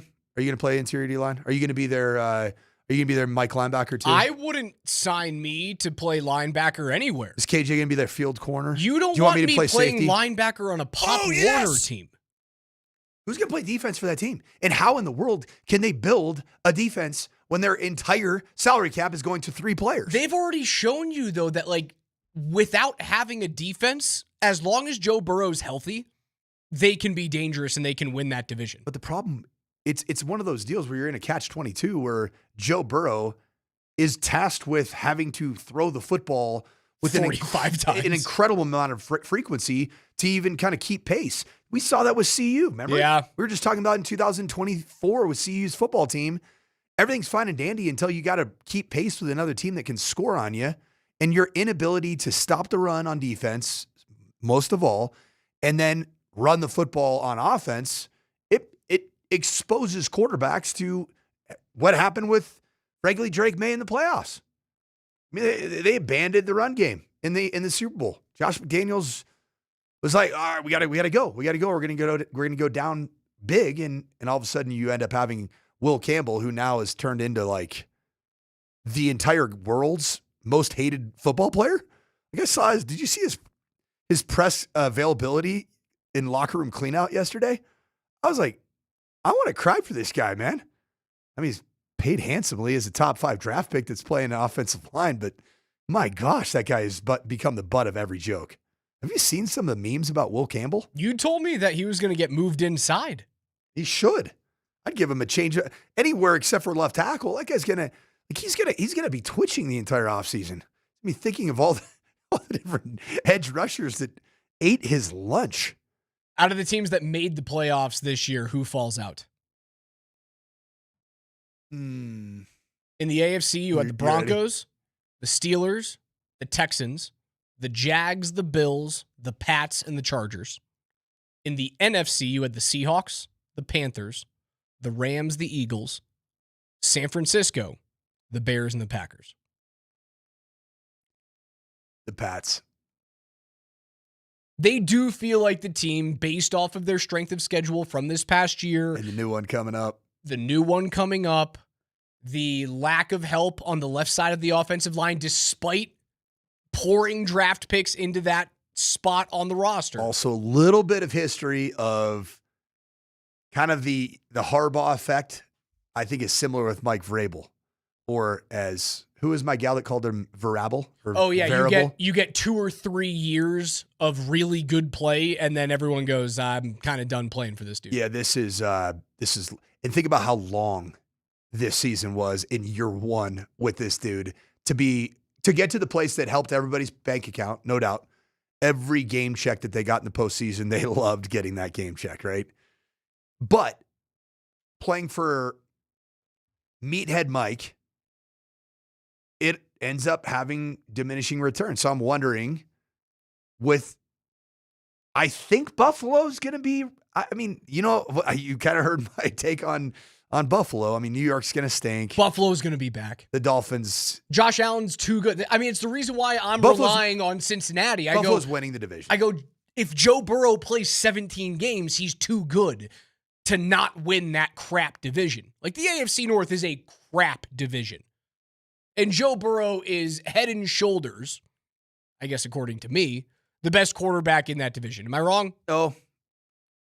Joe Burrow, when right, I think he's better than Lamar Jackson. I think he's the best quarterback in football. Woo! When he's right. In terms of slicing and dicing defenses by way of reading what you're doing, having an answer for what you're doing, quick release, ball out, getting the ball in the hands of playmakers, and then being able to make every layer of throw. That division will be based off of who is healthier, Lamar or Joe Burrow. Who plays more games, that's who wins the division. How do you think John Harbaugh not being the head coach anymore, does that positively or negatively impact the Baltimore Ravens? That's a lot of stability for 18 years to uproot. Jesse Minter looks like he's 27 years old. Just like Clint Kubiak looks like he's 22 years old. I'm going to say Baltimore takes a step back before they take a step forward. But I think that has, and I've said this on the show before. I said this a couple of months ago. I think Lamar Jackson is broken. And I think his body is finally going, you've seen the best of me. You know how the NFL is just like college football, hiring practices. It's a massive copy-paste world that they live in. Do you feel like almost everybody in the NFL is trying to recreate Ben Johnson? The like very young, if you look at his resume, it's not all that deep. It's really like he was a quality control guy like 3 years ago. And now he's a head football coach, and he did really well. He was fantastic. I still stand by and know that Mike Vrabel did a great job, and I do like Mike Vrabel, even though he stared me down in a parking lot. I still like that guy. I still think that Ben Johnson was the most deserving. Tiffany Haddish. Still don't know what she does. I still think that Ben Johnson was the most deserving NFL Coach of the Year. I do. I thought, dude, like the turnaround of that franchise was insane. Chicago's felt like it's never been able to have a quarterback that's able to throw for more than 3,200 yards. Yeah, like the best Chicago quarterback in my lifetime is Jay Cutler. Yeah, Sexy Rexy. Rex Grossman. And you were probably, 9 years old when Sexy Rexy was slinging the pill? Sexy Rexy was the quarterback in that rainy Super Bowl against Peyton Manning and the Colts. And that was 2006? Question mark? I was young. Something like that. Yeah, 2009? One of those 2 years? 2000 and it was 5 or 6 because I was coaching at UNLV. What an ugly Super Bowl. It was on my birthday. Peyton's got a couple of ugly Super Bowl wins. It was cool. My dad was the head coach at UNLV. So like first time in my life, like he actually had a job where he could do something nice for my birthday. So we got to go to like this really cool sports bar that was kind of like we had an area rented to watch that game. I remember it like it was yesterday. And it was cool for me because I played against Sexy Rexy in high school football. He was a Bloomington South high school guy. We played in the 5A state championship in Indiana. Colts and Bears was the 2006 season that ended in February of 2007. Colts and Bears, 29-17. Again. It was 06 season? The 06 season that ended in the early parts of 2007. He played in some ugly Super Bowls, Peyton Manning did. Like, outside of the defensive performance in Super Bowl 50, dude, that was an ugly Super Bowl. Offense didn't do much. CJ helped. Ronnie Hillman helped. Offense didn't do much in that game. That was all Von Miller, baby. All Von, DeMarcus, no fly zone. It wasn't as bad as that rainy Super Bowl back in 2007, but it was not pretty whatsoever. I think you're probably spot on with the Pats being the team to fall farthest from grace. The easiest one that you can pull is like Carolina. NFC South is always just a wide open endeavor. That's why I picked Atlanta. I feel like Tampa, as much as I respect and like Baker Mayfield, I just feel like, unfortunately, it feels like that's going to be a Todd Bowles firing soon. Yes. It feels inevitable. It does feel that way. Carolina, I think, falls out. Yeah, I'm not really convinced. Not your Packers. Does your boy Jordan Love get back into the postseason next year? Yeah. 7-seed Packers. Yeah. I think it helps them. They're going to have a more favorable schedule. And the Bears are going to have a nasty schedule. The Jaguars feel real. They feel fixed. Trevor Lawrence feels as though he is an established, legit starting quarterback in this league now. I think the Jags get back next year. Jags are real. Lions feel, I know we're out of order here, but Lions to me, they feel like the post-Ben Johnson era is just semi-broken. Window missed. And Jared Goff is window missed. Old. Your window was the last 3 seasons. It's missed. Sorry, Brett. Sucks for you, Brett Kane. Window missed. Yeah, but you know what? Brett's used to it. He's been a lifelong Lions fan. He's a ginger, and he's from Nebraska. He's used to that life, man. And I'm spending my life as a bearded ginger. And I get it, man. It's not always. You keep trying to push yourself into the ginger beard what, realm, though, man? and you don't see me in the sunlight. I'm telling you, Look man. at me in the sunlight. It's a different beard. You're asking a lot out of that tinge of red. So what is it? That's a brown beard. Not when I'm in the. People tell me I'm a ginger. When I'm in, like, people who know me in the sun, like when Who know me in the sun. You've never seen me in the sun. People who Raj, know me in the sun. I've only talked to you. I've only talked to you indoors in my lifetime. When have you and I ever done anything outside together? Not once. What are you talking about? We hung out at the pool at the Circa for 2 straight days watching the Masters together in 98-degree heat with no clouds above us. You know what, though? You couldn't even focus on my beard because you were body shaming me, calling me a bag of milk. God forbid you guys spend every training camp together. Yeah, no doubt. Outdoors every single day there. I don't see Andy Dalton doing a show with me. Stay tuned. Your next keyword is coming up on the other side.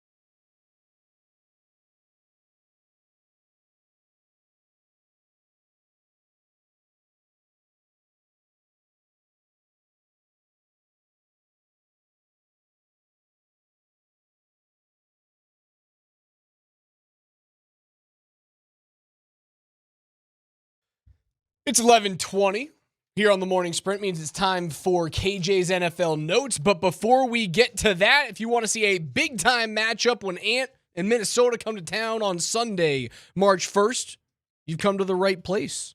It's a Ticket Tuesday, and your next keyword is Twins.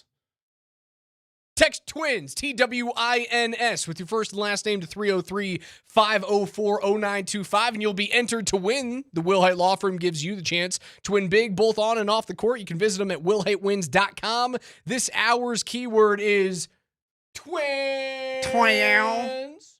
Like me.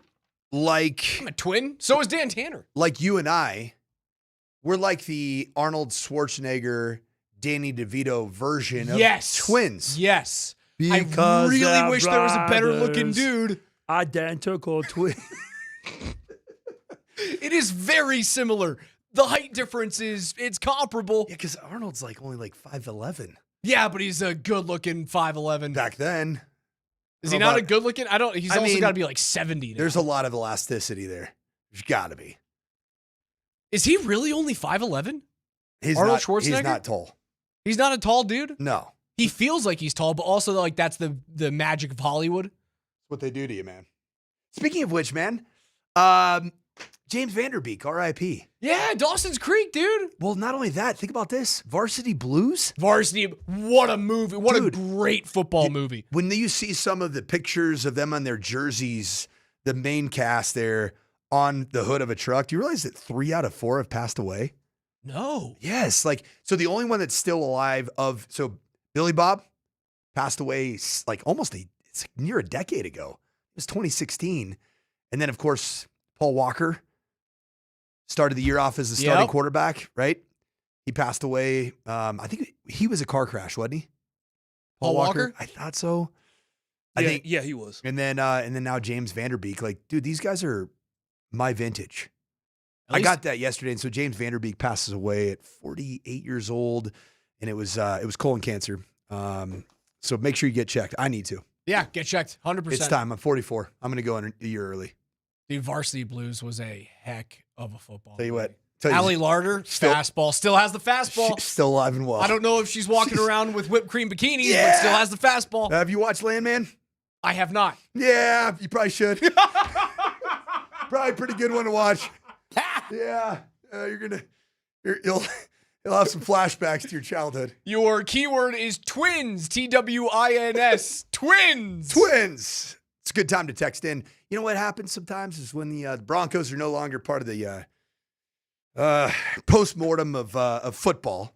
There's more opportunities to win because there's potentially less people. To twin? Yes. You text it to 303-504-0925. Twin. KJ, it's time for NFL Notes. Twins.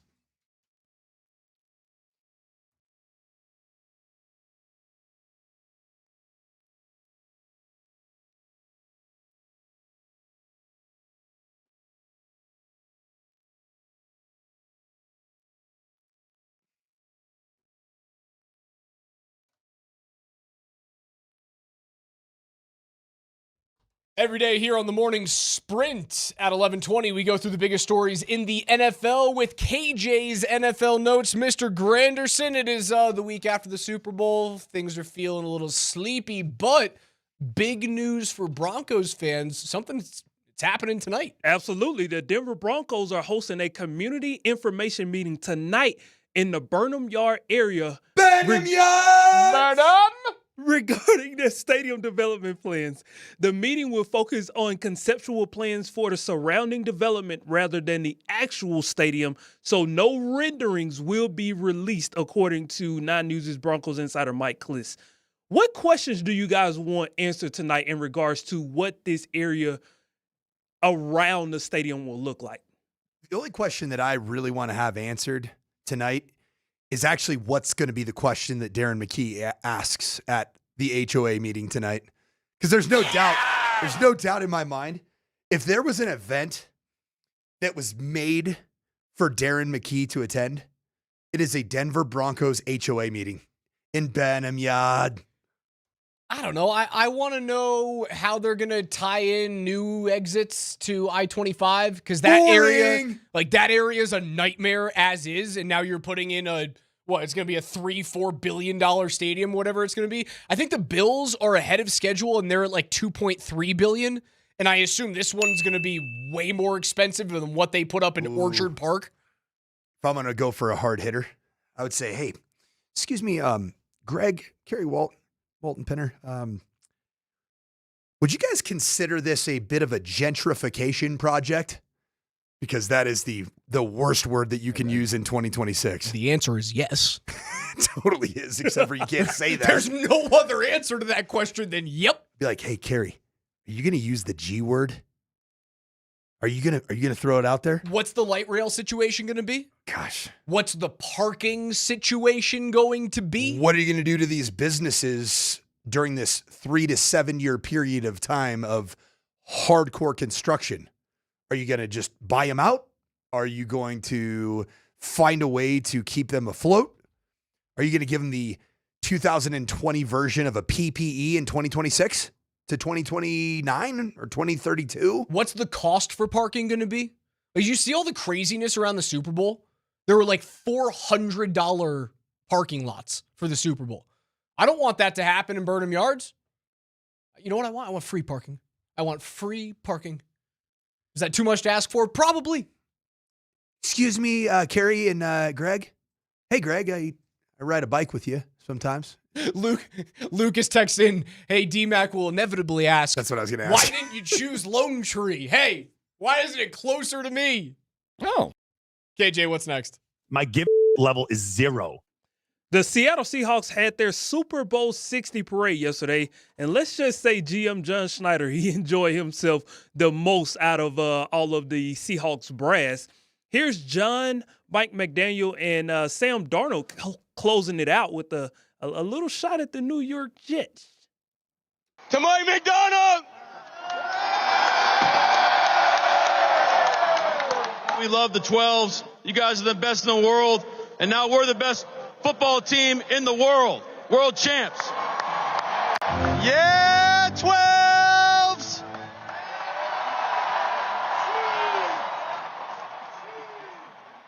Hey, I just want to say I've talked a lot this last week about belief.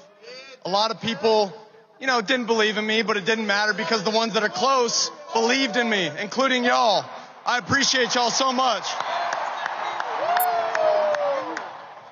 Big ups to Sam Darnold and Mike McDonald for keeping some semblance of sobriety so they could verbalize something of substance, because that was a debaucherous fest up there in Seattle. You know what? As it should be. Yeah, I agree. We've been lucky to be a part of 2 championship parades over the course of the last 5 seasons here in Denver. It should be debaucherous. You know what's pretty wild? You should look like Sam Girard and Arturi Lehkonen, who are stumbling through the halls of Denver City Hall. What it lets me know is that these really high-performing, high-level athletes don't have the same tolerance for boozing that a lot of us non-athletes have.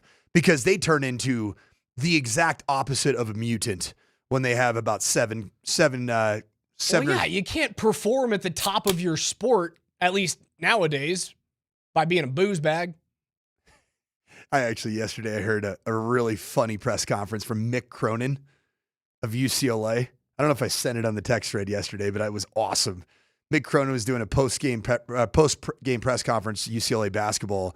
And he said that he's instructed his assistant coaching staff to go to Eastern Europe and find the largest, most Eastern European-looking vodka drinker that you can possibly find and bring him back to play basketball for me. He was basically referring to, I want a Nikola Jokić. I want the brothers. I want the Jokić brothers. Give me them. Bring them back. Did you guys see the T-shirts that Ernest Jones had made up for the parade? The Sam Darnold just looking down and giving up a huge bird to everyone. They wore that for the parade. They did it great. Seattle's a great city, man. It's a great city. It really is. It deserves an NBA franchise, and I hope it gets one. They'll get one. It's a great sports town. For sure. Like when the Mariners are right, man, that place is buzzing for the M's.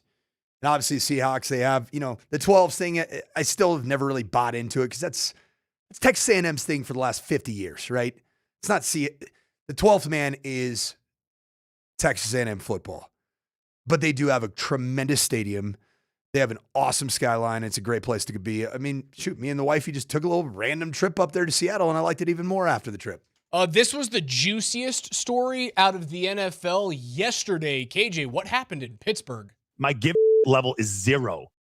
Former Pittsburgh Steelers linebacker and assistant coach Joey Porter Sr. said on a podcast that was recorded during the Super Bowl that quarterback Ben Roethlisberger wasn't a good teammate or person, and that that Roethlisberger and linebacker James Harrison, quote, broke the brotherhood. And here's the further comments that kind of like turned this into wildfire from yesterday. Quote, Harrison broke the brotherhood. Then 7, that being Ben Roethlisberger, definitely broke the brotherhood. Out of anybody that should talk, he should never grab a microphone and really talk Steelers business, because if we talk Steelers business, his is foul of all foul. That he did is foul of all foul. He's not a good teammate. Won the Super Bowl with him, but the person, he's just not a good teammate. He knows that. Anybody in the Steelers building knows that. But we protected him because I've only won 1 Super Bowl, and that was my quarterback. So do I love my quarterback? Yeah. But is he a good person? No. Sounds like the way that Richard Sherman and Marshawn Lynch viewed Russell Wilson up in Seattle. A little different. Why? I think Joey Porter Sr. is going in on who the actual human being Ben Roethlisberger I got you. is. And for all of the crap that we give Russell Wilson for being a weirdo and for being a little bit distant from his teammates in terms still of a good person inherently. Very good person.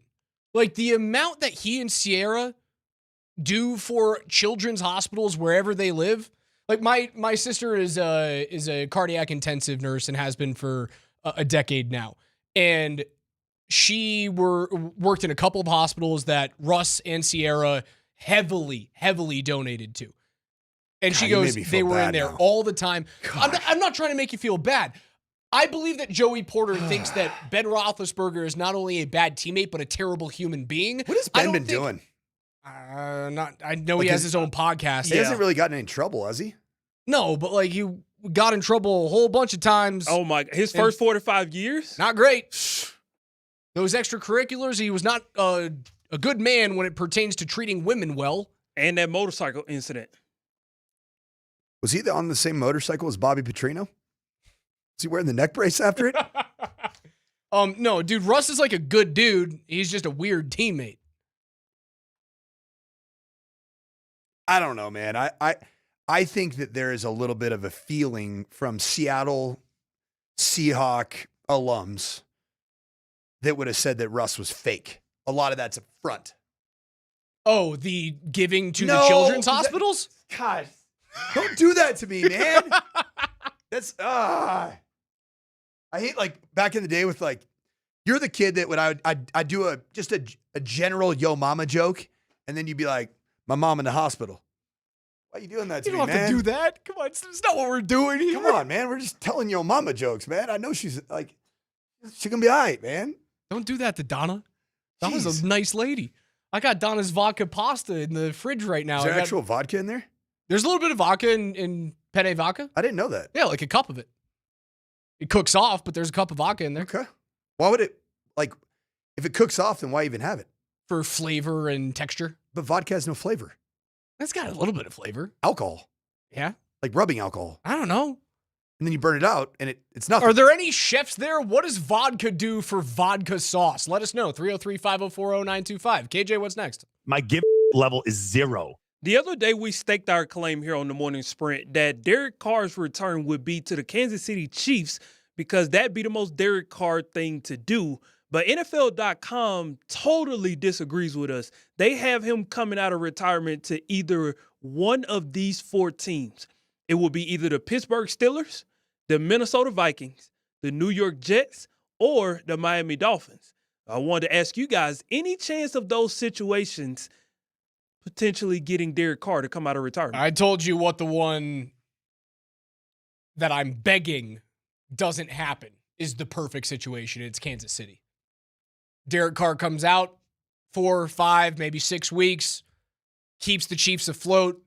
Mahomes comes back from his ACL, and the Chiefs are, well, the Chiefs again. From those 4 teams, the best situation is probably Minnesota.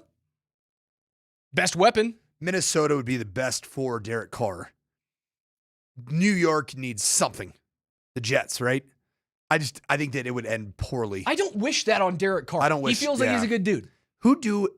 Is there a quarterback out there that you wish the New York Jets on? Aaron Rodgers, again?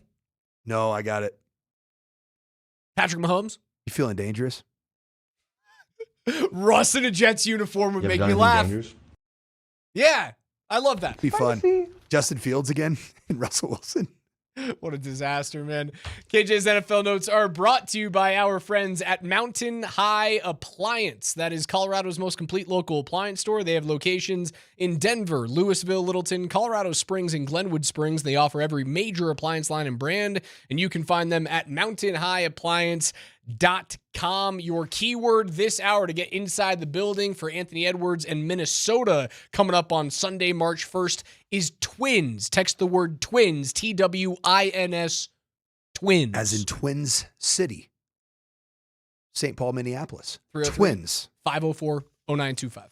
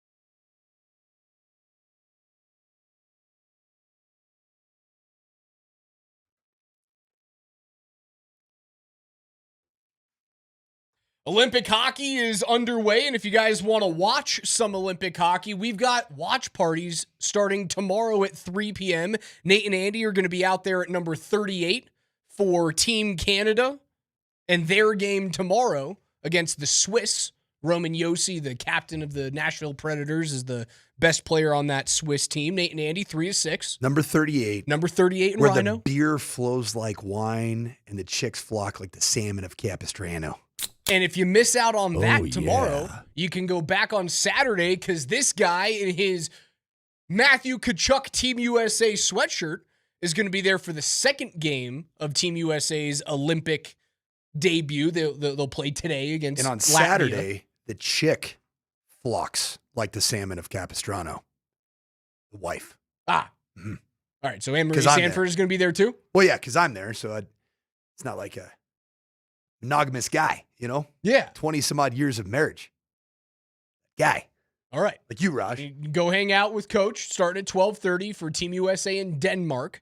And then I'll be there on Sunday starting at 12:30. Again, all of these at number 38 in Rhino for Team USA in Germany. For all three of these games, you can enjoy New Amsterdam vodka specials like puck drop shots, espresso martinis, and the Avalanche Mule, plus signed Avalanche memorabilia at all three of those games. And speaking of New Amsterdam vodka, we have figured out, Radio Pro here, Coach, we've figured out that what vodka does in a vodka sauce, it's an emulsifier. It's an emulsifier.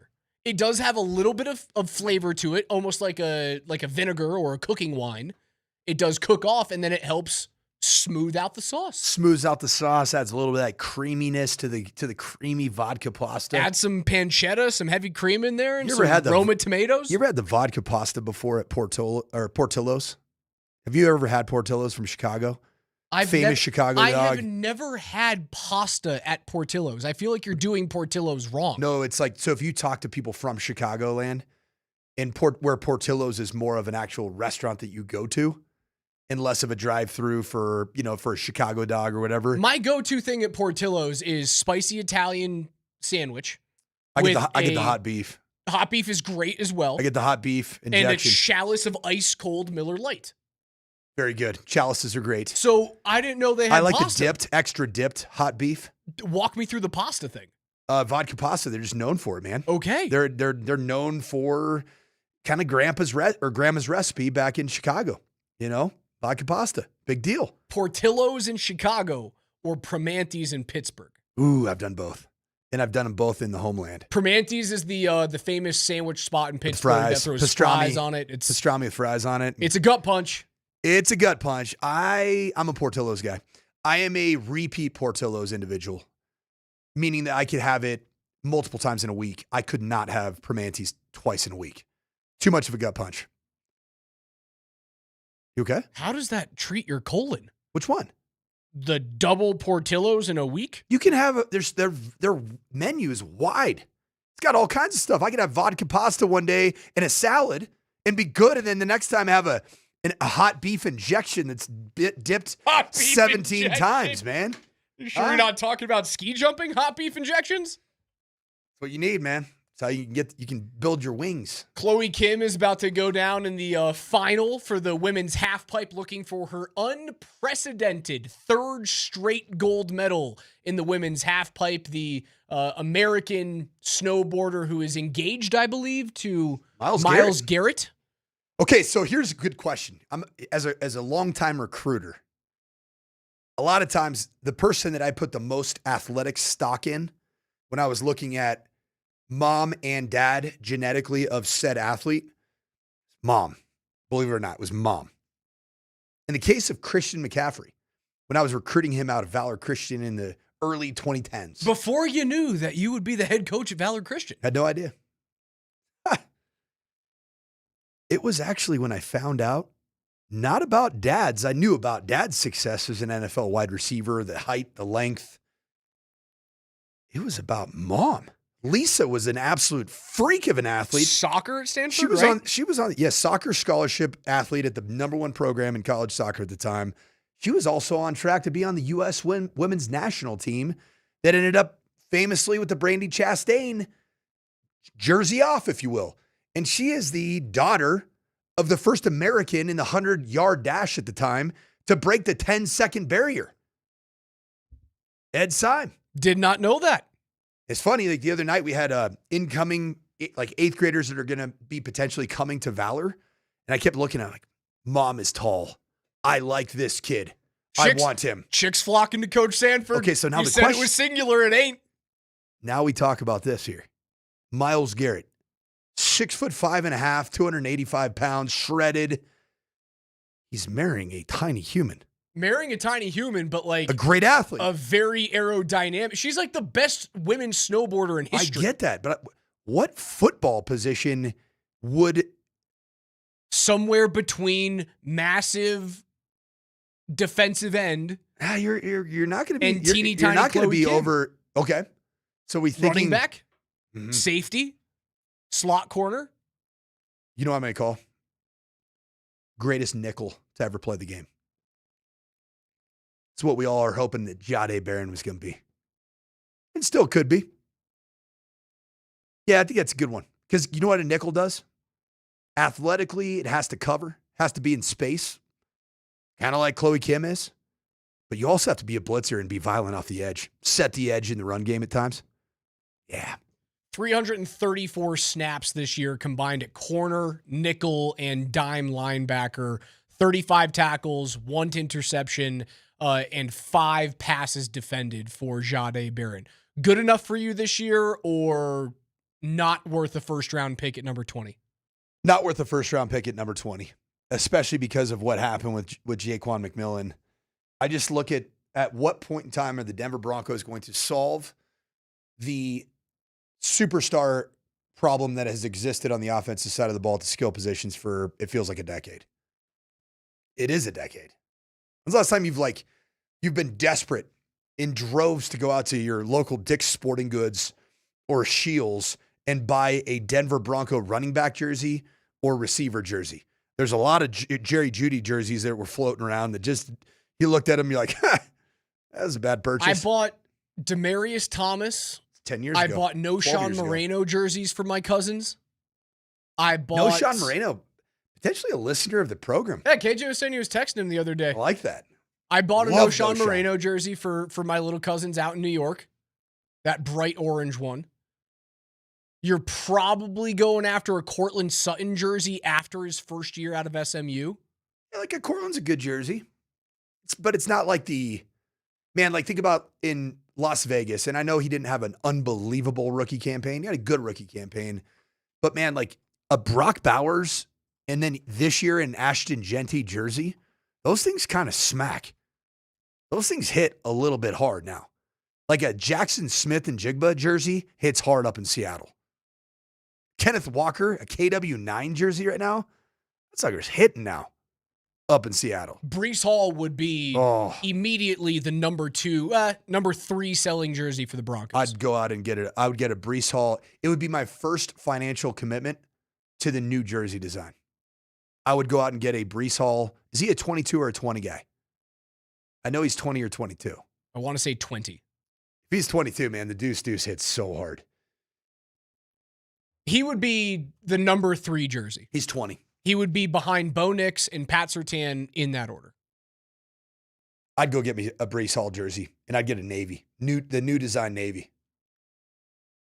Is that your favorite one of the 3 jerseys? Navy, white, and just as a orange? standalone jersey, to wear by itself. Yeah, not the full kit. By far the best full kit is this Stormtrooper, white on white on white. The best jersey. Well, of the course, best it's the kit. throwback. It's the throwback, but we have to put that in its own category. Yeah, of the new design, when you wear white helmet, white jersey, white pants. Pretty good looking. It is. A white Breece Hall jersey goes hard. I like it. I also think that you should go navy, new helmet design, navy jersey, navy pants. There's a little too much of an over-reliance right now on the orange jersey, which I'm okay with. I don't hate it. I don't love it. It doesn't hit for me. Would Breece Hall's jerseys outsell Nick Bonito? Oh yeah. Dude, he's a superstar running back. And especially in these parts, because whether you like him, whether you hate him, there are a whole bunch of Iowans that live in the great state of Colorado here. And I love myself some Iowans. They love their Cyclone Brees Hall. Did major damage there in Ames, Iowa. That'll end up doing for us today. For the coach, Mike Sanford, for KJ Granderson behind the glass, I'm Alex Ryan-Emmy. PhD is coming up next. The American men take the ice for the first time in Italy, coming up in about an hour and 10 minutes. The early goings for Avalanche players in the Olympics have been good. Arturi Lehkonen, Gabe Landeskog, Nathan McKinnon, Cale Makar, all with points or goals in their first games. It's almost as if the Colorado Avalanche has one of the best rosters in the NHL, if not the best. Can Brock Nelson follow up today against the Latvians and score as well? Now, Marty Necas did get held off the score sheet, because the Czechs lost 5-0 earlier today to Nathan McKinnon, Cale Makar, Devon Taves, and Team Canada. Big bleep Brock. Big things coming for the USA. That's Coach. I'm Raj. PhD is coming up next. Congratulations to our winner, Josh Perry. You're going to see Minnesota when they come to town on Sunday, March the 1st. If you guys didn't win with us, you can win next with PhD. Go America. Freedom.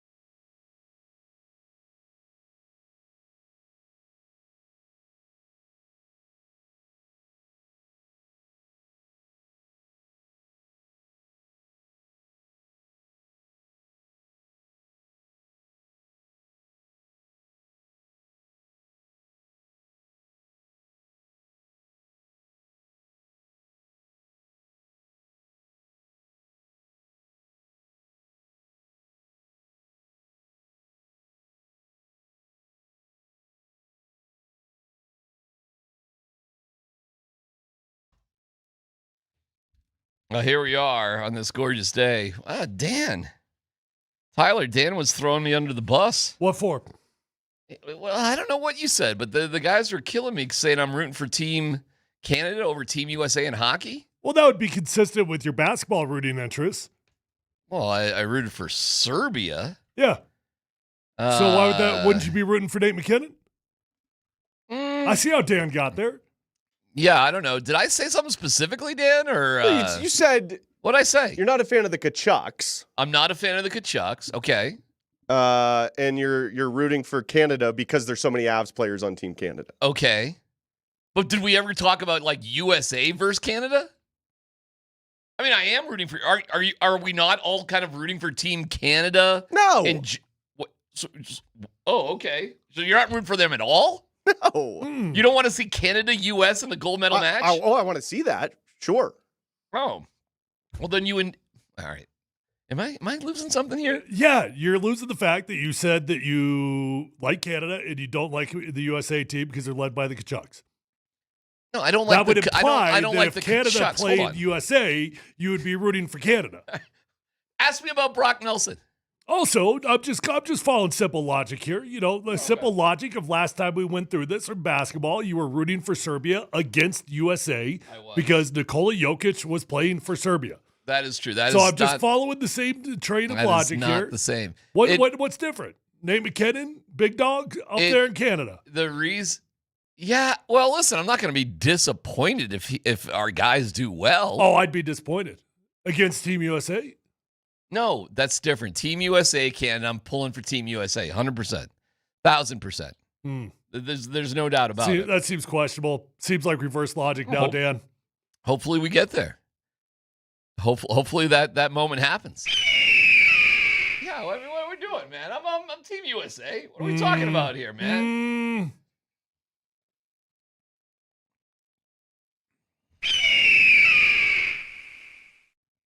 By the way, did you see there's that skier, snowboarder, something? Eileen Gu. What's her name? I don't know. She's American as hell, but she has Chinese heritage. She grew up in America, went to Sanford. She's riding for China. Traitor. How does that work? She a dual citizen? Where was she born? I think she just took the money. You know, I don't know about Eileen. I gotta look her up. She took that NIL money? She took the Chinese NIL money. Speaking of NIL money, you see what's going on in the Trinidad Chambliss hearing for his 6th year of eligibility today? I have not. What's going on there? I don't know what the hell's I don't know what the hell's going on with this hearing. I mean, this thing is bizarre. Somehow, I mean, he's applying for his 6th year. Go way back. There's a player who's applying for a 6th year, so I don't know anything about it. Well, he would be probably the second quarterback off the board if he were to be in this year's draft. Okay, what school is he? Ole Miss. Okay. Ole Miss. I thought you were a draft guy. I thought you were a mock draft guy. Quarterback. I'm getting there slowly but surely. That's right. Well, if he were to come out, he'd probably be the second quarterback off the board. Okay. Applying for his 6th year of eligibility out there at Ole Miss. Yeah. They're having some big old hearing to get that 6th year.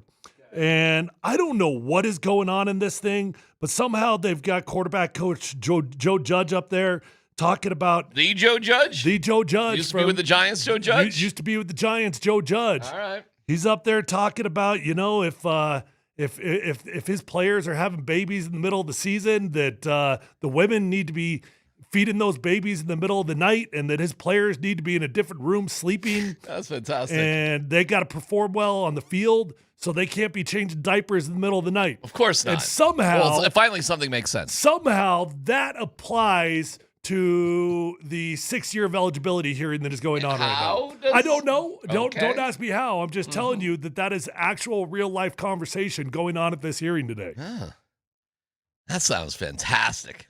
That doesn't sound rednecky or, you know, typical Southern at all. That sounds just like Then there was some doctor. Very normal. Then there was some doctor that got up there and was talking about the fact that he doesn't snore anymore, and it's a miracle that he doesn't snore, so he should get a 6th year of eligibility because he's no longer snoring.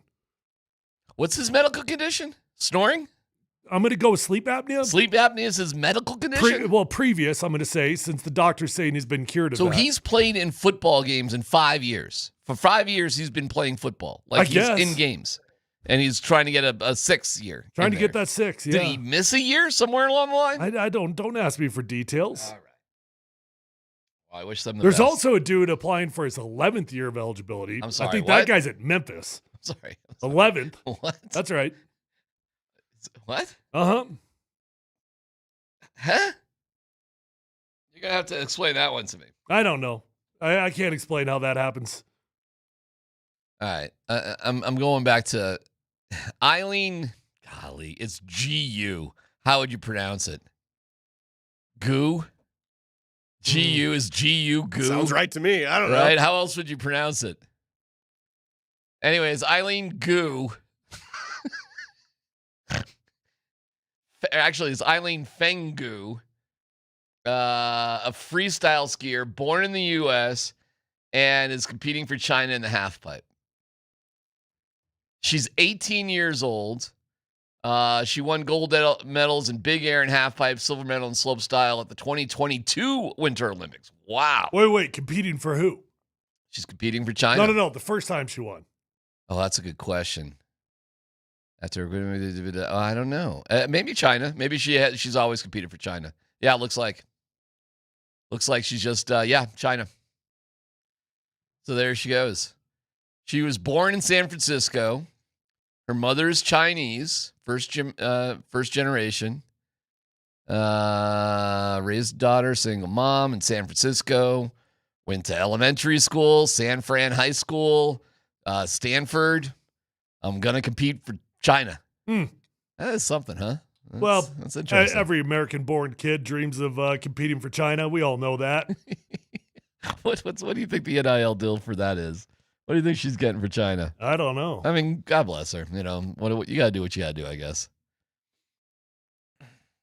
Meanwhile, wait, I have a really wow. What? Is USA how much is USA paying their athletes? Is that what you're saying?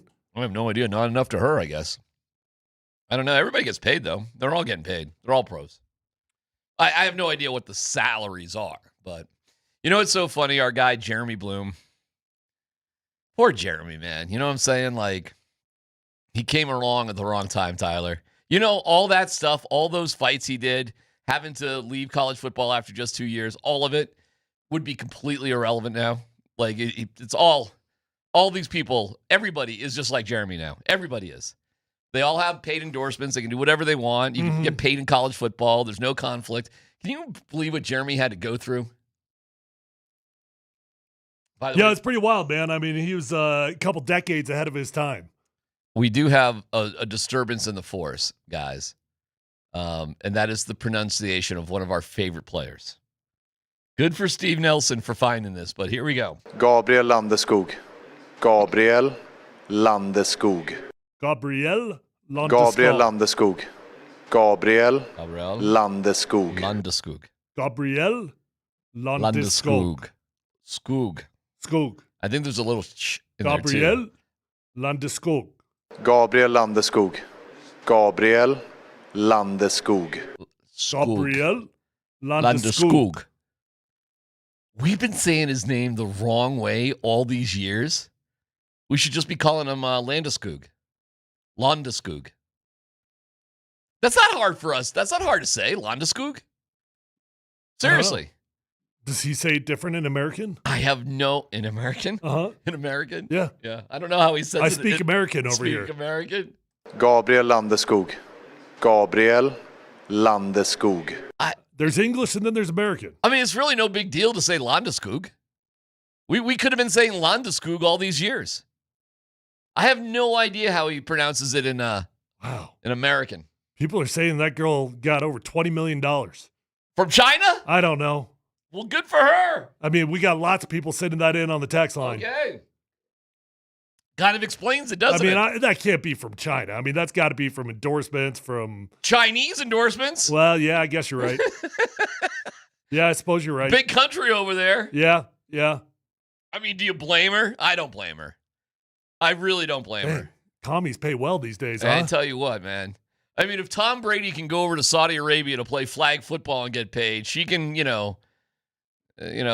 pony up the Chinese yen. I don't have a problem with it. I saw Tom Brady duking it out with Logan Paul on the podcast, and all I could see, I couldn't hear anything.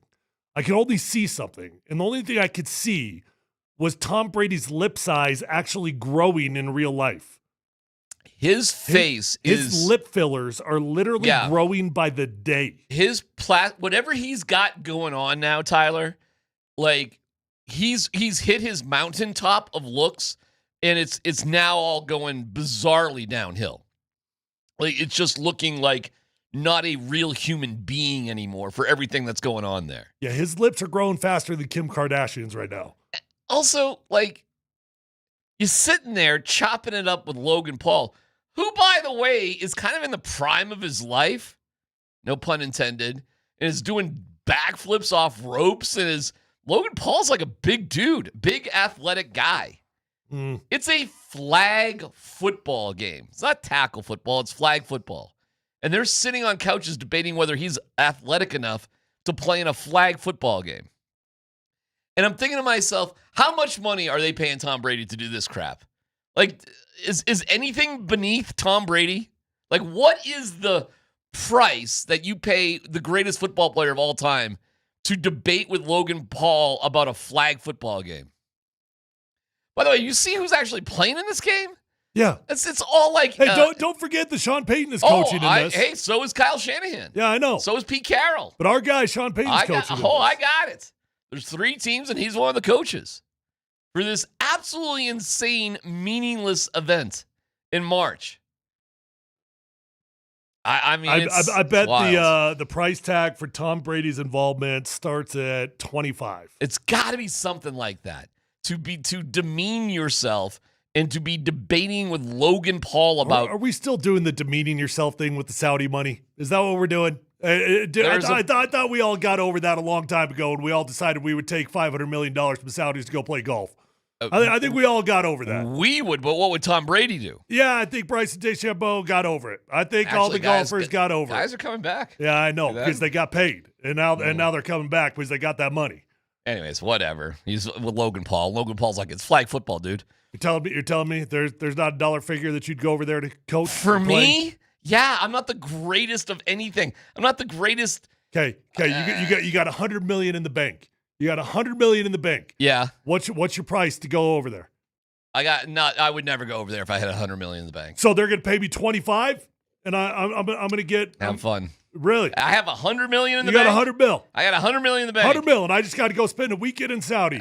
Forget it. I got $100 million. I'm good. I got $100 million, but I could get 25 just for a weekend. 0. That was a quarter of it. I wouldn't bother. You're giving me $100 million in the bank. You're so full of, you know what? I'd be skiing all winter. You are so full of it. I would do nothing. You are so full of crap. Nothing. It's unbelievable. And do any stupid Saudi football thing. You are absolutely full. You of it. asked. You're full of it. You got $100 million. How much would it take for you to go? 15. 15 what? Million. 15 million, you'd be there, but 13, forget it. I'd be there for 13. 10? Probably. 9? Yep. How about $50 and a Chick-fil-A coupon? Nope. 2 coupons? Maybe. All right, we'll get to Lifetime. The game. Lifetime Chick-fil-A. Lifetime Chick-fil-A? Don't have to wait in line? Nope. Just automatic. First, you just go. You're good. Cut the line. We have our Ticket Thursday. We have keywords to give away, to announce, to give stuff away. The Burnham yard thing, there's funny. They're talking about like it's the Broncos HOA meeting. That's a riot. And holy cow, the Nuggets. They got there, Tyler. Did you watch the game last night? I watched. Oh my God. Were you not just like, you guys gotta be kidding me. I mean, survive in advance, I guess. Oh my God. All right, we get to all of it here. It's PhD. It's Landeskog. Gabriel Landeskog. Gabriel Landeskog.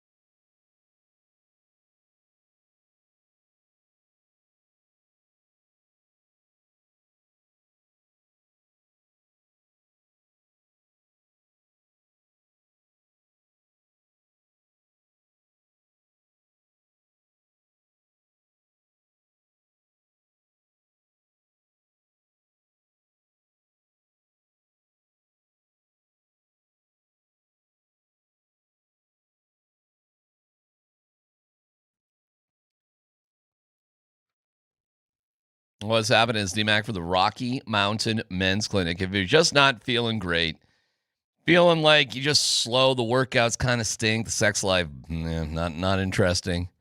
It could just be low T, really, seriously. And you might be beating yourself up about why am I not the same person? Well, go to RockyMountainMen'sClinic.com, take the low T quiz, and see what's up. And if you go in for an appointment, they take your bloods, 30 minutes, and they turn it around. Then you consult with an expert, and you take it from there.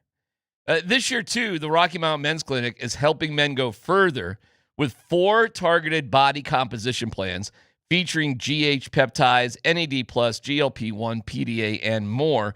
It's designed to boost energy, support metabolism, enhance recovery, and accelerate fat loss. So, with the low T treatments combined with the body composition programs, most dudes, you see real improvements with everything. More energy, better focus, better sex drive, the whole thing. 720-440-7900, RockyMountainMen'sClinic.com. Featured therapies are compounded and have not been evaluated nor approved by the FDA. Provider prescription required. See website for details.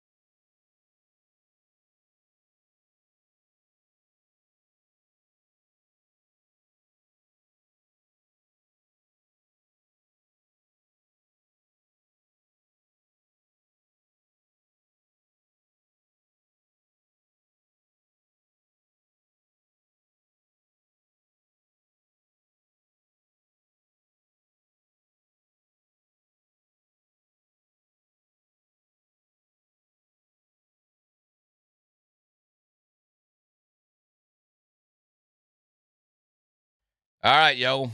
It's a Ticket Thursday. Time for your first keyword of the day.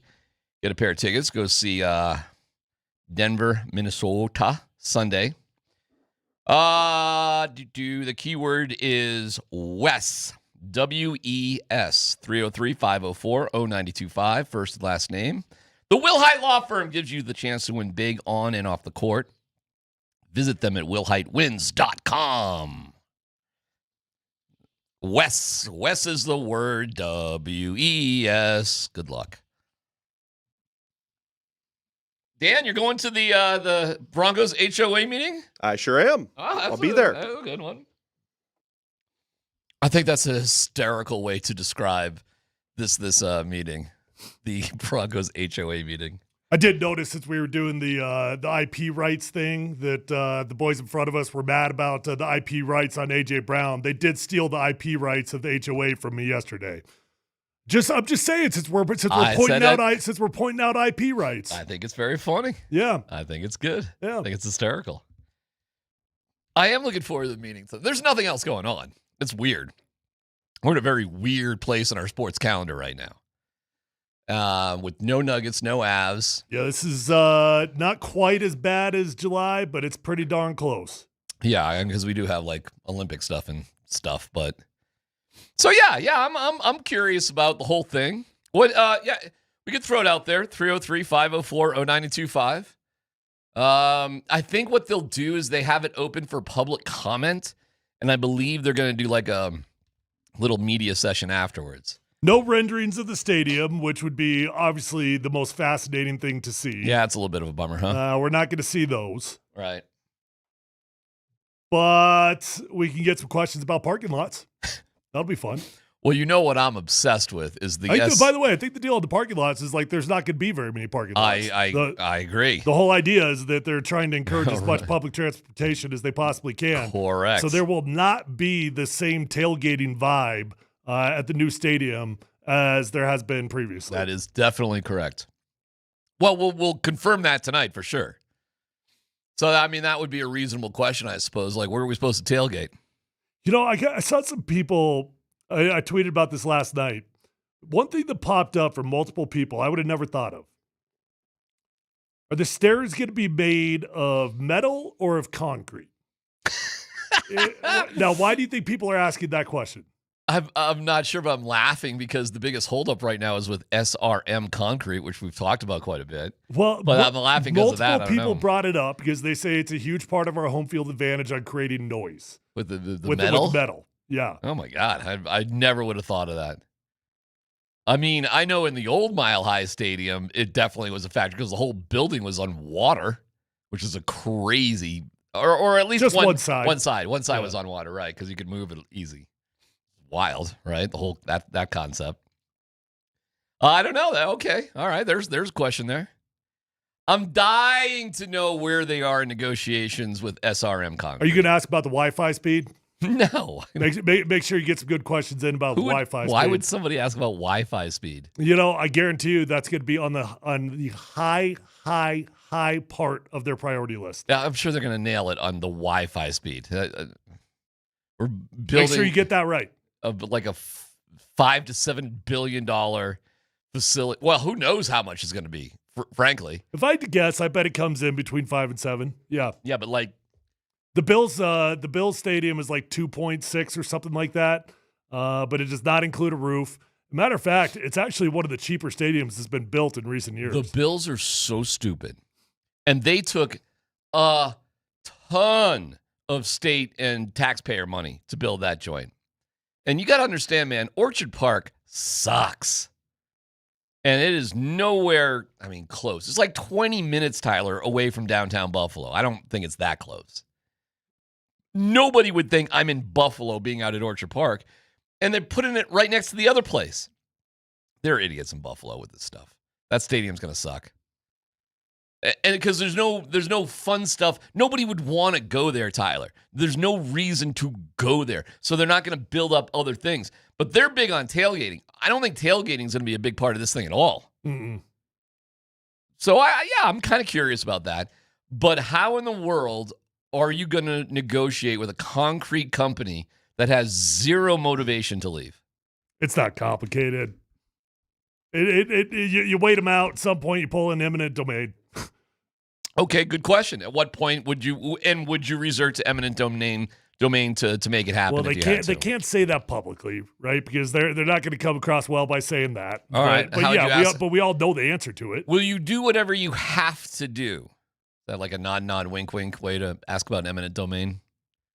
By the way, eminent domain has to prove that it's like needed for the public. Yeah, that's not that complicated though. Yeah, but like we need a parking lot. We need a team hotel. We need the team restaurant. Like we need a public forum. There's a million things that you could do to get around that. Well, I'm dying to see what they want to build on the footprint of SRM concrete. I guess that would be the plans, right? Like, here's where this is going to go. Here's where that's going to go. I assume that's going to be a big part of the night. But we'll see. The SRM concrete thing is just so fun. I'm sure they'll get through with it. But it's a concrete company that just does not have much motivation to leave. It is a multi-million-dollar company with quick-drying concrete. Their location matters more than just $20 million. For most people and most companies, you wave $20 million in front of them or whatever, something like that. And they're like, okay, I'll go. Like Denver Water. Denver Water's just like, we'll relocate. No problem. Thank you. We're good. But this quick dry concrete, like where else do you put, Tyler, a quick dry concrete plant? Like where else would it go? I don't know, but it's going to get figured out. It's a thing right now. It's not going to be a thing in a year. Okay. Well, we'll see. I'm rooting for the chaos. And yes, I heard Coach and Raj say DMac would, or this a texter just said DMac would ask, like, why aren't you just going to Lone Tree? I am kind of curious about it. Like, what is the reason that this makes more sense than out in Lone Tree? And my guess is their surveys have shown that being in Denver is a big part about being the Denver Broncos. But that's just a guess. So you're not going? Is that what I'm taking from this? You're not going to? I've never been to an HOA meeting, no. No? Oh, they're fun. I was going to get a little lucky. If somebody gives me a really, really creative question, maybe I'll go. Really? So like somebody give me a really good one. Maybe I'll go and ask it. All right. 303-504-0925. Dan, you got anything on your mind? You're going to be there? I'm obsessed with the infrastructure around the stadium. First off, like, is this going to be like an Olympic Village type of feel? What do you mean? What's going to be around the stadium? What are their plans for that? And they got to figure out the traffic around the stadium. I mean, it's absurd right now. It takes 4 hours to get out of there. Yeah, that's a really good question because this thing is like nestled. It's not like it's off I-25, but I mean, if you've ever, I don't know if anybody's ever done it, but if you've driven around the Metro playing fields, which is relatively brand new, they got soccer and like a track and baseball. It's really cool, softball.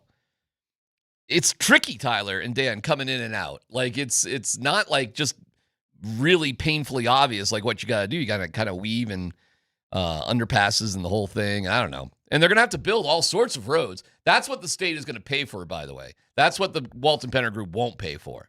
Right. They can't pay for it. The state has to pay for it. They've already agreed to it. Mike Johnson, the city of Denver, the state of Colorado. We got the infrastructure. But that's going to be hundreds of millions of dollars. But that's part of the deal. That's how they stay there. Anything else, then? Is that it? So you're just going to ask about roads? I'd be curious what the roof situation is going to be. Is it going to be translucent? We're going to be able to see through it. Is it going to be kind of like SoFi where it's somewhat open? Yeah, Dan, that's a good question. What's the roof situation going to look like? It's a good question. I'm glad you asked. We've hired some really good architectural firms that we're working through those plans right now, but we're going to come up with something really, really beautiful for these fans. Tyler's saying there's nothing. This is going to be a big nothing burger. The whole thing will be a nothing burger. Mm-hmm. That's what you're saying, right? Mm-hmm. Man.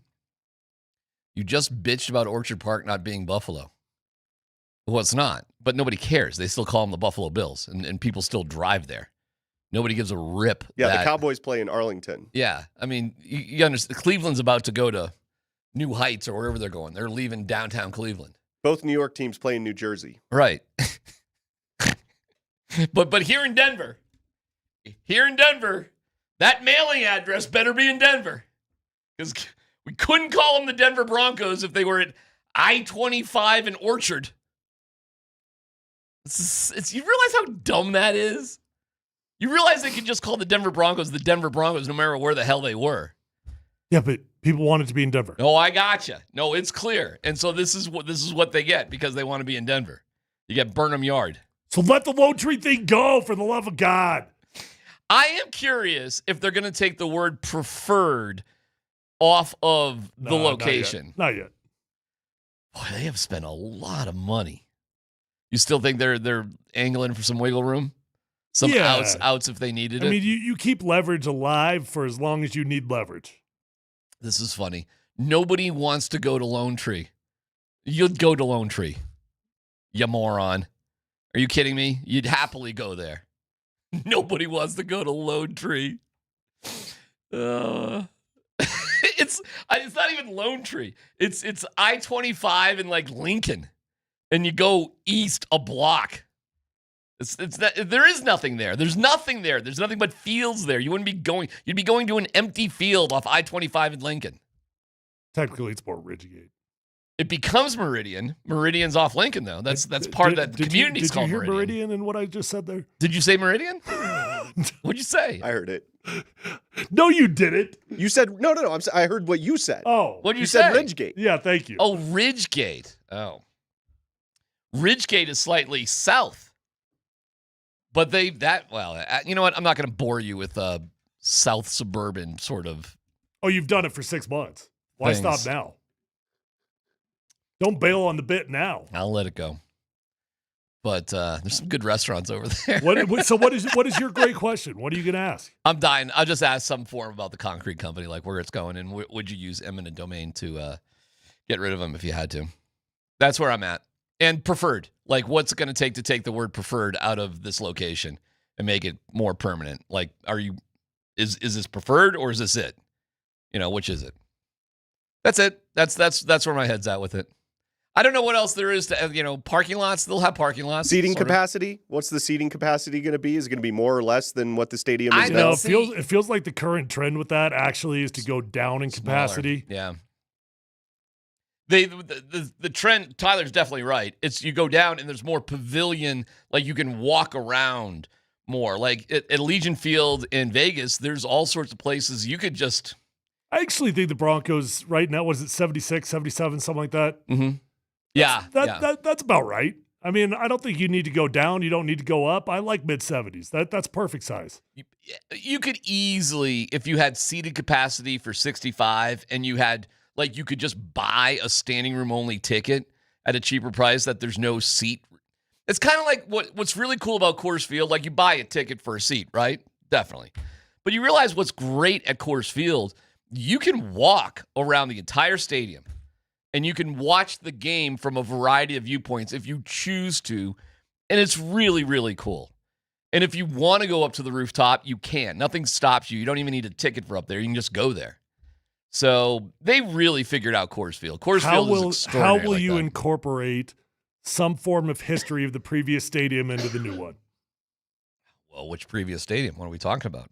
This one. The one we're in now? This one. What's the history of this stadium? You don't go back 2 stadiums. I think you'd have to. No, you wouldn't. What is the defining? Why would you have to go back to Mile High? What's the defining characteristic of Empower Field? Maybe like the wavy nature at the top. Okay. I'm being serious. All right. I'm laughing at it because I don't know. It was built that way for sound.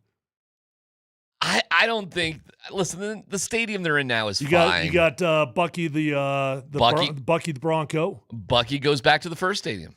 That wasn't at Empower Field. That was on the original Mile High. And Bucky's a little graphic. I don't know if you've ever really taken a peek at Bucky, but they anatomically nailed Bucky. Bucky will make the move. I promise you that. I'm sure he will. But yeah, I don't think there's any defining. Well, I mean, I don't know, man. What are we talking about? We got the statues, right? The Ring of Famers, that sort of thing. But these are all very specific stuff about the stadium. I think it's going to be more about like the whole area itself rather than the specifics of the stadium. But we'll find out tonight, and we'll let you know tomorrow and blah, blah, blah, blah, blah. So we'll see how it goes. All right, we do have the Nuggets to get into. Dan, who are you on the who's Dan on the phone with? And we'll figure out what Dan's doing on the phone. We'll address, we got some crap today from the morning show, Tyler. We did. About our Landeskog takes.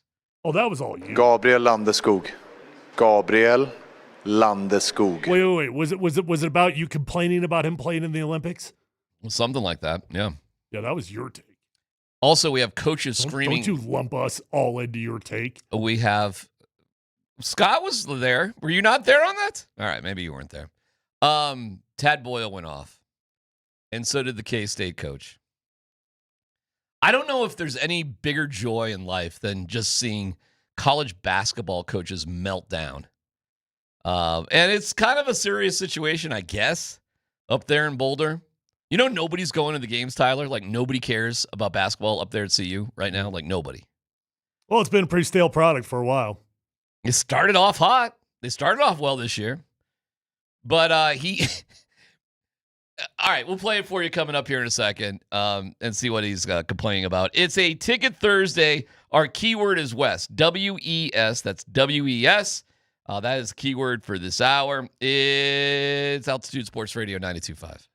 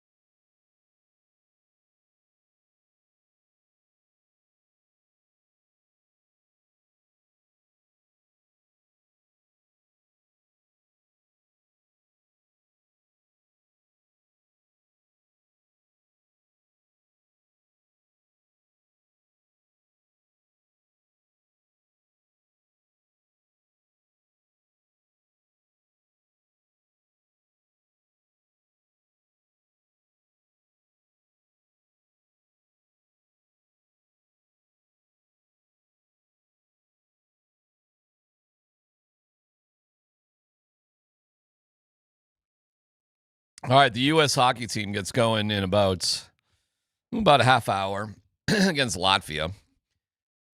Meanwhile, a lot of shutouts so far, a lot of domination. It's incredible, this Macklin Celebrini kid. Do you know that he used to be like a ball boy for the Golden State Warriors? Like Steve Kerr was just like, yeah, it's great to see Mac doing so great. Oh, that's cool. Like, wow, that's kind of cool. I guess his dad had something to do with them at some point. He's 19 years old. He's the youngest player for Team Canada. He had a goal today. A little bit of a spoiler here if you're, I don't know, you want to watch the game later, but the game's already happened. And they won 5-0. I said spoiler. Cale Makar had an assist. Nathan McKinnon had a power play goal. And not much of an issue there. So that's always getting cool. on the board, huh? Yeah, Canada, who I'm definitely going to root against once they play the United States. I don't know, Canada, Finland. Who are you rooting for? I was talking to Dan a little bit about that. I don't have a dog in the hunt. I don't. Who am I rooting for? I don't know. You rooting for basically Mikko, Lecky, Kiviranta? Are you rooting for Taves, Makar, and McKinnon? I'm not rooting for the individuals. I'm rooting for a country, and that is America. Oh, God, I gotcha. But Canada, Finland, who you I know, pulling you for? just asked me, and I said I don't have a dog in the hunt. So you just sit there and don't pull for anybody, or you don't watch? Probably will not watch hockey until the later rounds. Okay. All right, how about Landeskog? You rooting for him? You pulling for Landeskog? To stay healthy. Pulling him for to stay healthy, that's for sure. Yeah, getting crap from the morning show about the Landeskog take is laughable. To have a raised eyebrow about like how he's returning and coming back and questioning whether or not you're putting your country ahead of the Avalanche when we're trying to win a Stanley Cup. Oh yeah, I'm crazy. We're nutty people for having that. It's not like the guy was healthy. He's been out since January, 2nd or 3rd. I'm happy he scored a goal. Everybody roots for Landeskog. There's no doubt about it. Gabriel Landeskog. Gabriel Landeskog. But what, it's not weird that he hasn't played for the Avs in 5 weeks and all of a sudden the first time he touches the ice is with Team Sweden? Well, you are implying, you're definitely implying something nefarious there, which I think is a bit of a leap. Okay. I don't know. I have no idea. I guess he's okay now, though. That's good. What's up, Denver? This is Gabe Landeskog. Wait a second. What's that? Say what you're trying to say. Are you saying he's doing something nefarious? Are you saying that he was not playing for the Avalanche when he could have been? Is that what you're saying? I'm sure he needed every second of recovery time for Landeskog to get out there. See, you're hiding behind your snide little comments there. No, I'm just being completely honest. If snide is my default sound, then so be it. All right, so what did you just play there, Dan? What's up, Denver? This is Gabe Landeskog. Wait. That's Gabriel Landeskog. Gabriel. One is him speaking American, and one is not American. This is Gabe Landeskog. Gabriel Landeskog. Gabriel. This is Gabe Landeskog. Gabriel Landeskog. Gabriel. All right, so which does he want? So he says it two different ways. When he's playing for Team Sweden, it's Landeskog. And when he's playing for the Avs, it's... This is Gabe Landeskog. All right, let me ask a dumb question. Why? We could say a name any way you want. We could say SKOOG as easy as SKOG. He's just fitting in. He's being cool. Yeah, but why does saying SKOG fit in more than SKOOG? Making it easier for us dumb Americans. It's easier to say SKOG than SKOOG? Yeah. It's like you talking in a Boston accent when you're on with the Boston guys. Because Gabe's with his Swedish boys. He's got to fit in. SKOOG. It's definitely easier to say SKOG. It is? Yes. SKOG, SKOOG, SKOG, SKOOG. Really? You're not even saying it right. Landeskog. You're not even saying it right. Saying what right? Landeskog. Landeskog. Landeskog. That's not hard to say. Landeskog. Hey, Colorado. This is Gabe Landeskog. Gabriel. Give me the other one. Okay. Gabriel Landeskog. Gabriel Landeskog. You're not saying it right. Landeskog. No. What? He does pronunciate the COG. He does pronounce. There's still a cog at the end. There is? Yeah. Gabriel Landeskog. Gabriel SKOOG. Landeskog. SKOOG. So he actually said it differently. Gabriel Landeskog. Gabriel Landeskog. Hey, Colorado. This is Gabe Landeskog. I guess it is easier in our heads just say Gabe Landeskog. Sure is. But we can say, Gob Landeskog. Because it's not the Gabe, it's Gabriel. Get on his Skooger. Hey, it's good old Gob Landeskog. Skooger, what's going on? Skoogie. Skoog's kind of fun. What's Roach saying over there in Italy? How's he saying it? Is he doing the Skoog or the Skog? Because he said it more than anybody. That's what you got to figure out. The Nuggets real quick here. That game last night, holy cow. You're up by 15. You're cruising along. And all of a sudden, that big center there, Lovering, which is appropriate for Valentine's Day, did play for CU at one point. Also played most prominently for Utah from Wyoming, 7'1". That was his first NBA game ever. So we're seeing a 7'1" country boy from Wyoming playing his first NBA game ever, taking it right down to the wire with our MVP. Mm-hmm. And it's just like, you got to be kidding me. Like, at what point will the Nuggets just take a team like that and beat them by 30 and rest the starters? Like, when will that happen again? Well, you're hoping after the All-Star break here, the light switch turns on, you start getting guys healthy, and home court becomes a real advantage. But, my fear was that they were going to lose a bad game to a bad basketball team, and you're going to walk into the break with just some bad feelings. They won the game, but it didn't do anything to move the needle in terms of your concerns about the home court woes. No, everybody afterwards was just like, get us out of here. And then Jokić comes up. He's got a huge wrap on his wrist, which he said, hey, man, that thing comes and goes. He probably needs some kind of surgery. He's probably unwilling to get or doesn't want to really go through. And so I'm not overly concerned about it, but, it's just like, man, oh, man. When are we going to catch a break here? Meanwhile, Kevin Durant. So we were talking about like how the world is going to compete and go after things. Actually, there were a couple of moments like that because he was talking about Jamal being an all-star. I would love it. I mean, just because it's so good when you know to play with, you know who you're playing with, and he cannot really surprise me.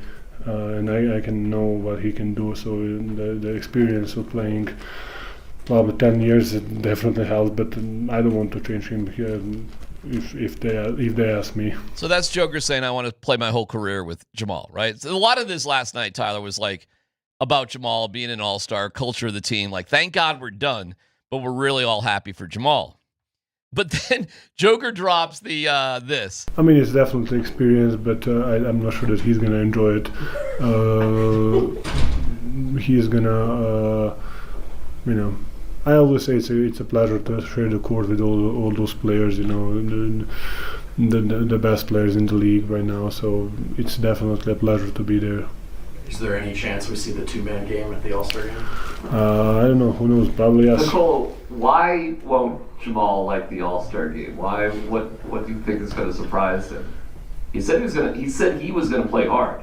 And then he should. Yes, he should. He's good, definitely. Then he's going to have a lot of fun, actually. So I'm not sure about me. We'll take one more. We got it. All good. Do you plan to play hard? Always. I always play hard. So that's Joker kind of making fun of the situation, right? Yeah, that's Joker telling us that he's not going to play hard. All right. That's exactly what that is. So here's Durant.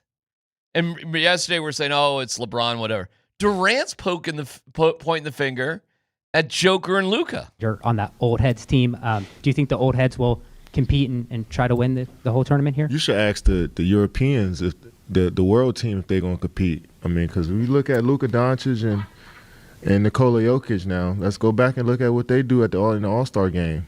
Is that competition? So we haven't questioned what they've been doing, but we're going to question the old heads and the Americans. But these two dudes out there, Luka and Jokić, they don't care about the game at all. These dudes be laying on the floor, they shoot from half court, but you got to worry about the old heads playing hard. I can read between the lines, bro. And it's not just about you. It's just a overall topic that everybody has just been talking about. You just happen to ask me that question. We're getting a little smack talk here. Hey, tell me what lies he told, though. Tell me what lies Kevin Durant just told, because those two guys in particular, that he's talking about, Luka and Jokić, they actually took it to an entirely new level. Those other guys might have not competed, but Jokić and Luka, the two of them combined, took it to a brand new level of disrespect to the game.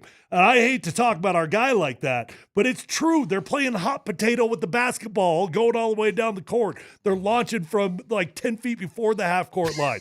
They actually really did. KD's not wrong on this. Those two combined took it to an entirely new level of uncare for that game. I think Jokić didn't help that case right there when he's basically like, yeah, wait till Jamal gets there. This sucks. And I'm not going to play hard. Jamal, you might be saying that now, but you're not going to like it. Hey, good for Jamal. He's going to play hard. Good for him. I'm not. Did Kevin Durant tell any lies? Maybe he didn't. I mean, when you hear that and then you hear what Jokić said last night, it's like, oh, okay. Now, listen, the game had already been established that these guys were not going to try hard by the time Jokić and Luka even became a part of the thing. So the culture was already there. But I do think those two guys, when they were like, oh, hey, we're best friends. We get to be together now. Let's do some wild, stupid things during the middle of the game. There's a couple of the Nuggets PR people like accompany Joker and Jamal. And I was talking to Cody, who always stays with Joker. And he goes, easiest weekend ever.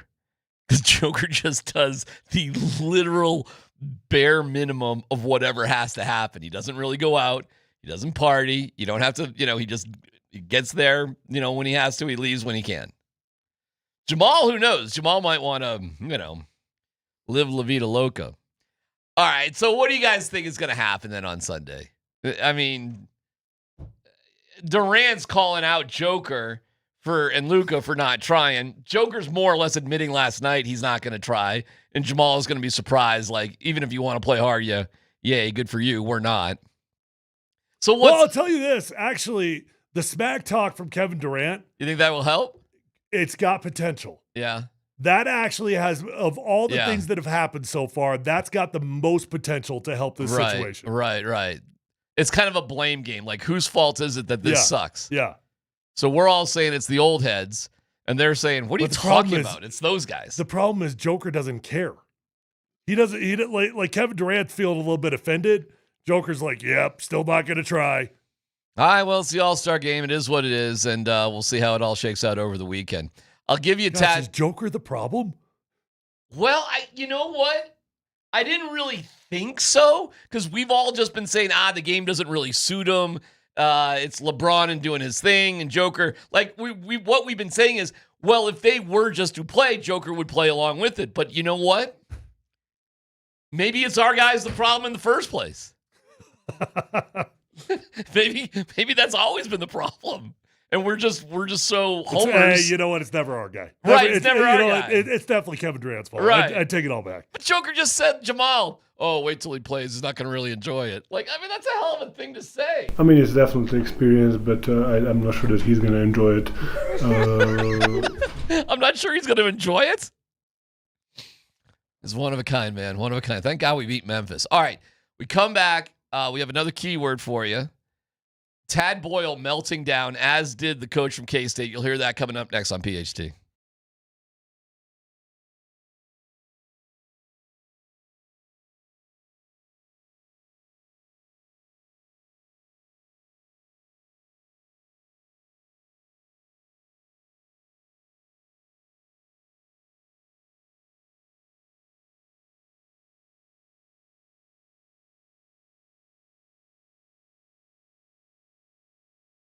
Fellas, I'm going to spend a few seconds and just talk to you. I don't know if you know that, and if you're in the car, 2 hands on the wheel, don't be shocked.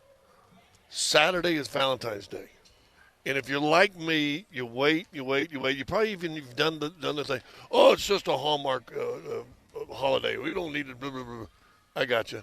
And then what do? You end up running the grocery store on Friday night or Saturday morning, pick up some overpriced flowers and something else, and hope you've done well.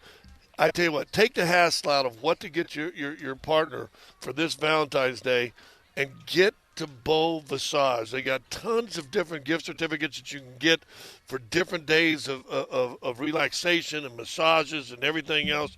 Your special lady is something special.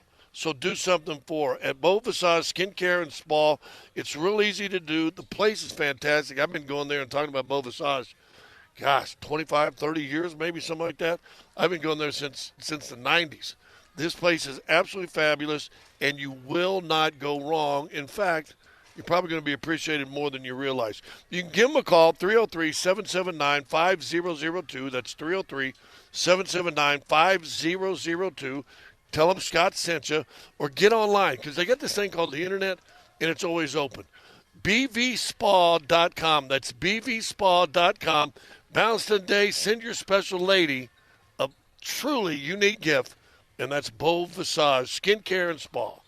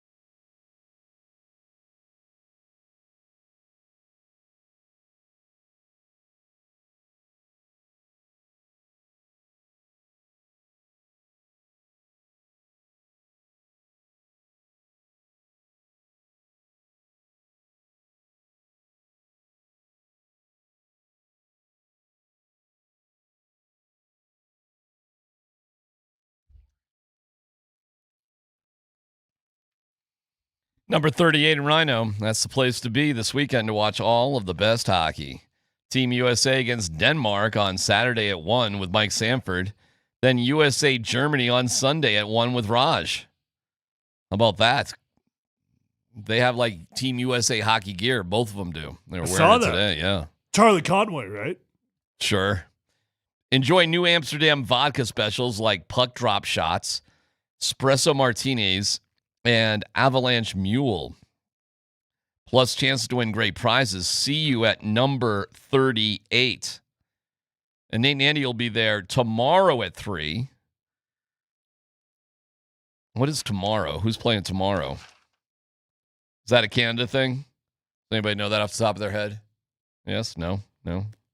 Anyways, they're watching hockey tomorrow. I don't think that's Team USA, so that's got to be Canada. Nobody knows. All right, cool. Hold on. I'll check it out real quick. I mean, there's got to be scores here. Canada versus who tomorrow? We got Latvia, U.S. starting here in a second. Boom, boom, boom, boom. 1 o'clock. Canada versus Switzerland. There you go. You going to root for Canada or Switzerland that one? I don't have a dog in the hunt. I can't root for Canada. I can't do that.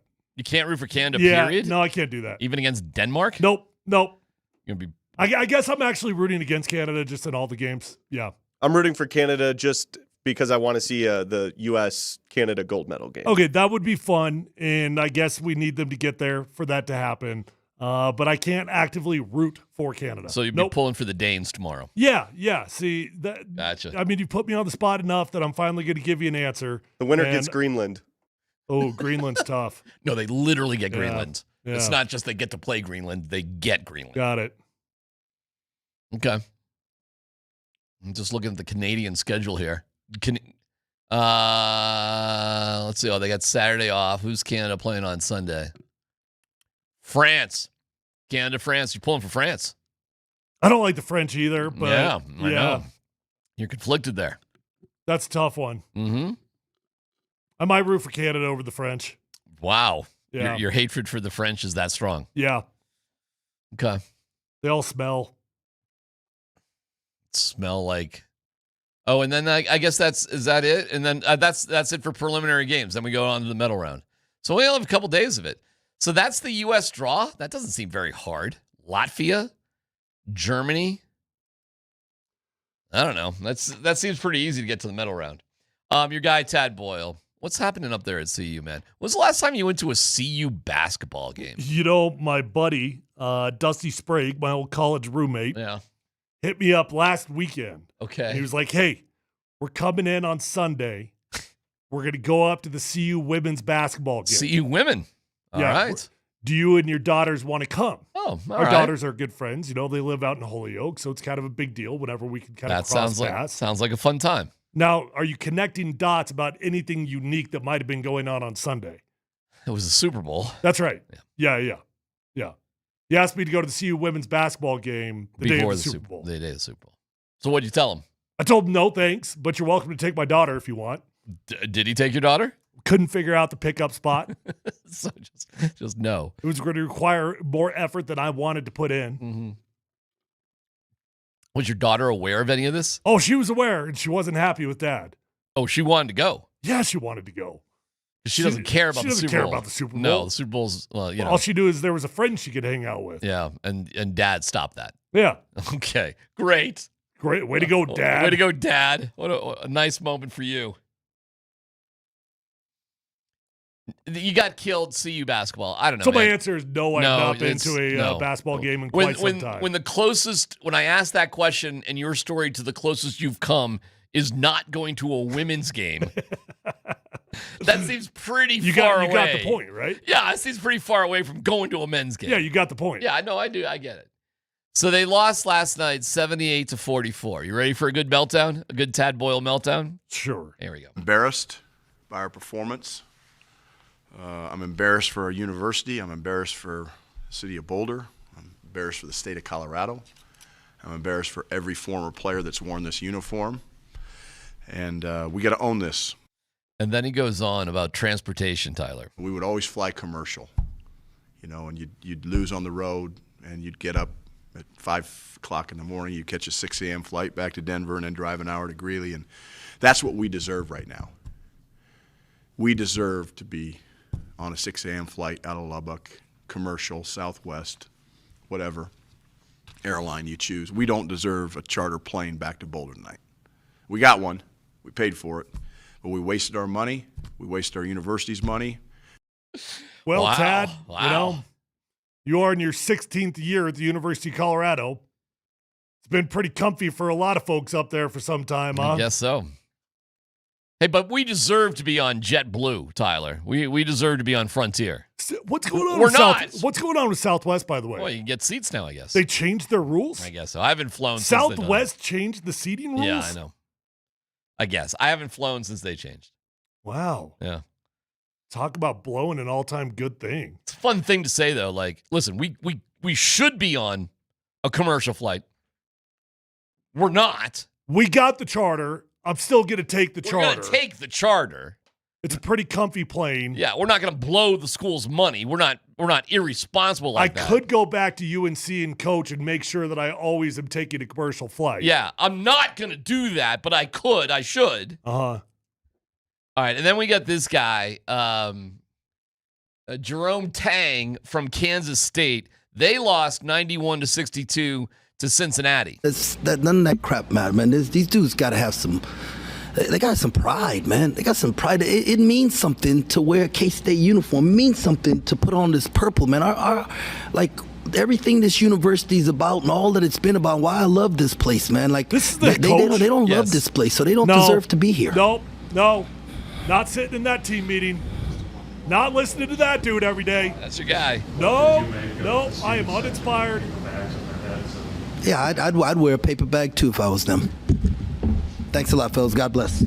He was asked. There's students in the student section wearing paper bags on their head. He's like, I don't blame them. Is that Lou Holtz's son? Dude, do we have a goal here for Team do. USA? Holy cow! Look at this! Look at this!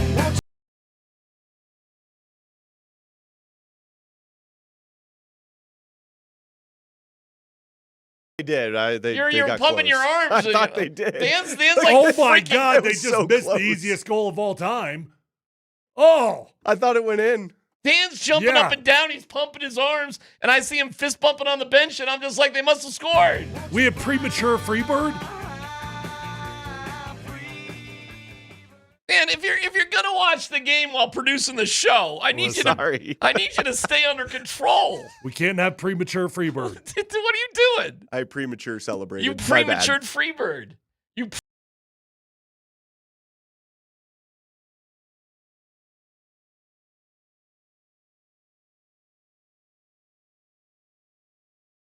Kids, you like that sort of thing? I mean, whatever. It works every now and then. You can only go to it all once a year, maybe. Right. Maybe it'll be a wake up call. Maybe it won't. I think the whole like you embarrassed this. You didn't. I don't care, Tad. You didn't embarrass the state of Colorado. You didn't embarrass Boulder. I talked to my son last night, Tyler, up there at CU. I go, have you been to a men's basketball game? He goes, you know what? That's funny you ask. I got a ticket the other day, and I couldn't get anybody to go with me. So he didn't go. So he just goes, yeah, I don't really know who goes to those games. None of us have gone. Like, he's got a crew of like 20 now that they've all kind of this big, huge friend group up there on Marine Street on the hill. Yeah, I just couldn't get it. He goes to me, do you realize how closer Pearl Street is than the basketball arena? He goes, yeah, if we're going out and we're going to party or whatever, why would I go to the basketball game when I can just go down to Pearl Street?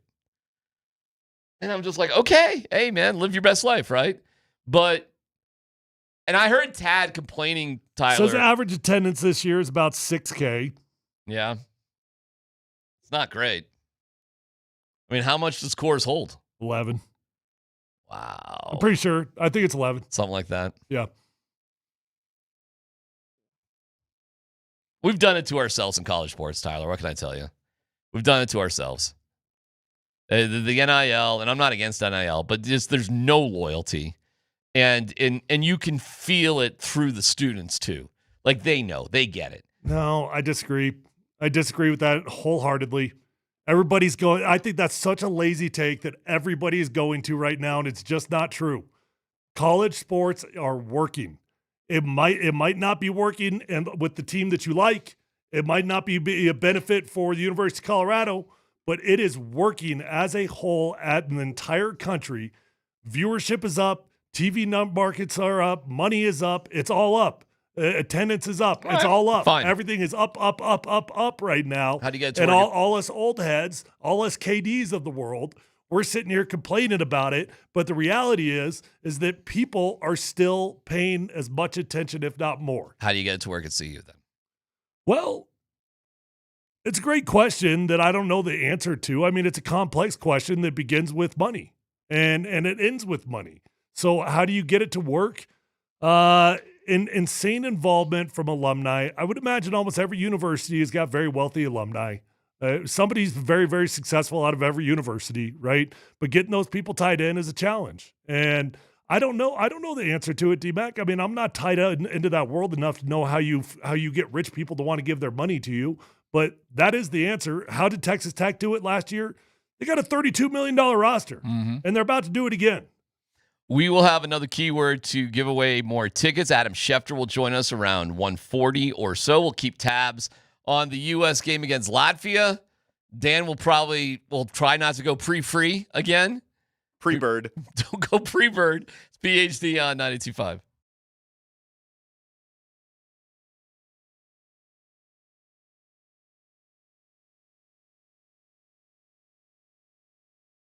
Hey, if you're in the market for a new or pre-owned vehicle, go check out my friends over at Phil Long Ford, the best dealership in Colorado with the best prices, the best customer service, and the best inventory. I've been a customer for a very long time. I go back to Phil Long Ford every time I need a new vehicle. Relationships matter, and I know these guys love these guys, trust these guys. They're going to take care of you.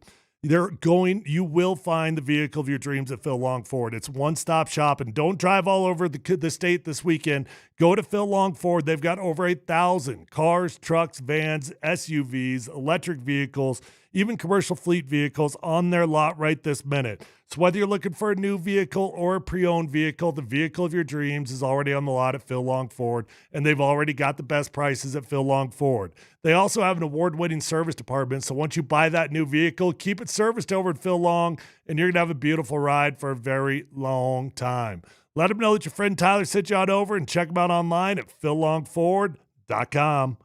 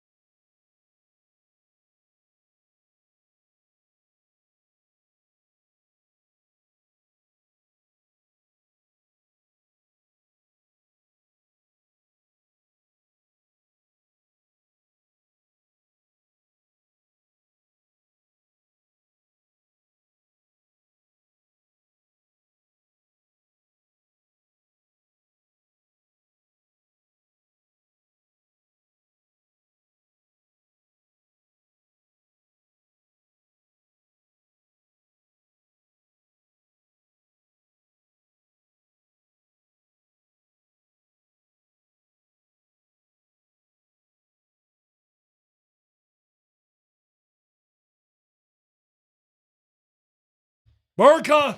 All right. Before we get there, you want to see a big-time matchup with Ants and Minnesota come to town on Sunday, March 1st. You've come to the right place. It's a Ticket Tuesday, and your next keyword is Micah, M-I-C-A-H.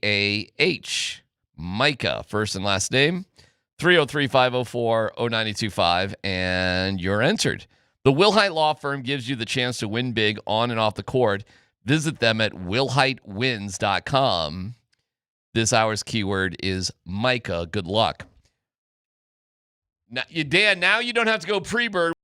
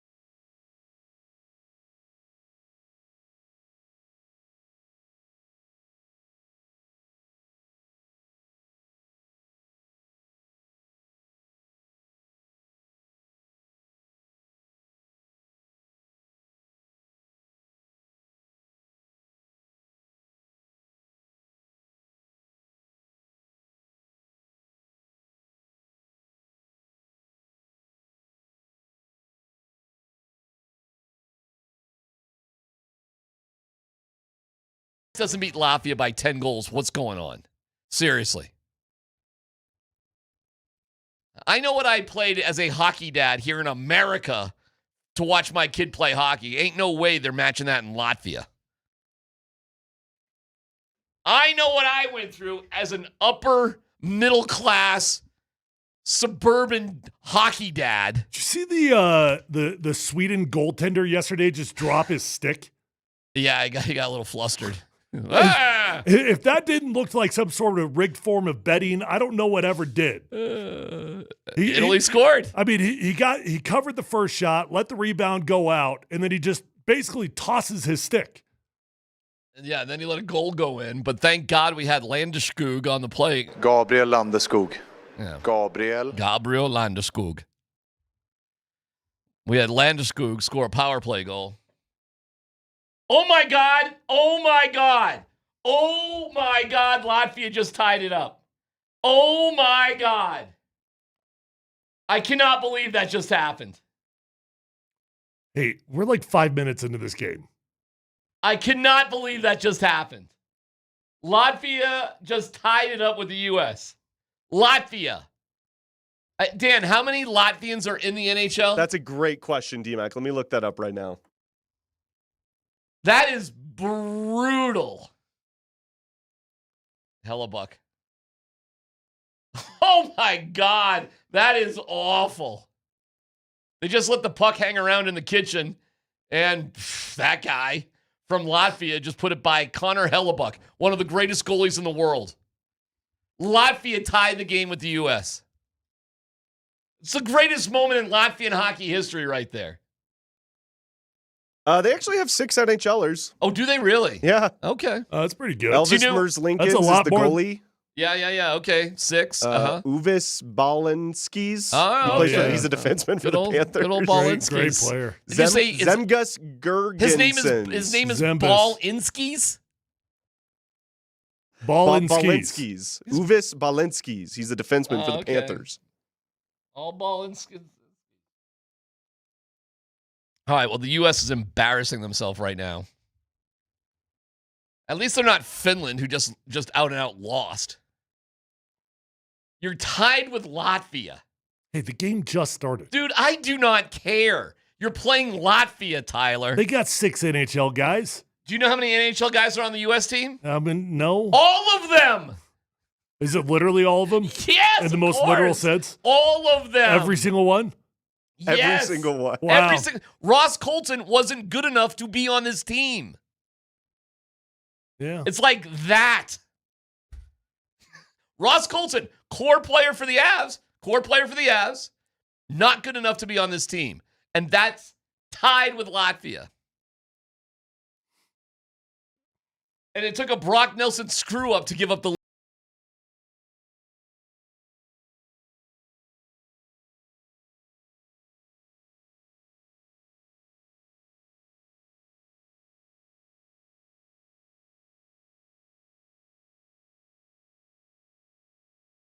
on US and Canada, right? Like, you just can't lose. You cannot lose. All that Miracle on Ice, 1980, all that stuff is just like out the window. We're just talking about, premier multi-millionaire dudes that are tied with Latvia. All right, you say there's 6 NHL guys on Latvia. I can't wait to hear about the other, how many guys we got? 25? The other 19 Latvians, Dan. Like, what do the other 19 Latvians do? I mean, I'll assume they play in Europe or they're professionals. I'll assume they're professionals.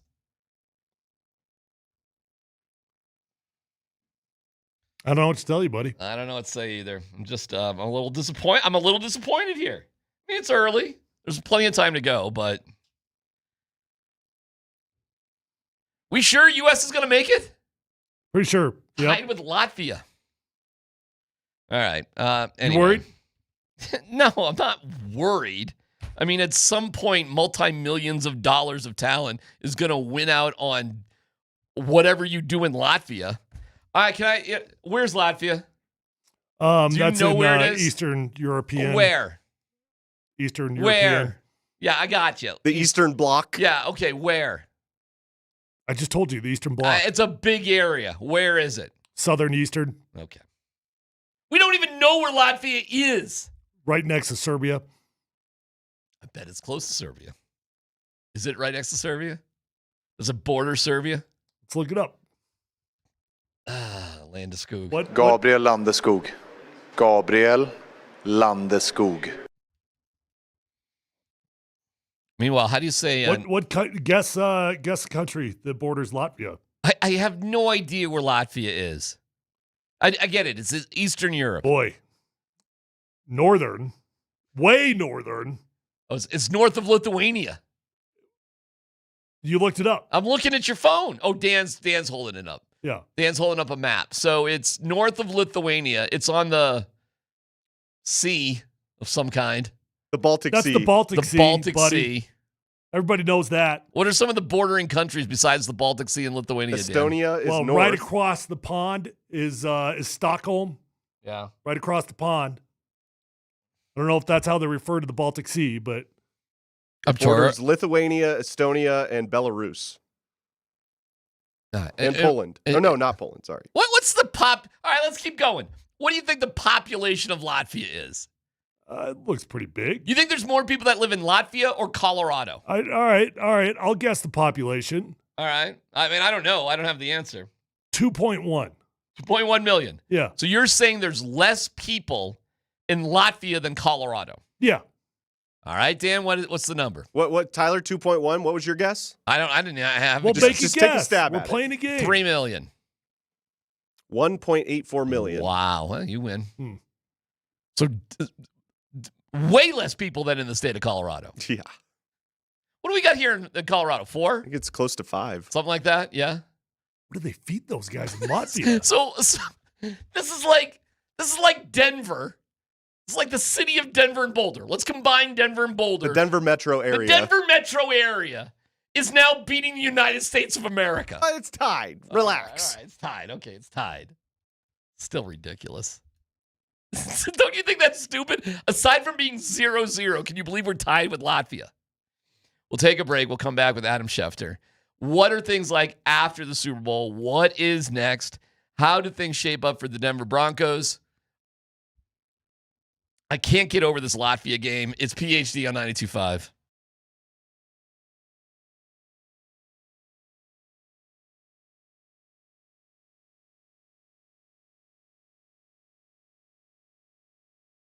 Hey, if you're looking for a simple solution to address your hair loss problems, whether that's a bald spot, receding hairline, or thinning hair, maybe you're looking for a solution that's guaranteed to work, Call my friends over at Advanced Hair Restoration. Ask about their Advanced FUE. 720-459-HAIR. Guys, when you go to Advanced Hair Restoration, you're going to be in a calm, relaxed environment with the best of the best working on you. Dr. Tanya Pauls is absolutely legendary. The entire staff at Advanced Hair Restoration, fantastic at what they do. Guys, when I went to Advanced Hair, I walked away happy. I was in a calm, relaxed environment, and I knew that I was walking away with a product that was guaranteed for life. Lifetime guarantee that your own natural hair is going to grow. Matter of fact, your own natural hair, it starts to regrow the very next day. So don't waste time. Call Advanced Hair Restoration today at 720-459-HAIR. You're going to get 250 free hair grafts and $250 off, but that is a limited time offer. Or check out those before and after photos at advancedhair.com.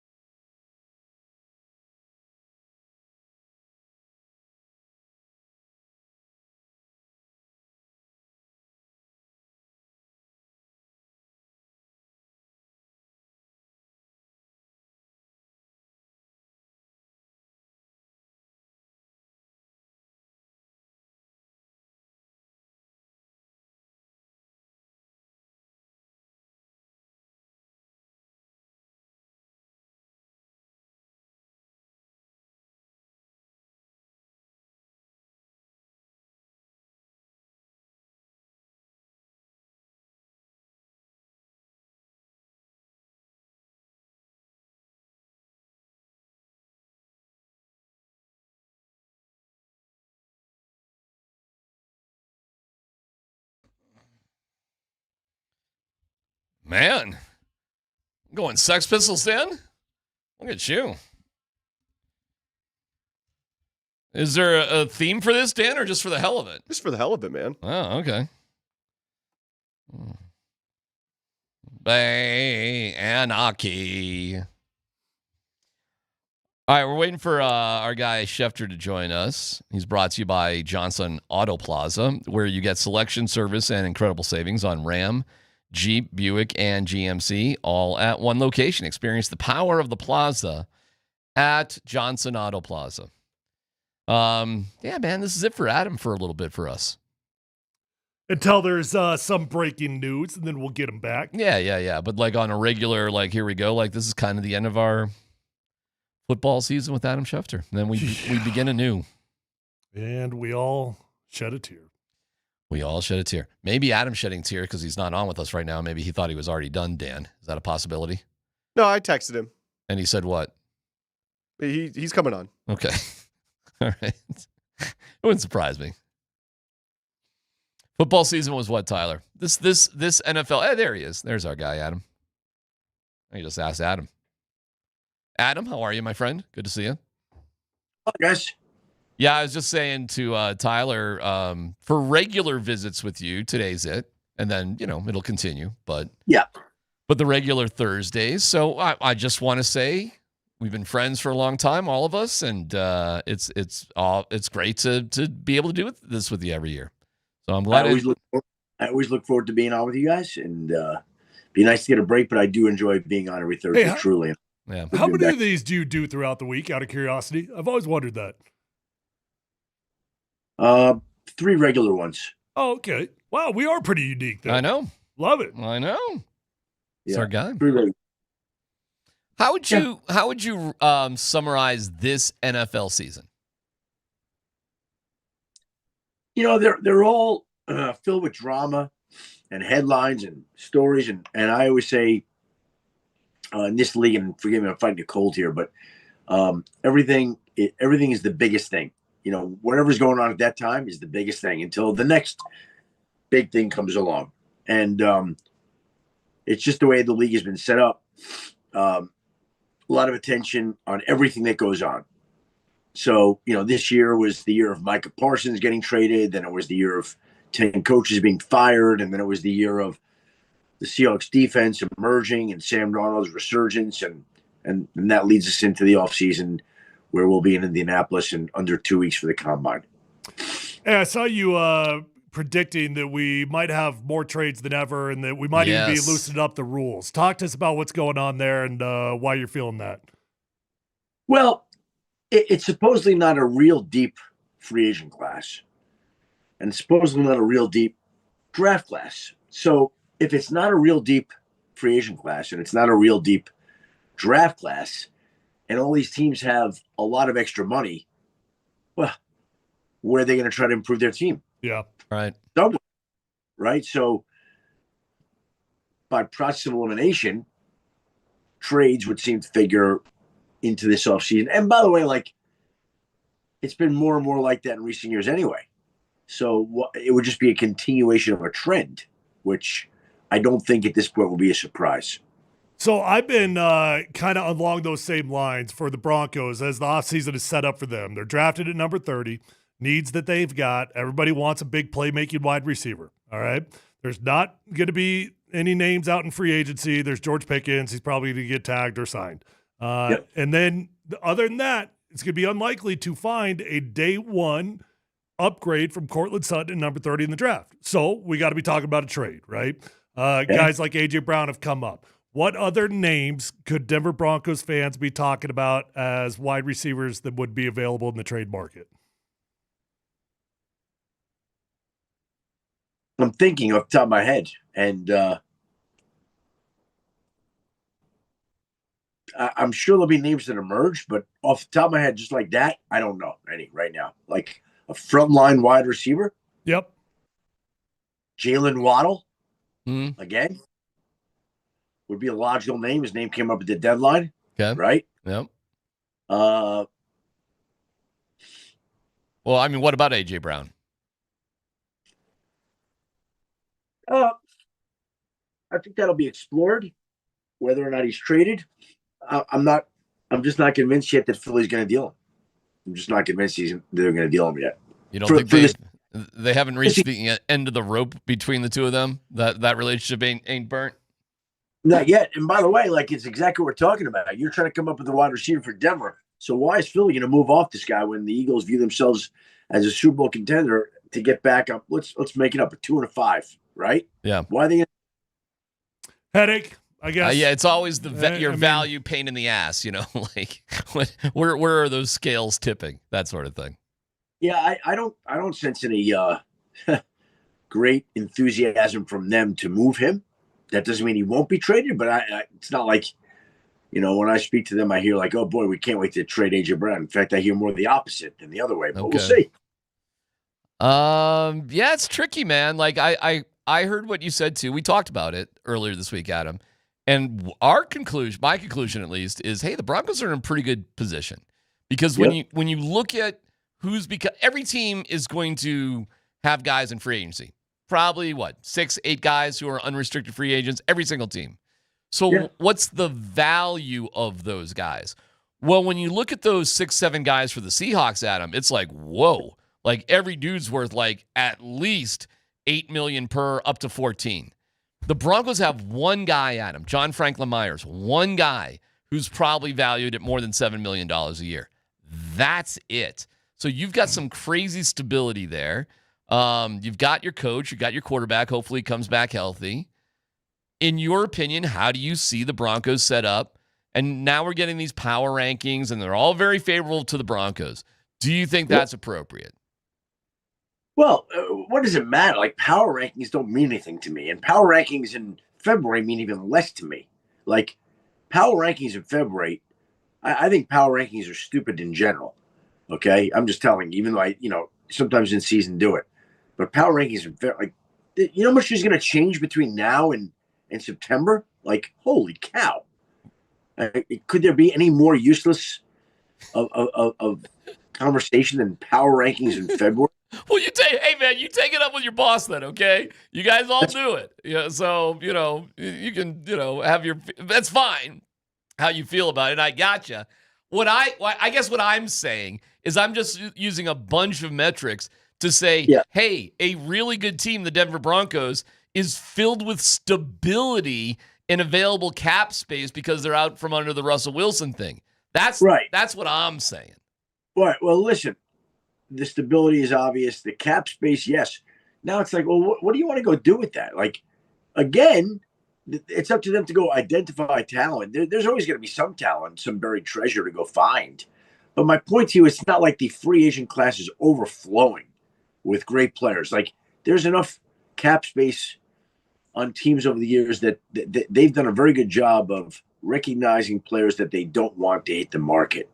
And the players who do hit the market, usually they're not selling on sale. Like, they're going for premium prices because there are a lack of those types. Right. That really actually make it to the free agent market. So, we'll see. Denver's going to have a chance to upgrade its roster. I'm sure it will, but they're going to have to be very careful and thorough in how they approach free agency. That's all. How did the Clint Kubiak initial presser go? And do you think that he will put together a staff of familiar names to Denver Broncos fans? Well, I think it'll be a staff more familiar to fans of the Seattle Seahawks, but like Rick Dennison was with him. That's familiar. Of course. I could see him to Las Vegas to coach with Clint. Clint will take some people with him. Of course, I don't know all that many people, and I've got history with the following, tracking those people. So there'll be a couple of names I'm sure that people have never recognized. But he was the guy they wanted. They got him, and he's got the chance to do a really good job there, I think. All right, Adam, you're feeling kind of sick. We can kind of let you go. I am curious about one last thing, though. Yeah. We love you and just want nothing but the best for you. Just maybe tuck yourself in and get some chicken noodle soup or something. I don't know. Did the NFL and Roger Goodell get what they wanted out of the halftime show? What did they want? They want ratings. They want people drawn to it, right? Like, to me, I think they're going to get what they want out of that no matter who they anoint as the halftime show. Like, I know, like, what do you think they were looking for? What do you think they got? They put a non-English speaking performer on stage the same week they announced more international games than ever, with the intent on being all over the world relatively soon. Right. So my guess is this is Roger Goodell and the NFL's attempt, because you can do anything you want for the halftime show, but I think it seemed like a specific attempt to broaden the horizon to markets and countries that they're not in right now, and get it out there. Get out that, hey, this is what we're all about. That's my guess on it, because you can name anybody to do the halftime show. You're right. You're going to have good ratings no matter what. It's the halftime show. Jay-Z's producing it. It's going to be awesome, right, Adam? Periods. We're done with Up With People. But there had to be some sort of goal with what they wanted to do with Bad Bunny. Did they get it, in your opinion? Well, he is the most streamed artist in the world, DMac. So it's not like it's some revolutionary, radical choice. Like, there's nobody that's more streamed than Bad Bunny, right? Right. So to go to your theory, yeah, I'm sure that plays into it, the international flavor, but I think they're looking for big musical acts. He's a huge musical act. Nobody's more followed. If it appeals to an international audience, even better. I'm sure that probably played into their decision, but I don't know. Like, I haven't spent a lot of time breaking it down and dissecting why they went to him, and if there's a correlation between him and wanting to grow the game internet. I'm sure there is. I'm sure that, like, of course, the NFL is masterful at marketing, and if they feel like that would enhance their marketability, then of course it makes sense to use Bad Bunny as the halftime act. All right. Adam, I feel bad. You got anything else for Adam? Let me give you a quick hitter on the way out the door that is related. Okay. How many years are we away from every team every year being required to play an international game? Yeah.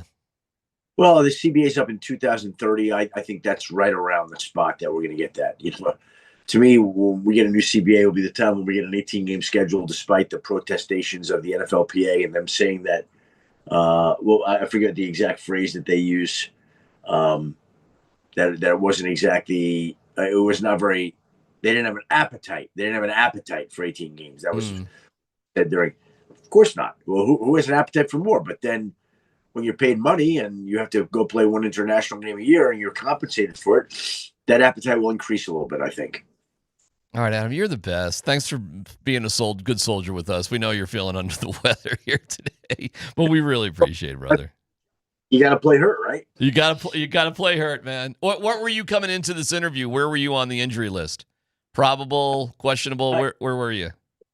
I don't miss. You know, I'm sleeping in a separate bedroom from my wife. I'm trying to make sure she doesn't get sick. So, you know, went to the doctor. I got a cold. Just got a cold. Basically run down at the end of the year. That's it. All right. I got one. I lied. I do have one quick one. I heard some people in Boston, or no, not Boston. Where was it? So I heard somebody saying this.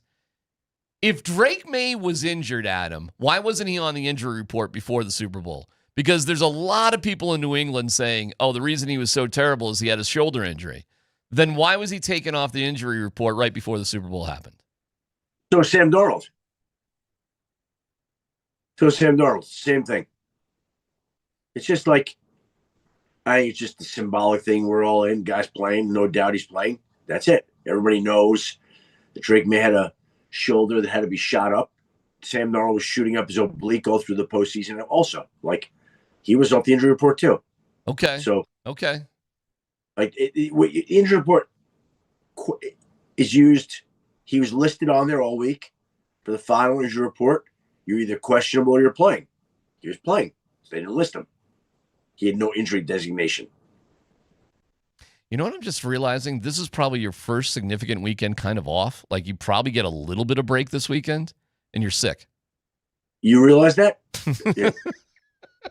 You know, let me tell you something. Again, I'm blessed and privileged to do what I do. I'm honored, all things, but there's a lot of people that have relationships within the league, and I say to them all the time, and it's true. Like they get bye weeks during the year. Yeah. And sometimes they get a bye week in the postseason. Yeah. When their season ends, it's over. They get a break then, and the season the end for two teams. There are only a few groups that get no bye week all year long. Okay, we would be in the, and again, that's what that comes with the territory. It's all good. Mm-hmm. I get it, but yeah, this will be the first Sunday that I haven't worked since basically August.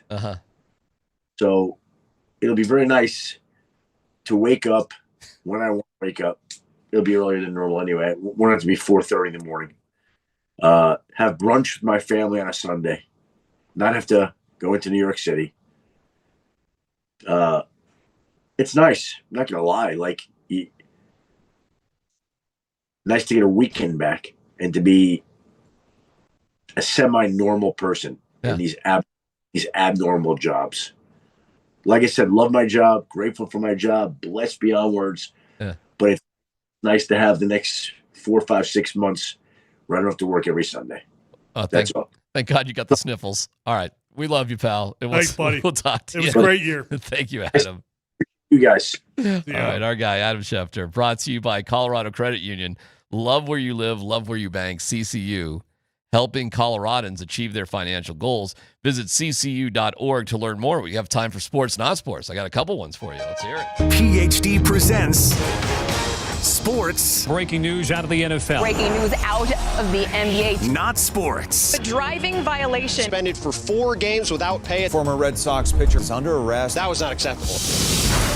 Christian McCafrrey on Bussin' with the Boys. This conversation, Tyler, I don't think I need to set it up because it's just kind of self-explanatory. Well, we call it white running back problems. It's something. How old are you now?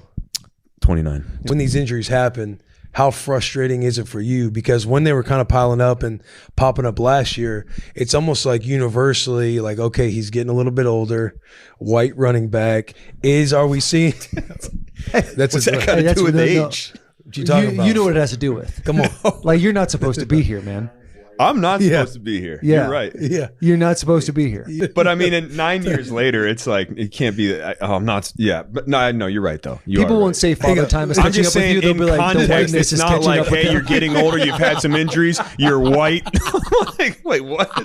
It just contextually, that part didn't make sense. Especially, I think it was number 2 on my list.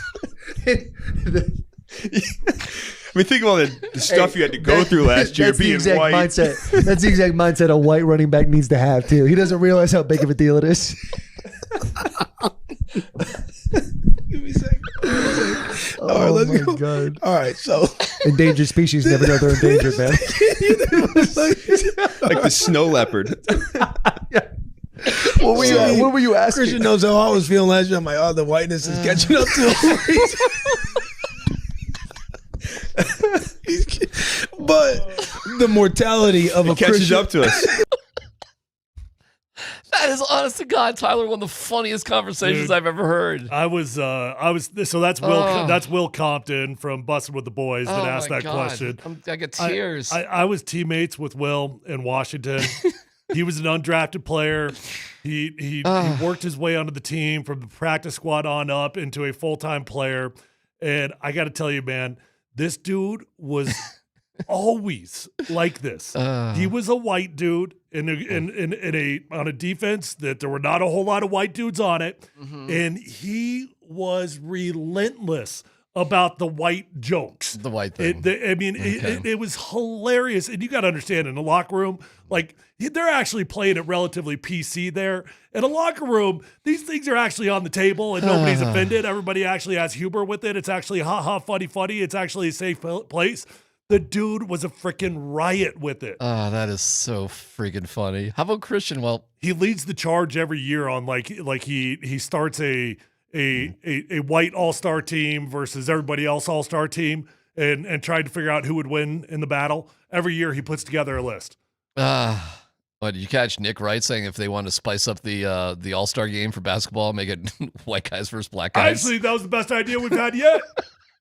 Now that would be funny. Not only would it be funny, I bet you that would create competition. Oh my God. I bet you those guys would actually go out there and try. That was the best idea that Nick Wright's ever had.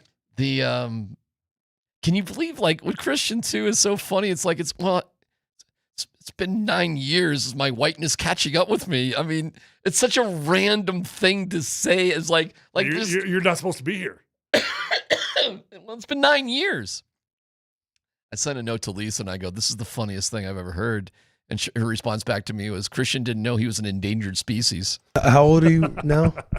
29. When these injuries happen, how frustrating is it for you? Because when they were kind of piling up and popping up last year, it's almost like universally like, okay, he's getting a little bit older. Sure. White running back. What? Are we seeing?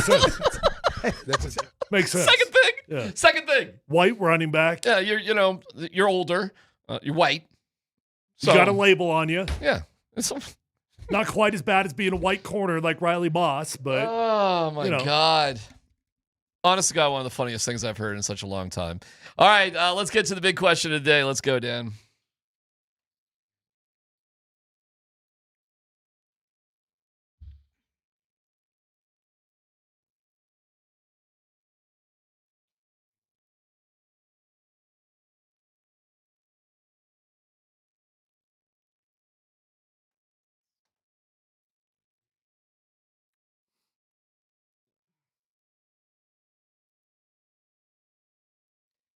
Okay, and Scott Hastings will join us here in a second. He's on a little bit of a vacation, but he wanted to chime in on what was going on last night.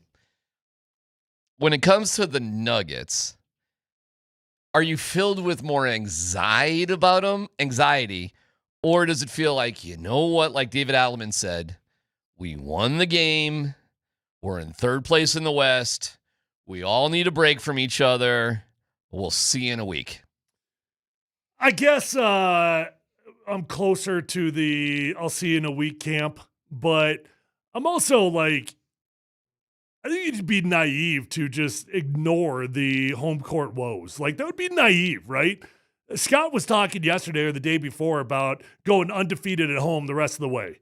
And I'm like, okay, cool. Like, yeah, all sins would be forgiven if you're able to do that, but how are we going to just go from what we've been doing all year long to going undefeated at home the rest of the way? Listen, it's a real issue.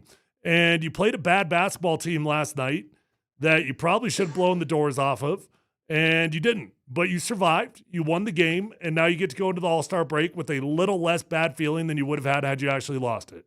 Yeah, being there last night, it didn't feel like a relief. It certainly didn't feel celebratory. It felt like, I don't know, man, because they were so close to just losing the game. And I'm looking at the Memphis team, the Lovering guy, 7'1" dude. It's his first NBA game ever. He's on a 10-day contract. And there he is slugging it out like he's in this game. It's closing time. It's like big plays are having to be made. And there's a guy in his first NBA game ever who's kind of going toe-to-toe with Jokić. It just was like, they got a guy named G.G. Jackson on their team. Scott said that he's part of the Jackson 27. It was a Scott joke. He can explain, but I don't know, man. I heard Scott and Marlowe going off last night on some things that Katie didn't understand. What were those things? And I've never related more to Katie my entire life.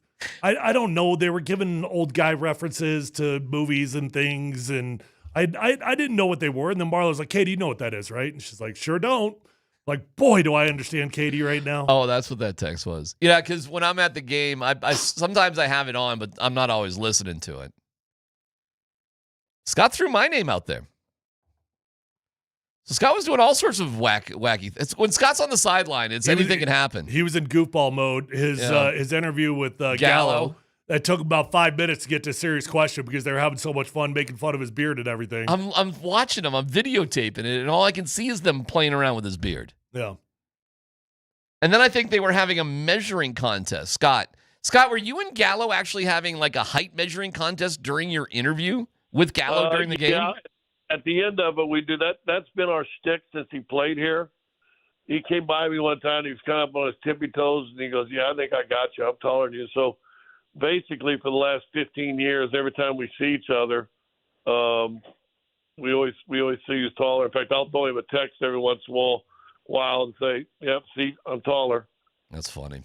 Well, Yeah, so are you filled with, I don't know how to describe last night, relief, just gratefulness that the break is here? Like, I mean, it's another game, Scott, where you're up by 15. Like, let's put these guys away, right? And here we go.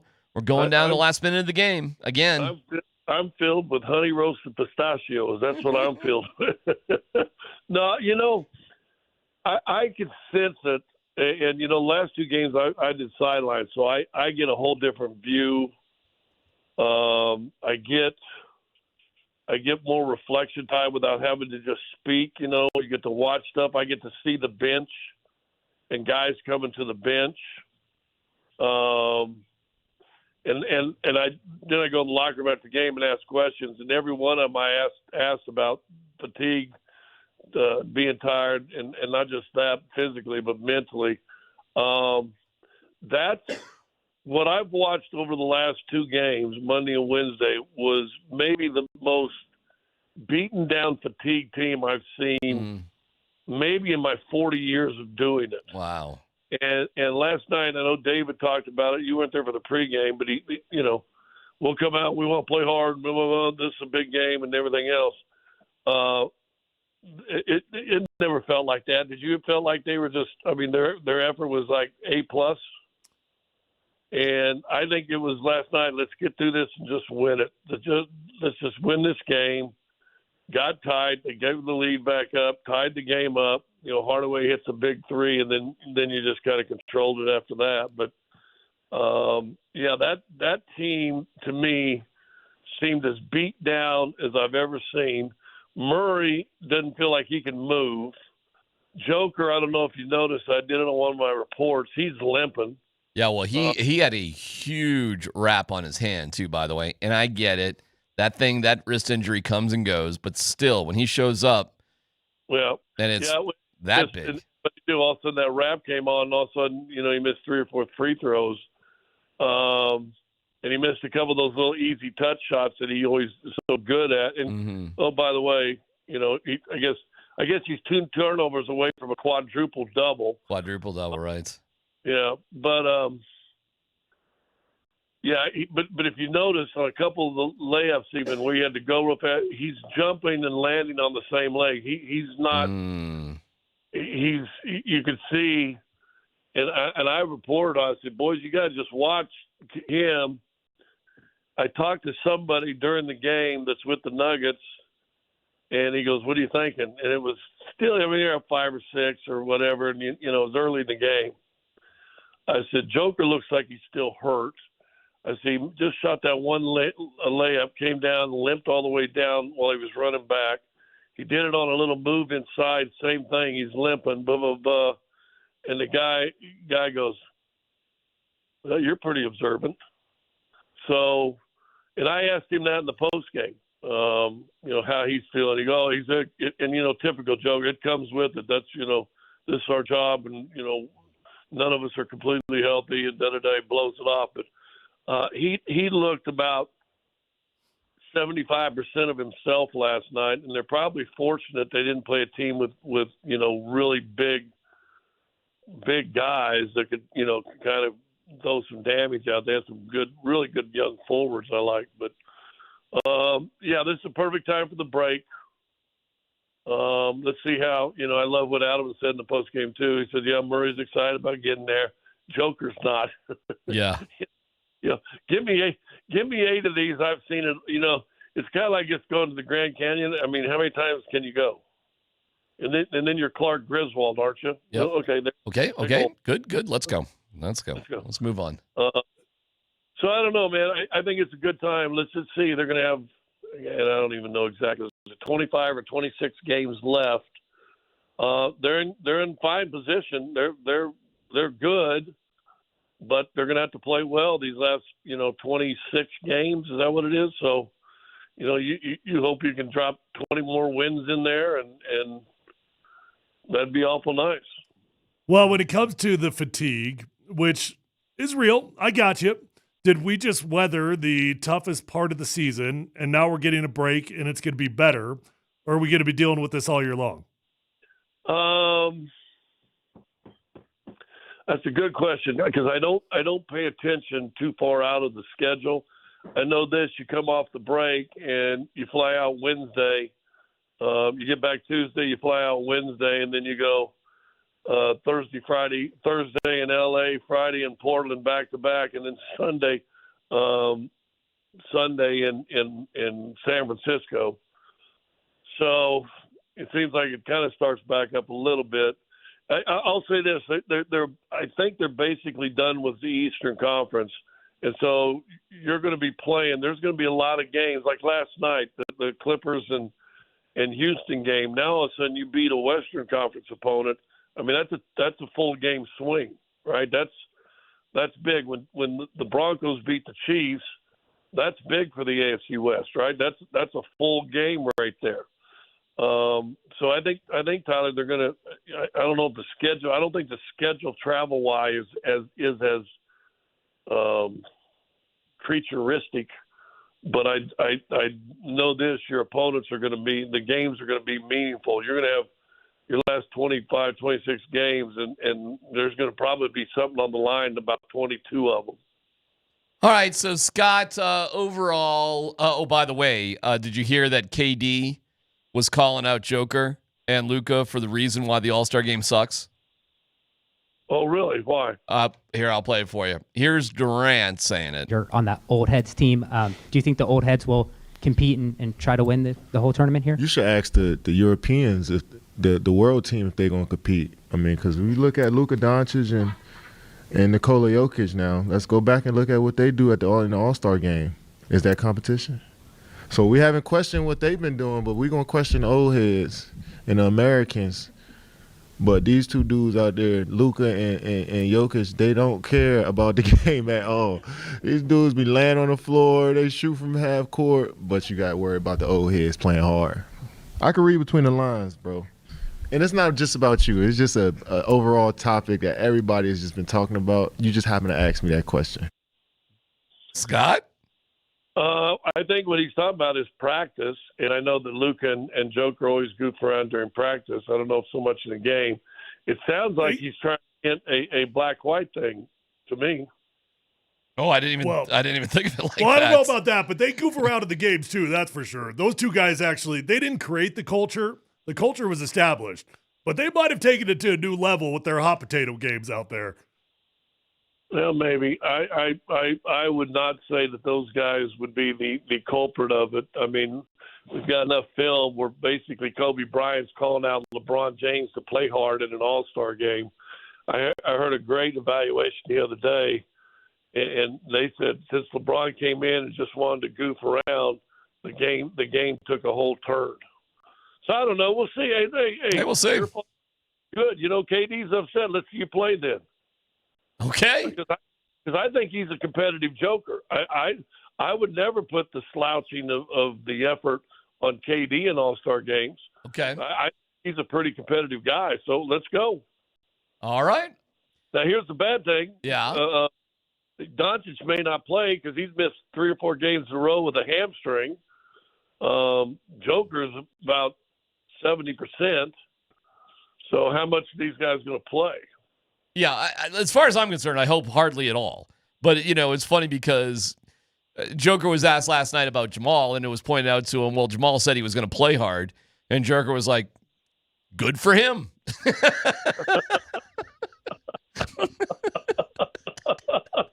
So I'll play it for you. Here we go. Nicole, why won't Jamal like the All-Star game? Why? What do you think is going to surprise him? He said he was going to play hard. And then he should. Yes, he should. He's good, definitely. Then he's gonna have a lot of fun actually. So I'm not sure about me. We'll take one more. We got it. All good. Do you plan to play hard? I always play hard. So when he's being snarky like that, I'm kind of like, all right, maybe Durant's got a point, Well, I don't think Joker says I'm going to go in and not play hard. I think Joker's thought is, I don't want to be there. It's stupid. Now, if Joker's first year, this game with 24 of the best players in the world, competing like we saw in hockey, right, last year with that world tournament thing that they had. Mm-hmm.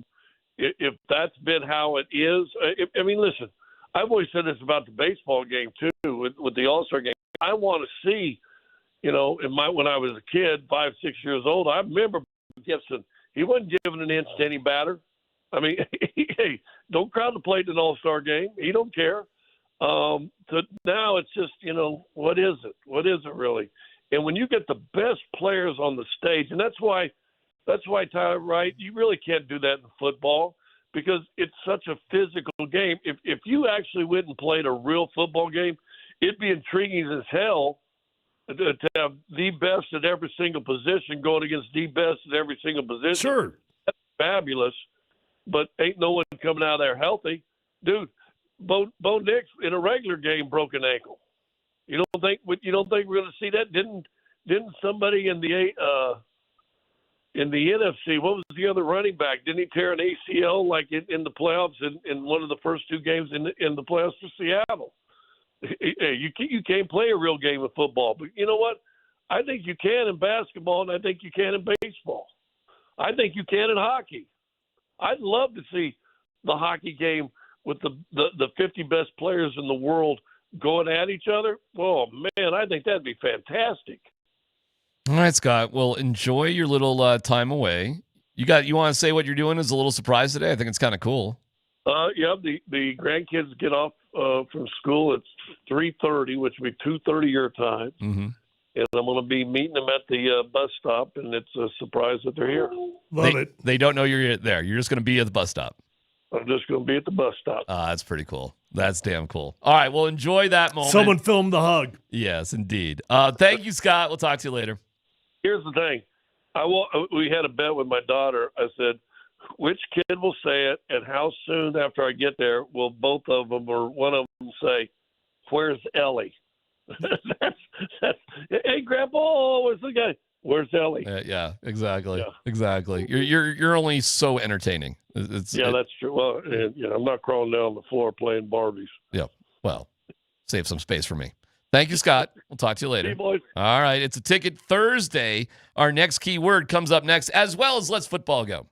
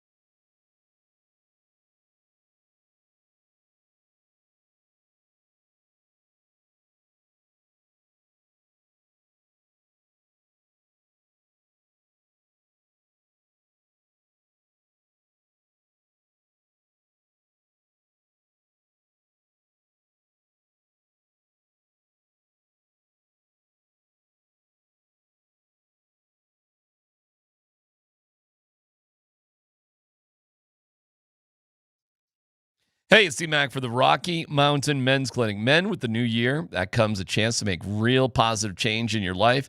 If you're struggling with erectile dysfunction and you're ready to move past the frustration and embarrassment, it's time to call the Rocky Mountain Men's Clinic. There may be no better resolution than finally taking control of your ED. So in this new year, make the resolution to treat your ED and change your life. They have treatments with success rates well over 90%. Some can have you last an hour or more. It's the Rocky Mountain Men's Clinic. Schedule a consult today. That initial visit's only $99. You get a consult with a Colorado licensed medical provider, a T and a PSA test. If advised, a test dose. If it doesn't work in the office, your visit is free. They've got an expert staff. And like a lot of men, you could be having sex the day after your appointment. 5 convenient locations up and down I-25 to serve you. Fort Collins, North Denver, Castle Rock, Central Denver, and Colorado Springs. So find out today how your life can get back to normal with the Rocky Mountain Men's Clinic. 720-440-7900, RockyMountainMen'sClinic.com.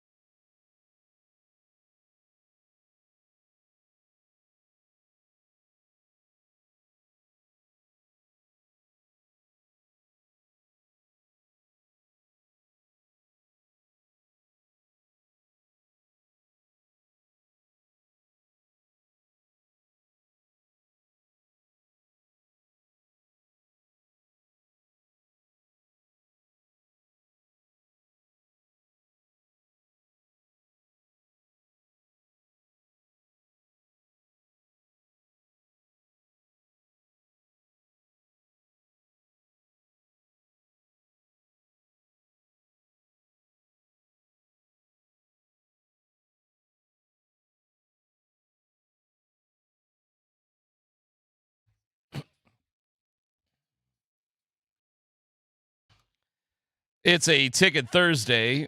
We want to get you to some Western Conference hoops as Denver hosts Minnesota on Sunday, March 1st. Text the keyword Jordy, Jordi. That's Jordi, 303-504-0925 with your first and last name, and you're entered. The Wilhite Law Firm gives you the chance to win big on and off the court. Visit them at wilhitewins.com. The keyword is Jordy, Jordi. We'll announce our winner at 2:55. Let's football go, Dan.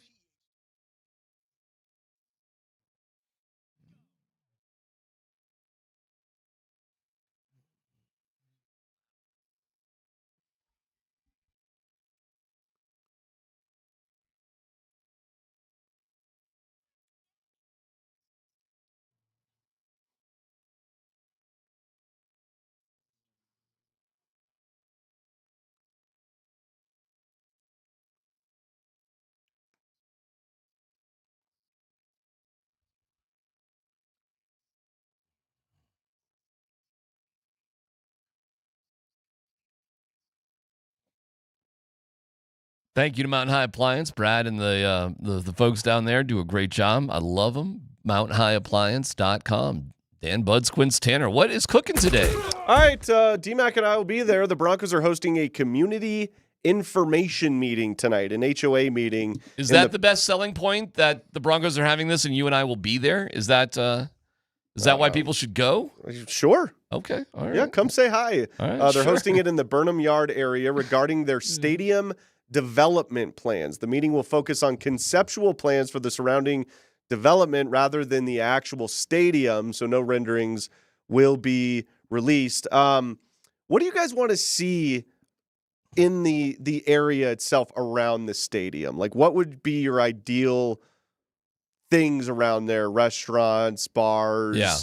What would you like to see surrounding the stadium that could make the experience more fun? Would love, after one of our games, to be able to walk out and just get a beer someplace outside the stadium without having to go to my car or walk across the street or whatever. And it'd be great if there was more than one place. Also, I would really love a place that is attractive to go to year-round, Tyler. Like, it's cool. It's just part of the cityscape that we would go to anyways. Guess what has that? Coors Field. Coors Field is exactly what I just described. You know, it's just a part of the living, breathing part of downtown, and I love it. I want it to be like Coors Field. That's what I want, I guess.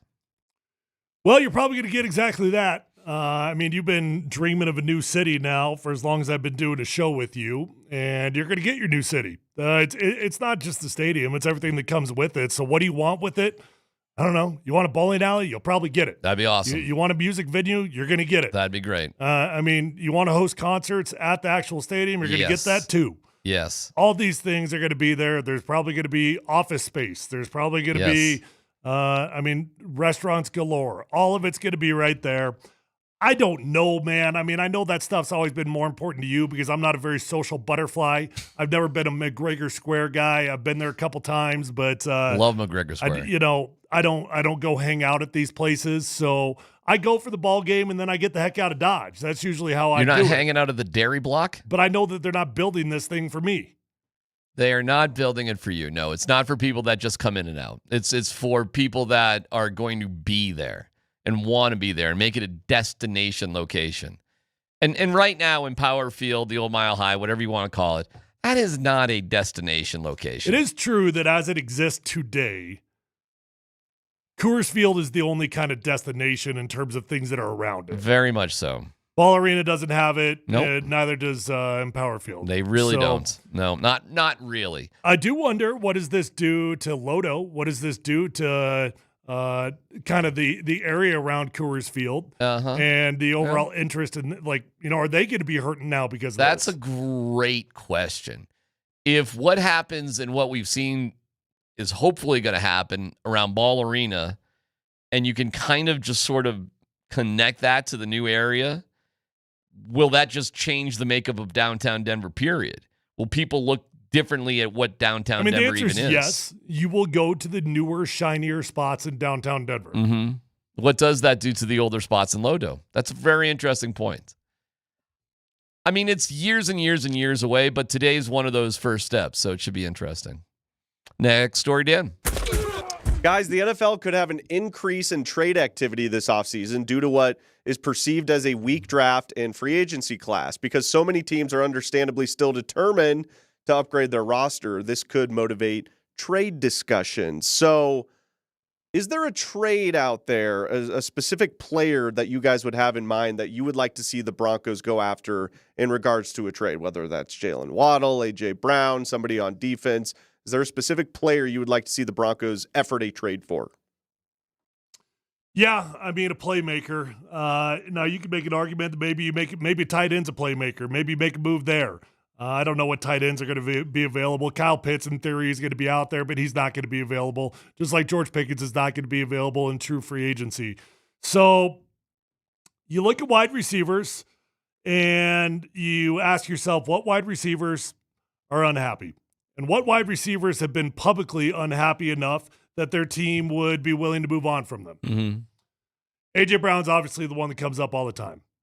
I'll tell you one that kind of behind the scenes, I've just been hearing some rumors. Can I guess? Sure. Jamar Chase. Yeah. Is that it? Was that the guy you're going to say? I've heard some about that. Okay. I was actually more referring to Justin Jefferson. Oh, well, either guy would be unbelievable. Either one feels like an impossibility that the franchise would move on from him. It does, yes. Right? Yeah. But, if a guy's willing to make enough noise, you just never know what could happen. So what guys could be possibilities? Guys like A.J. Brown, Jalen Waddle might be out there. DK Metcalf might be one. Really? That just depending on what the Steelers decide to do, that's the type of guy that kind of stays on the move. Yeah, what are they going to do at quarterback? It feels like they're going to bring another retread in there. I don't know. McCarthy said he wants Rodgers back. Oh, okay. DJ Moore might be one. They've got a plethora of wide receivers, so maybe not for the same reasons. Maybe not because he's a headache, but simply because they've got tons of options out there in Chicago. Right. Trading for guys is always really complicated, so it's hard to, like Tyler said, it's hard to know. You got to find out who's disgruntled. And it's always your ability scale with pain in the ass scale. Like, where are you? But usually if the ability is really good, do you know how bad you have to be pain in the ass wise for a team to get rid of you? I mean, it's kind of ridiculous how bad you got to be. I know we asked Adam Schefter today about A.J. Brown, and he was like, yeah, I don't think the Eagles are going to move on. I don't know, man. Difference of opinion there. I think that has run its course out there in Philadelphia. There's always one a year. Like the Micah Parsons thing. It always seems to be one a year where it just happens and it doesn't make any sense. And I would say Micah Parsons is one of them, and you never know. And if there is one like that, I do hope the Broncos get in on it. There is one other name out there that we've never talked about on this show. I'm not particularly interested in him, but there is one other name. Who's that? Brandon Ayuk. He didn't play football this year. Yeah, he's you want to talk about a dude that's some form of a head case. I don't know if the dude ever wants to play football ever again. Yeah, that's a good one. I want to say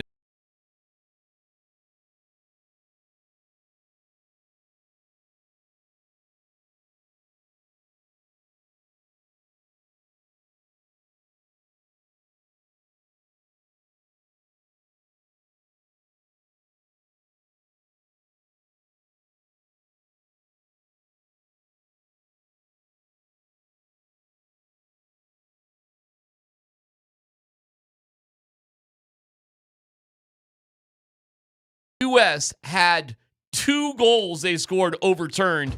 One of them scored by Brock Nelson. He had a deflection, but JT Miller was ruled in the crease, goaltender interference. There was another one where Brock Nelson was ruled offsides. So he was involved in both the goals that were overturned. Both of them, and scored one of them. Well, guess what, Tyler? Legacy matters.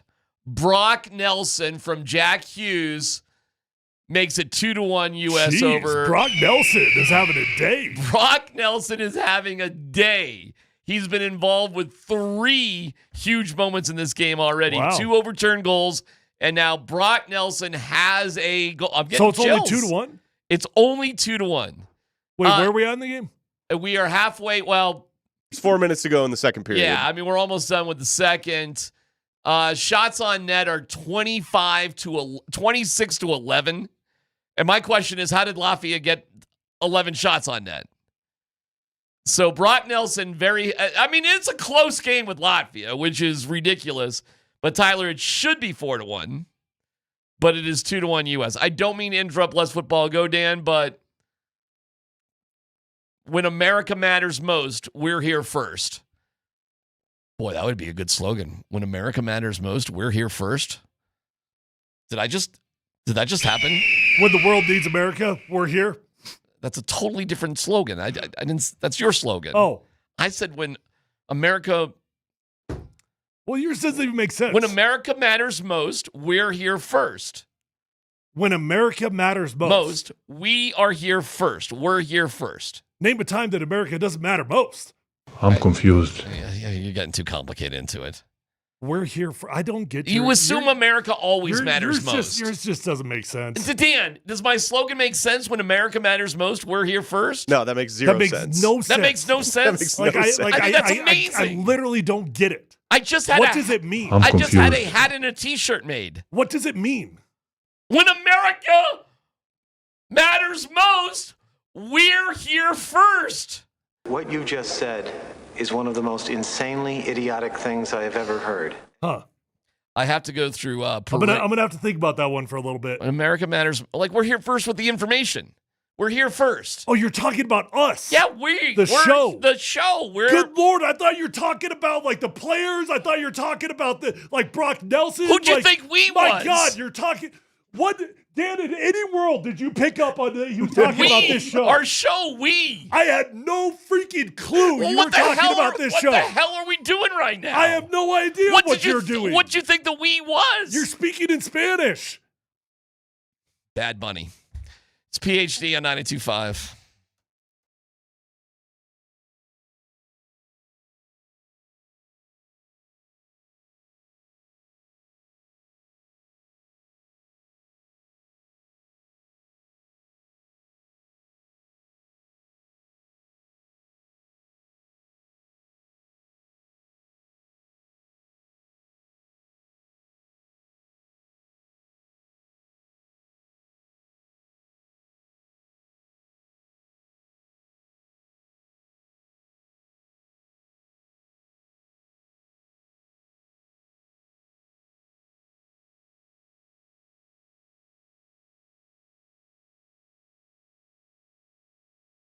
Fellas, I'm going to spend a few seconds and just talk to you. I don't know if you know that, and if you're in the car, 2 hands on the wheel, don't be shocked. Saturday is Valentine's Day. And if you're like me, you wait. You probably you've done the thing. Oh, it's just a Hallmark holiday. We don't need it. Blah, blah, blah. I got you. And then what do? You end up running to the grocery store on Friday night or Saturday morning, pick up some overpriced flowers and something else, and hope you've done well. I tell you what, take the hassle out of what to get your partner for this Valentine's Day and get to Beau Visage. They got tons of different gift certificates that you can get for different days of relaxation and massages and everything else. Your special lady is something special. So do something for her. At Beau Visage Skincare and Spa, it's real easy to do. The place is fantastic. I've been going there and talking about Beau Visage, 25, 30 years, maybe something like that.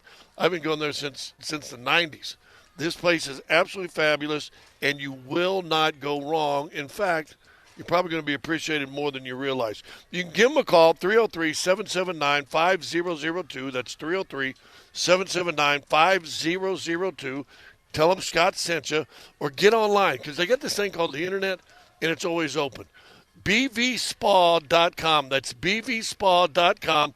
Valentine's Day, send your special lady a truly unique gift, and that's Beau Visage Skincare and Spa.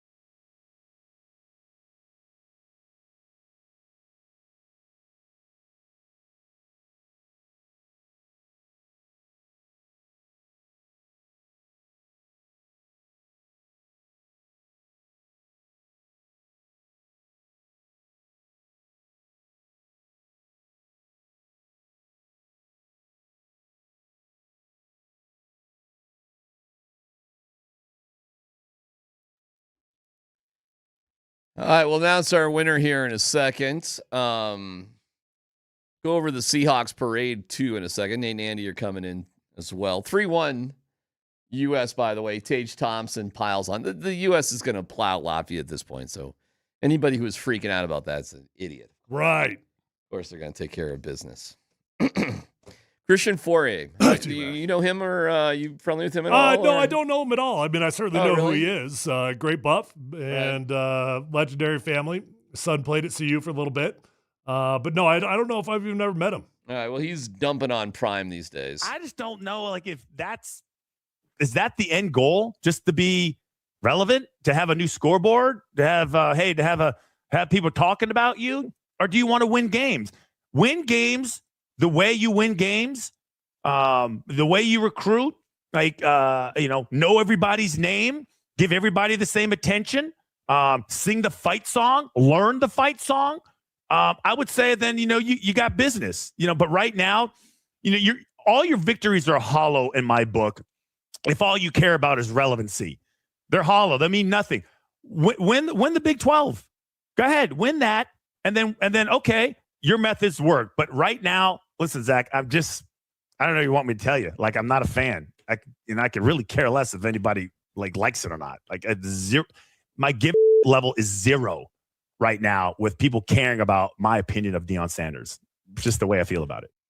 Boy, that's a strong one. That's a really strong one. I do think that there's a contingency of alumni that feel very similar to him. Right, so I got one more for you on that. Well, see, you don't have enough time for me to get into that. See that helmet right there? It's some of my best memories of my life. I'll just put it this way, because I don't have time to get. I'm just not a fan of the coach. I'm not. I'll never be a fan of the coach. I love the school, and this isn't me picking on Deion Sanders, because I pick on Joe Gibbs. The worst coach I've ever had was Joe Gibbs. So me picking on Deion Sanders is nothing. I just don't like the way he coaches football. I don't think he's very bright. I don't think he can manage a game. I think there's a lot of flash, but I think there's no substance, and he's got a lot of people brainwashed. And, we'll see what he can do. But I'm not a fan of him. Not a fan of his coaching style, not a fan of his messaging.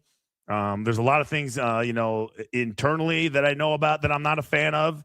And it's just not worth my energy to sit there and follow it and go back and forth with the Emperor Has No Clothes crowd that support him regardless of how stupid he is sometimes. Wow. So, yeah, that's the way I feel about it. And it bugs me that a lot of alumni just don't speak up about it. They don't say anything. And, but I will. Okay. Man. Well, there you go. So I do think that there is a contingency of alumni that are feeling very similar to him, and probably a lot of them are not as vocal about it because it's weird when you're talking about your own program in that way, right? Mm-hmm. Here with Deion, you hate him on the come up because he's loud and he's bold and he's boisterous, and in year one it's like, why don't you shut up, Deion? Mm-hmm. And then in year two it's like, ooh, this is fun. Yeah, this is cool. Now we're all gonna love on Deion. And now we're on the downward side of it. And now it's point the finger and laugh. Ha, ha, ha. I told you, right? Mm-hmm. This is the cycle of life. This is the cycle of life with any coach, but it's going to be much more loud when it's Deion Sanders because he's a loud dude. For context, and I'm not saying this for any reason other than context, Christian's son was one of the kids that Deion cut. Okay. Okay. That could have an impact.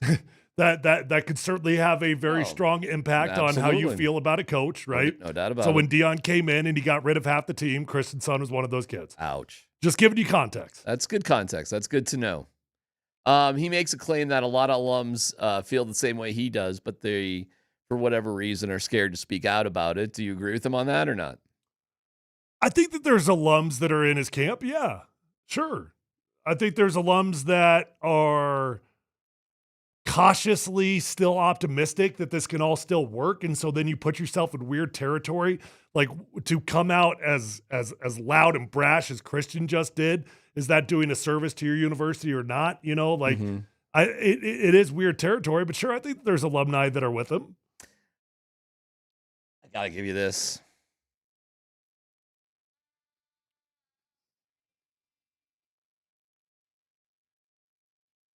Brock Nelson scored again. Jeez. And Tage Thompson. That dude is on a heater. Technically, it's his third goal of the game. One of them got disallowed.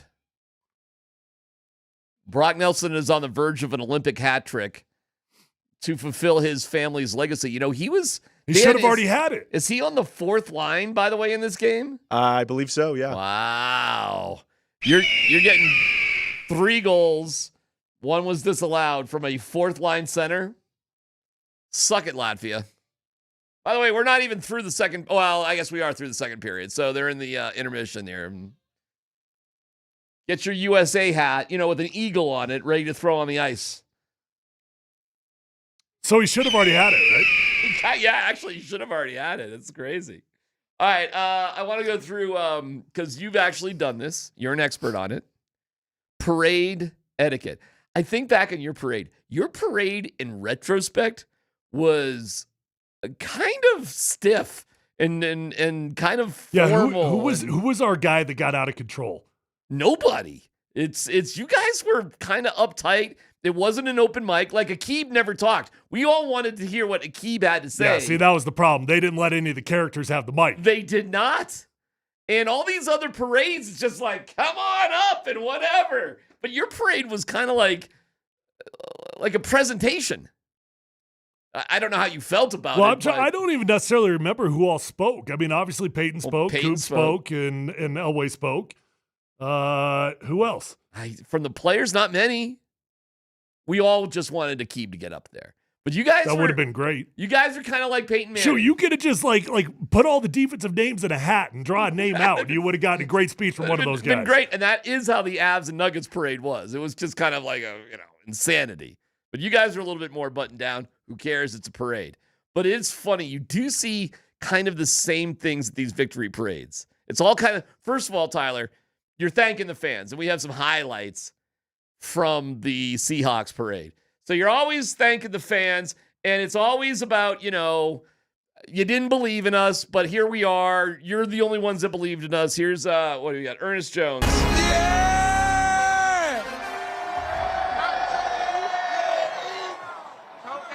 I'm going to keep it a buck. I'm probably the last person they should have gave the mic to. But we finna turn up, man. First off, I want to say shout out to Jody Allen. Shout out to John Snyder. That's good. For making this all possible, man. Shout out to Coach Mike McDonald for helping us get to this point. Man, but also, shout out to these bad motherfuckers who play this game the right way. Hey. Not only do we have the best defense in the world, we got the best team in the world. And quite frankly, if you got anything to say about my quarterback, here we go. You got anything to say about my defense, you got anything to say about my O-line, and you got anything to say about the city of Seattle, I got 2 words for you. That's the meltdown. Then you have like the new trend seems to be white guy wearing crazy outfit, and their guy was AJ Barner. Did you see him? It was a good looking outfit. He's got some sort of fur coat and cowboy hat, and he's got really nothing that he wants to say. But and I got a few things for y'all. First, we did not care. Yeah. Second, we still don't care. Same thing. One more. Third, the Super Bowl Hawks live here. So you guys didn't have it at your parade. The crowd didn't sound that into that, to be honest. Because they're saying all kind of the same things. But there's one more. There's one more I want to play for you. And that is hammered executive, in this case, John Schneider. With beloved player that's about to leave town, but the fans don't want to lose. Right. Like actively negotiating on the stage. This is with Kenneth Walker. To Ken Walker being the MVP, let's go! Woo!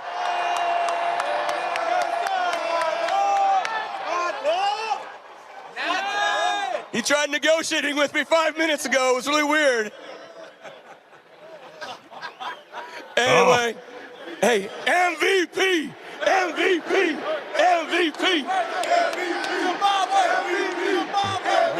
I mean, it does remind you of the classic Brucey B. He ain't going. Yeah, it was very similar to that. It's like, yeah, we'll And then see. he did. Yeah, of course he did.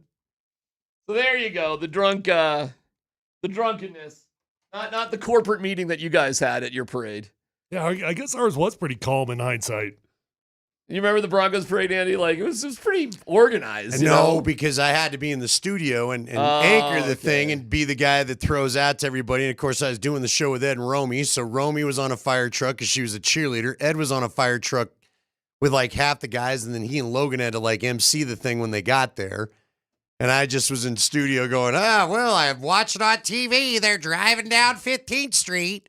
No, I don't remember that one. Oh, it was the Avs and Nuggets was more like that. It is funny, like the manager who has to like negotiate and like he's standing up there hammered with everybody, but he knows like I got to get to work. Like there's no time for rest for me. I got to figure all this stuff out, you know? And the Brucey B thing was a classic one too. Man, Hey, John Schneider might go down as maybe the best GM of all time. Is he wearing his jacket and his hat, by the way? If you think about what that dude has accomplished, 2 separate coaching staffs, mm-hmm. and there's not a single player that is around from the first time, right? So it's like it's 2 different iterations that he's brought to the Super Bowl. Three Super Bowl appearances, 2 championships. Yeah, that's pretty nuts. And he had a dump. What at the time? He took a dump? He had to dump Russell Wilson in order to sort of get to this moment here. Yeah. And then they did have to move. Yeah, you had to move on from Pete Carroll. Pete Carroll, that couldn't have been easy. Second-year coach, right? Second-year coach, because remember, McDonald coached against Bo in his rookie debut, and that was McDonald's debut. Mm-hmm. Yeah, but a young guy. I mean, you're rolling the dice. You're going from the oldest coach to one of the youngest coaches, if not the youngest. You're probably right, man. And he's sitting up there figuring out, like, how am I supposed to keep – am I really going to spend $14 million on the Super Bowl MVP? Who's a running back? Am I really about to do that? My guess is actually no. You're wrong. $14 million. You cannot let a Super Bowl MVP walk in the same offseason. Fan base would riot. Congrats to Andrew Silverman for Denver. He's our ticket winner. Nate and Andy will he's have. Not going to get 14. So. Nate and Andy. Well, what do you think he's going to get?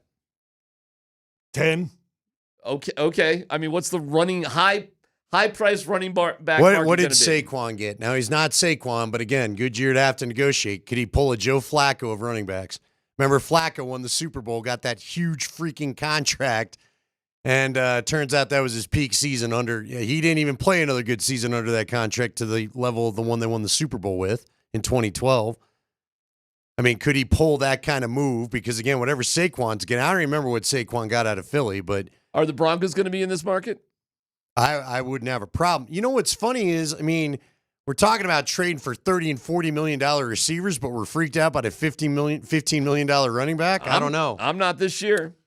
You know, I generally speaking, I'm pretty anti-paying the top available running back in free agency because I think we all are. Not a good game plan. This might be a unique year, right? It really might. When you look at the needs and where the Broncos are at number 30, all those things that are considered, and the cash that's available, quite frankly, Broncos have got like 27 as it sits today. They could easily turn that into 65, 70 million with a couple of restructures. Cap space is not a problem. Okay, but do you, because Nate talks about this all the time, do you lock in at 30 on a running back, get the 5th-year option, maybe franchise him 1 year? That's 6 years. I mean, that's 6 years. Some running backs, that's the best you're going to get. There's no doubt about it. And then you could just go get another one. Yeah. You know? Well, that's why it would have been ideal if R.J. Harvey would have proven he could be your number 1 guy. Yeah, I mean, wouldn't it feel better just to get Breece Hall and know that we got a dude who's a dude? We're going to pay that money anyway, theoretically. I got no problem getting Breece Hall. I'm just saying. But look, we've all said it. I think the whole station has said it. You can't just, I'd keep Dobbins. I'd still get a free agent. I'd still get a rookie. You had 4 backs. Really? Wait, you'd move on from R.J. Harvey? No, you'd have Harvey, Dobbins, and 2 new guys. Dude, wow. McLaughlin and Bidet. Yeah, you can get what the rid hell of are both. they giving you? No, you can get rid of both of them for so sure. What round are you talking about drafting a running back? Whatever, in? 2nd, 3rd, whatever you like, I would hope. I don't know. Okay, well, that's kind of a commitment. Well, but DMac, So you're going low ball on J.K. Dobbins, is basically. Yeah, what you're going saying. to do a vet minimum, bro. You're hurt again. I gotcha. I love the guy. Nobody, I think, loved him as much. Maybe you did, but I love the guy. I was excited about him from training camp on. Who else is going to give him an offer? Yeah, because now you got, and not only that, it's not just the injury. It's the fact it's a Liz Frank, man. It's a mid-foot sprain. We talked to Chad Brown a bunch. You don't know what that guy's going to come back. Every guy that's had it, I think Clady's talked about it. Every guy I know that's ever had it, Marshall, you got a pain in your foot the rest of your career. It doesn't like the middle of your foot doesn't feel great the rest of your career usually. Right. So, I mean, yeah, look, man, vet minimum, we'll throw in some escalator clauses if you hit, 1,000 yards and or whatever we'll go after Breece Hall or Travis Etienne or whoever. If you don't like it, then I guess I'm sorry, man. You're awesome. We'd love to keep you here, but you're not getting. You're kind of like what Stink was. Stink always got hurt when it was time to negotiate. He tells that story all the time. Well, Dobbins, you're kind of in that boat, man. I don't think you're ever going to be a big contract guy the rest of your career because you don't stay healthy enough. It's KKSE FMHD1 Broomfield, Denver, Boulder. So give me your second round running back. Give me Breece Hall. I'm with whatever. You. Go for it. Because listen, this offense has got to be better. Okay. And I think Bo's good. I think we know what Bo is, but Bo isn't going to be, in my mind, Bo's not going to be Josh Allen where I've raised everybody else around me to some incredible level. You've got to give him more help. You've got to get a catch and run guy, whether it's the kid from Minnesota, Justin Jefferson, whether it's Jamar Chase, whatever. He needs a catch and run guy Cortland's great. Cortland's not a catch and run guy. I need a catch and run guy. For the love of God, can I get a breathing tight end that you actually know exists on the team? And you got to get an upgraded running back, man. You got to have these things. And you know what? I think you can go raise the trophy. But you got to have a better supporting cast than what you kind of just muddled along with. Are you guys fans with executives being drunk, negotiating with players during the parade? I think it's hilarious. And again, for anybody out there that's too young to be a DD, which I don't know how many of those are, when you go to a parade, you realize that's what it's like being a designated driver. Oh, you're all drunk and this is all funny, but I'm stone sober. None of this is near as funny as you think it is. Especially when you're like, we don't care. Guess what? Number 2, we don't care. All right, shut up. We really don't care. Get your furry coat and your cowboy hat off the stage. Why didn't Aqib Talib talk at the parade? You know why. Why didn't he talk at the parade? Because once upon a time, we were more worried about the F-bombs that just fly at these things now regularly. But nobody cares about that. Yeah, you see now. the shirts the Seahawks are wearing? Yeah. They've all got Sam Darnold with the middle finger smoking a cigarette. You know what it reminded me of? Hey, were you part of the group that got the Jake Plummer mug that was in that vein? Do you remember the Jake Plummer mug? I don't. I think my guess is Nayland made him up. I don't know, but I know all the old linemen had him. I swear you had one. Did you play with Plummer? Or No. am I misremembering that? I didn't play with Plummer. Okay, well, it was of the same vein, and it just was Jake with the cheesy grin and the same gesture. Yeah. And it was just on all their coffee mugs. Oh, that's the one where he's sitting on the bench and flipping off the crowd. No. I think this was private time. And okay. Because that maybe actually some of did what he happen. sells now. Yeah, exactly. That's a real picture, by the way. Uh-huh. Can we get a transcript of the call with Penny Parker? Can we get that one as well? Oh, yeah, there was that. There was all that. Great.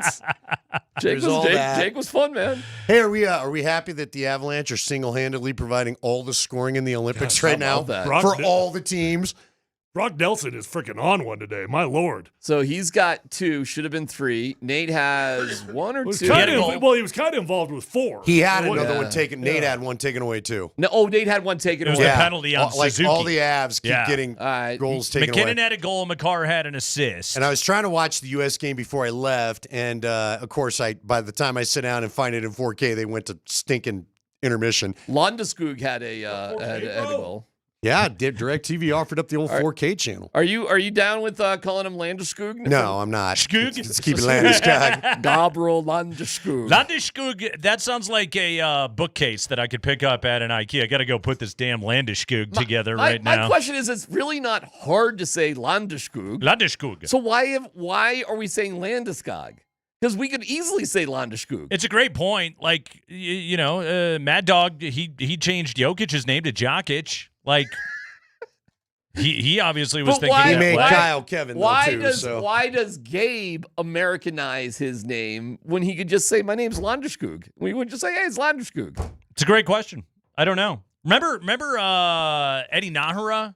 Yes, a Mexican basketball player. Wouldn't it be Nahara? It probably is a Nahara. Wouldn't that be how you pronounce that name? Look, the Where most did we famous, get Nahara? The most famous we all remember is Yolis Chassin, which I swear to God, Jack Corrigan and Drew Goodman had new pronunciations for it every year.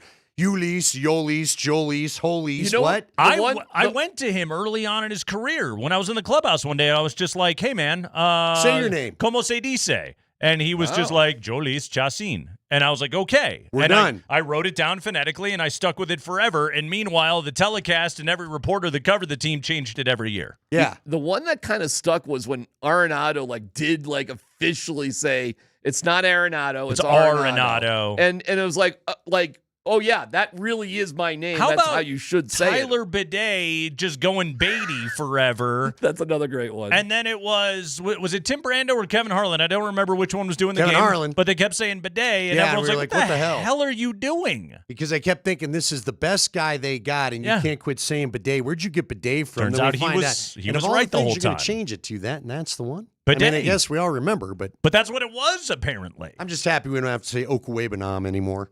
I'm just going to call him Gob Landeskog from now on. Gob? Well, that's how he says Gabriel. Gob Blue. Gabriel Landeskog. So yeah, he's but see not that, Gabe, he's Gob. Yeah, that sounds like a beer from Wisconsin. Gob Landeskog? Give me one of them Landeskogs. Give me the summer Landeskog. I'll take one of those. I could go for one of those right now. What do you think Sitting of in a canoe. What do you think of Landeskog? Is it a Pilsner? Is it a dark? What No, is they it? have a whole variety. I see. It's the brand. There's a summer shandy that has the lemonade. Yeah, they got the summer with the little bit of lemon. There's a little bit of berry when the berries are ripe. Uh-huh. I don't know what time of year that is. They probably have a pumpkin around Halloween. And a tumnal, yes. There's straight a course in Oktoberfest. Straight from the Baltic Sea. Yeah, it's the that's Landeskog. right. Yeah, little Landeskog. The dark one in the winter that tastes like cough syrup.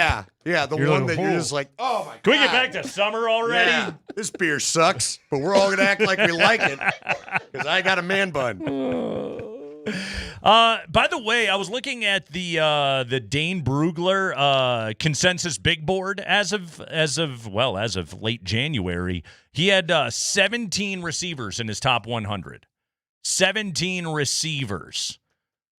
What should the Broncos' approach to the skill positions be in the draft? In the draft? Should that be a position they take seriously, or should that be more about we need immediate impact? This should be either a spending or a trading situation. Well, what are they doing with Alex Singleton?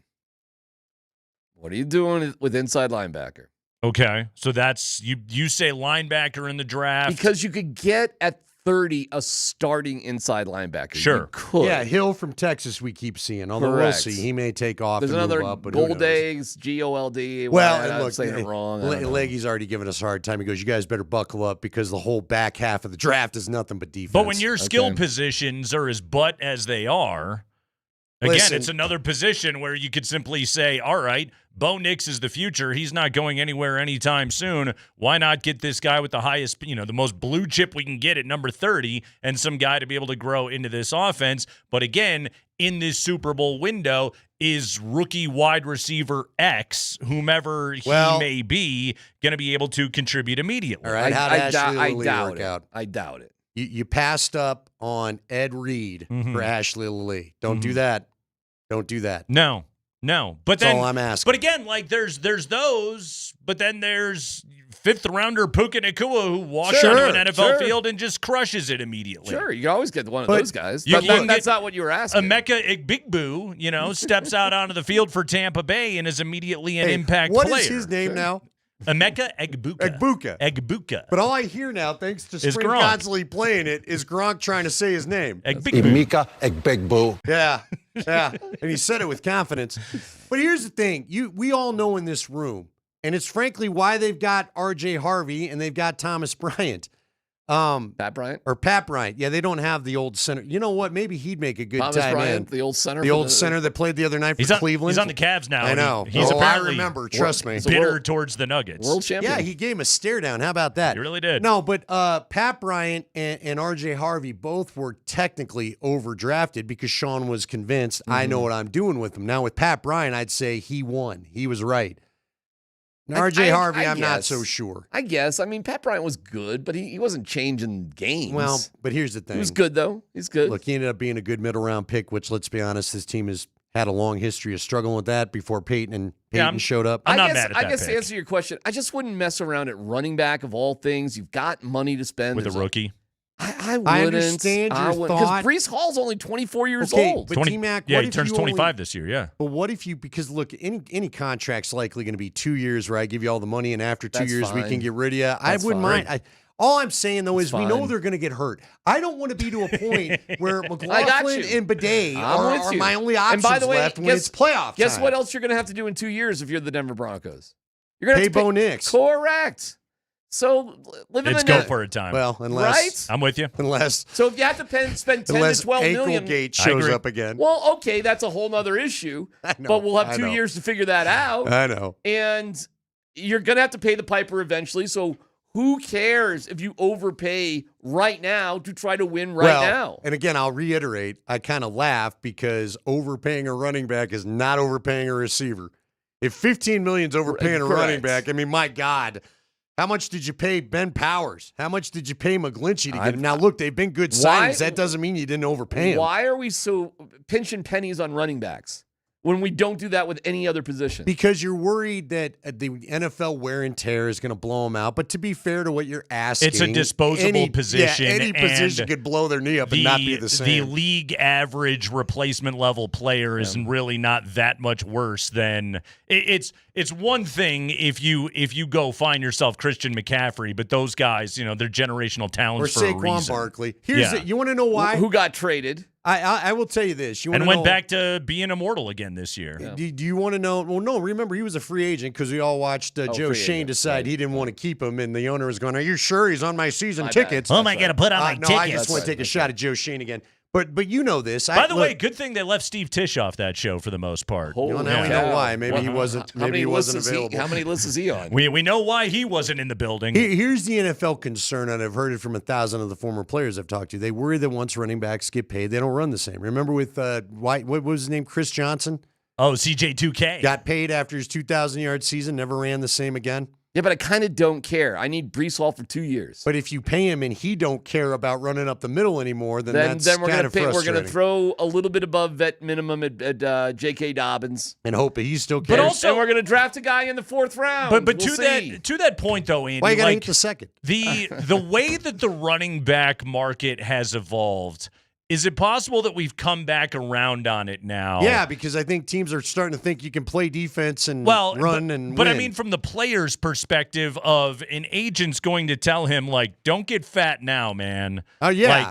Like this is, like, if you're a running back and you're going into your age 25 season, if you're Breece Hall, you've got to view this as your goal has to be 4 to 5 earnable years left as an NFL running back.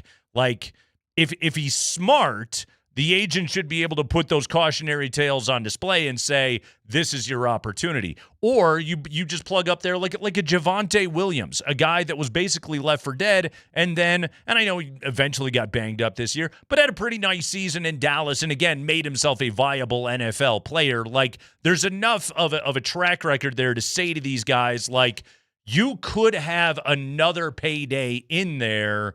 It won't be as lucrative as this one, but don't just start crushing cheeseburgers. No, I'm with you. But again, running back, I think, is a painful position. And sometimes if you get paid once, you're good. What I'm saying, though, is hopefully again, like, we've evolved beyond that. And especially, again, because there's no long-term dollars to be made at that position. And let's be honest about it. Why does Jeff love Breece Hall for the Sean Payton offense, as he told us? Or Nick even said it, I guess, yesterday, because the Sean Payton offense caught my ear. Because he can catch the ball. Yeah. And so some of these backs, if they can catch the ball, they don't have to live the life between the tackles. And frankly, you're not dealing with 250-pound linebackers in the middle like you once did. Also, by the way, on the Super Bowl, when Collinsworth was like, Kenneth Walker's not a good receiver, I don't think he's that bad of a receiver. Well, it was kind of funny where he's wide open, running backwards, and he just flat dropped the ball, where if he'd have caught it, he could have spun around and ran forever. It was kind of hilarious to hear it. I understand your point, but he did pick the perfect play to make the point off of. It is the Kreckman and Lindahl show. We are live in studio. It's a Ticket Thursday. Andy. Tickets to give away today. We've got a keyword for you. You'll want to hear it when we come back. We'll take a break, and when we return, the Nuggets won last night. Good news? ? We'll talk about that next.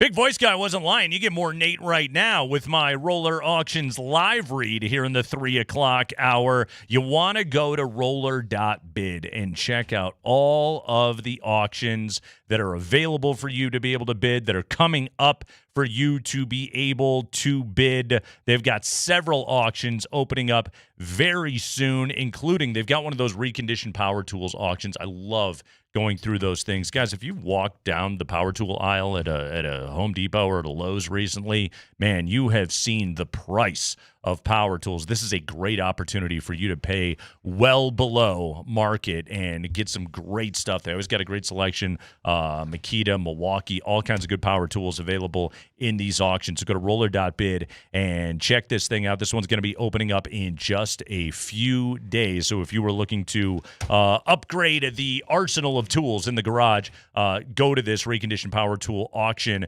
roller.bid, and make sure you sign up to bid at roller.bid/altitude. Again, that URL is roller.bid/altitude, because if you sign up to bid right there, you are entered to win tickets for the Avalanche and Pittsburgh March 16th. March 16th, catered suite tickets. You want to be there? Sign up right now. Roller.bid/altitude.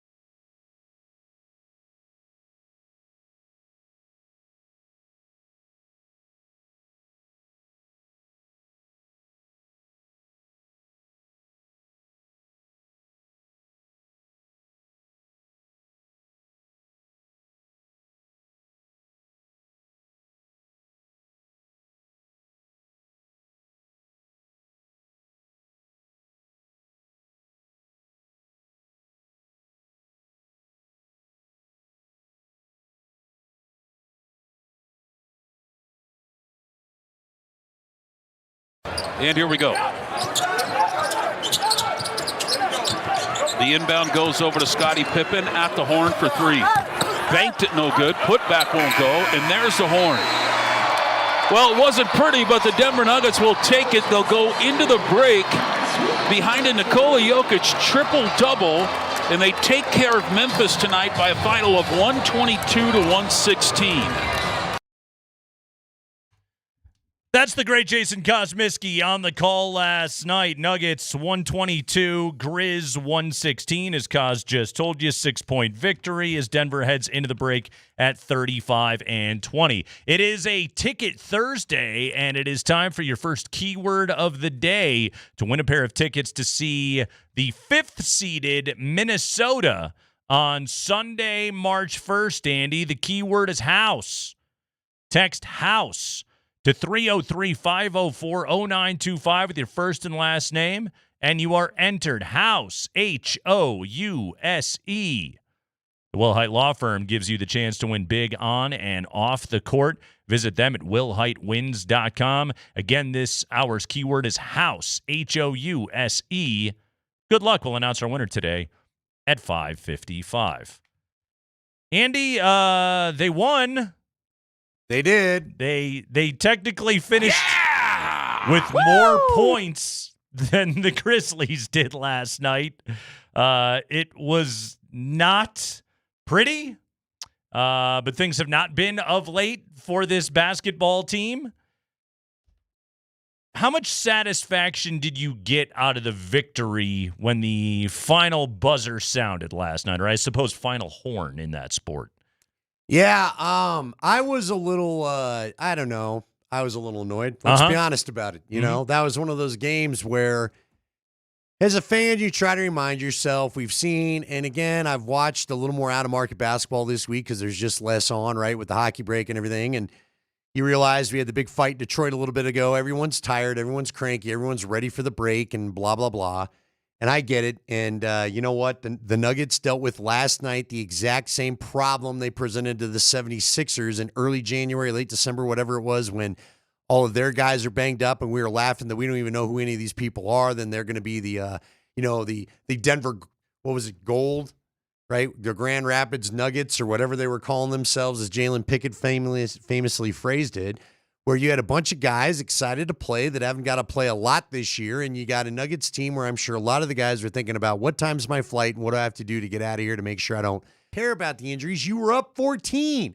How do you give it back in the matter of a quick 10-minute trip inside Walmart to grab some protein powder and vitamin water? Like that. It's quite the hit the old home company. It was quite the healthy journey you made to Walmart. Oh, I bought all the unhealthy crap at the other stop. Got the Entmans. Somehow forgot the other spot. Somehow forgot the old protein powder and couldn't find. I like the. I already got the coffee cake, but I need some protein powder. I bought some peanut butter. I bought some peanut butter Oreos earlier in the day. The problem was the competitor Target was out of my lemonade vitamin water that I like and my Muscle Milk protein powder for my smoothie. So I had to go out and make a second trip. That was a lot of information in there. Hey, look, I'm nothing if not transparent. That you are, my friend. That you are. Trying to take a little sting off the annoyance that you had a 17-3 run you decided to give up, so it would be a 1-point game. Great job. Great job. I kid you not. I was at the game last night with Lucy, and we left with, I don't know, like 6 minutes to go. It's like a 10-point lead. I was like, they got this. Let's go home, Luce. We've seen some basketball. They're good to go. You need to get to bed. It's a weeknight. You got school. Yeah, all that good stuff. We got to get home. By the time we were on the escalator going down past Altitude Authentics, they got all the TVs up there. I watched Memphis hit a three to cut it to 1. I was just like, really? Yeah, I think that's the basket I heard as I got back into the car. And then I got to listen to annoyed Kaz for the last. He was annoyed. 5 minutes in the car. I love that he kept referring to Lawson Lovering as guy on a 10-day contract. Yeah, and yet that guy was getting buckets. It was a bad finish to that game last night for the Nuggets. I Offensively, they were fine last night, other than the turnovers. The turnovers were heinous, and Memphis made it pay for it. At one point on the Jumbotron last night, they posted it was 16-0 points off turnovers. I think it ended up like, I don't know, it was like 20-4 or something like that for the game in favor of Memphis. Nikola Jokić did have a triple-double last night and damn near made it a quad.